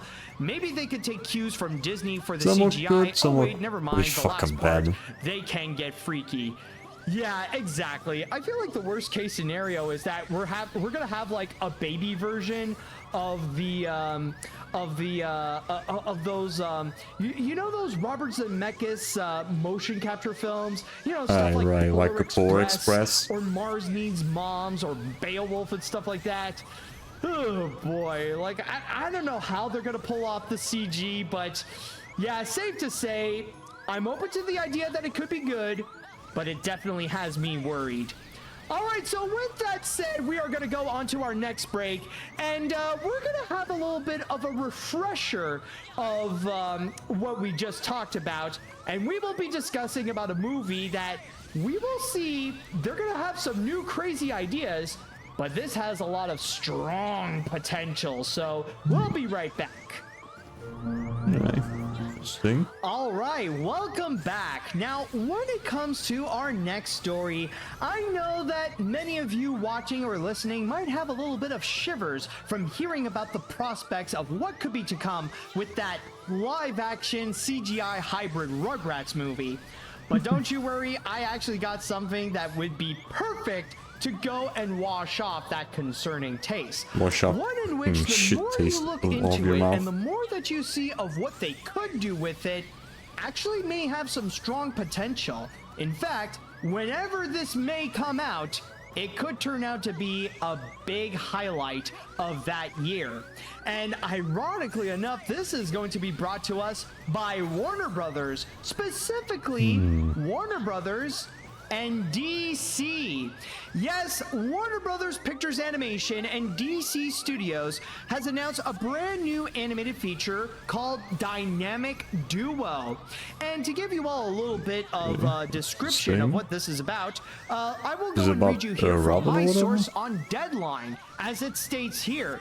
The Six and Idaho movie, scripted by Matthew Aldrich, is being made by a new animation studio out of New Orleans named Swaybox, and that studio's husband and wife creators, Arthur Mintz and Teresa Anderson. Mintz will direct this movie, which follows the early days of Dick Grayson and Jason Todd, aka the Robins. So you guys probably know Batman's sidekick Robin. Well, two of them, specifically, as it says here, Dick Grayson and Jason Todd, are now going to be working together as the other one that ended up becoming Red Hood duo. But the interesting thing about that, before Jason Todd became Red Hood, then Dick Grayson became Nightwing. Movie. This is also going to be brought to us by Matt Reeves. But with that said, though, even though Matt Reeves is technically going to be working on another Batman movie, this doesn't mean that this is going to be his Batman movie. It even clarifies here that Dynamic Duo will not be connected to the Batman or the Penguin whatsoever. It's not a part of that timeline. This Dynamic Duo movie is going to be its own thing.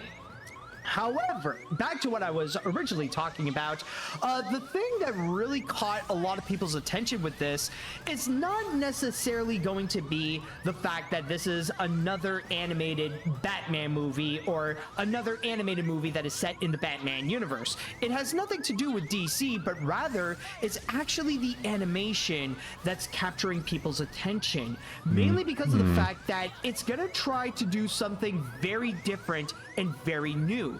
So if I may go down into my source here, it actually says that Swaybox uses a technology known as Momo animation, which is a cross between CGI animation, practical effects of stop motion, and live action real-time performance, which in this case, it's not necessarily like motion capture, it's actually puppetry. So yes, this is a combination of CG, stop motion, and puppetry.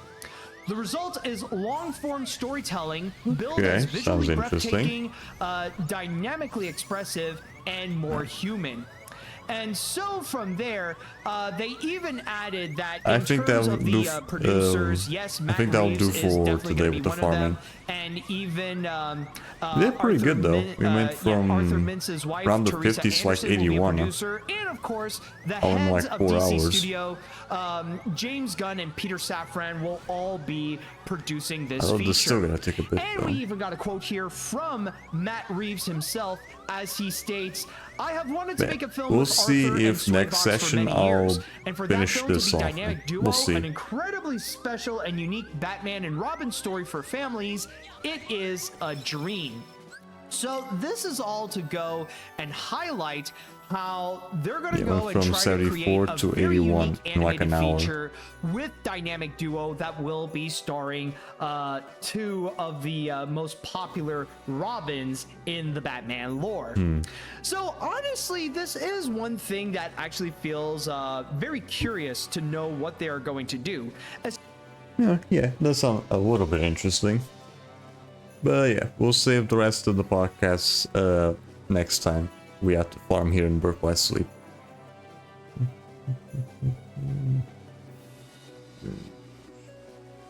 Just here you go.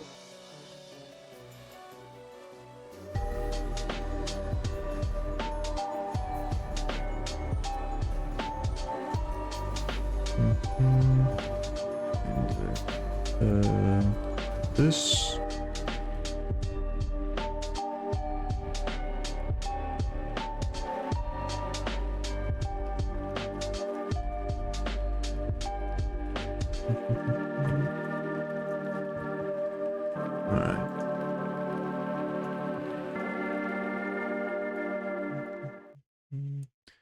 Now, what the hell is this all about? Oh, about Rush Hour.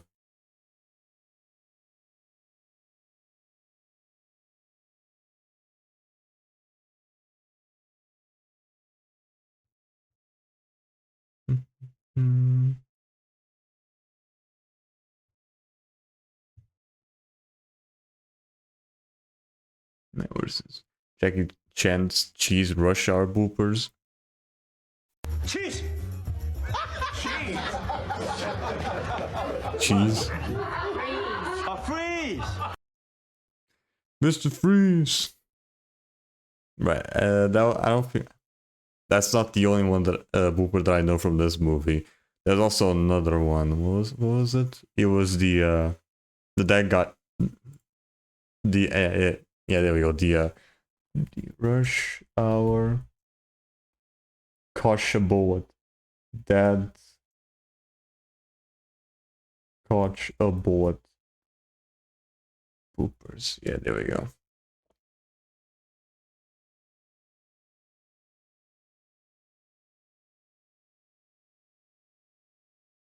It was this. My daddy once catch a bullet.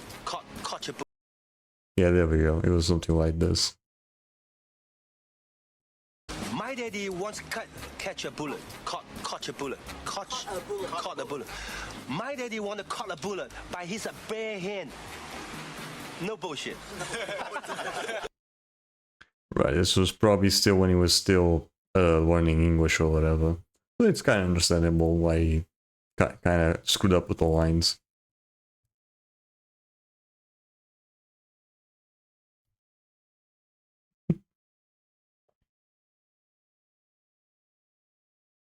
Maybe no rush off from the scene where it's like he's behind you. Oh, right.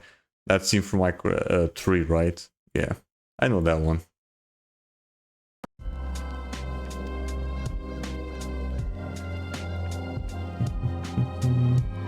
Alright.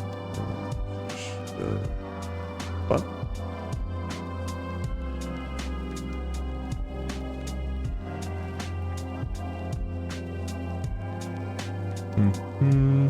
Then change over here. Right, hold on.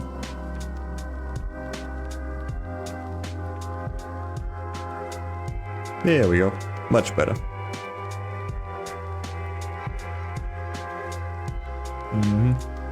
Alright. That'll do for the day though. At least I managed to do a lot of level ups there. Yeah, we were what, in the 40s? Close to 50s?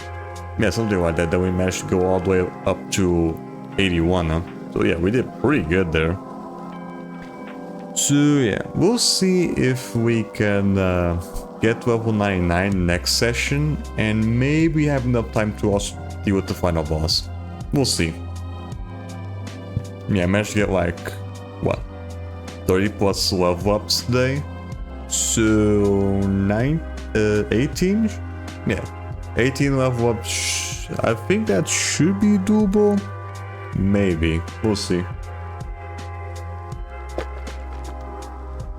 But yeah, we'll see if we can get level 99 next session, and maybe also deal with the final boss all at once. Then we can finally move on to other shit. But yeah, that's gonna be for another time though, because for next stream, which is gonna be tomorrow, we are gonna be continuing on where we left off with the Swap Force. Last we left off, we finished off with the Boney Islands, and we finally got Bright Rider fully upgraded. So once we're done with Winter Keep, I'll see if I can redo that fucking challenge and finish it off properly. Now that I have all the upgrades for him, then we'll just see how far we go next tomorrow. But I guess I think we should be able to at least finish off with the main campaign. Do the DLC stuff? I'm not so sure. I think we're probably gonna do one session with the DLC, and then maybe start doing Trap Team. Yeah, it's probably gonna be that. But yeah, at least now we also I also kind of know that maybe we're gonna be using Bushwhack later. Maybe, because I already saw that Bushwhack got already 1 vote compared to Torch. So yeah, at least we already have that determined. But yeah, again, next stream shall be tomorrow at 9:30 PM GMT1, where we are going to be continuing on where we left off with Swap Force with Fright Rider. if you like to be notified when I go live, or any other shenanigans I have in mind, like stream schedules of your uploads, you can go to my Discord where you'll be notified as such. And if you also want to keep track of any previous stream downloads of past, you can also go to my YouTube channel as well. Now with all that said and done, who are we gonna be raiding today? Well, let's use on right now, shall we?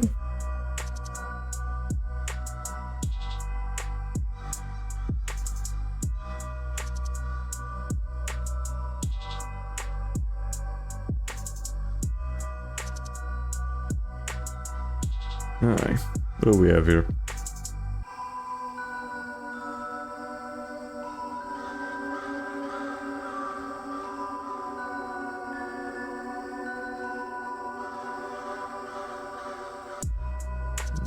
Have I read them before?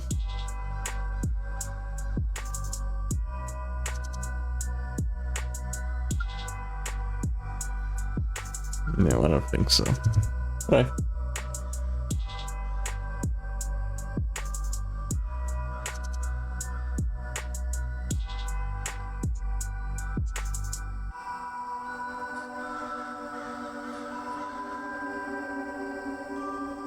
Yeah, that should do it. So yeah, for this stream I could be raiding Ribbon D. Right now they're going through Metal Gear Solid 3 Snake Eater. So yeah, you guys have fun with Ribbon. Have yourselves a merry rest day. And as always, have a good one. Bye. Bye-bye. See ya. Have a good one. Bye. Bye-bye. See ya.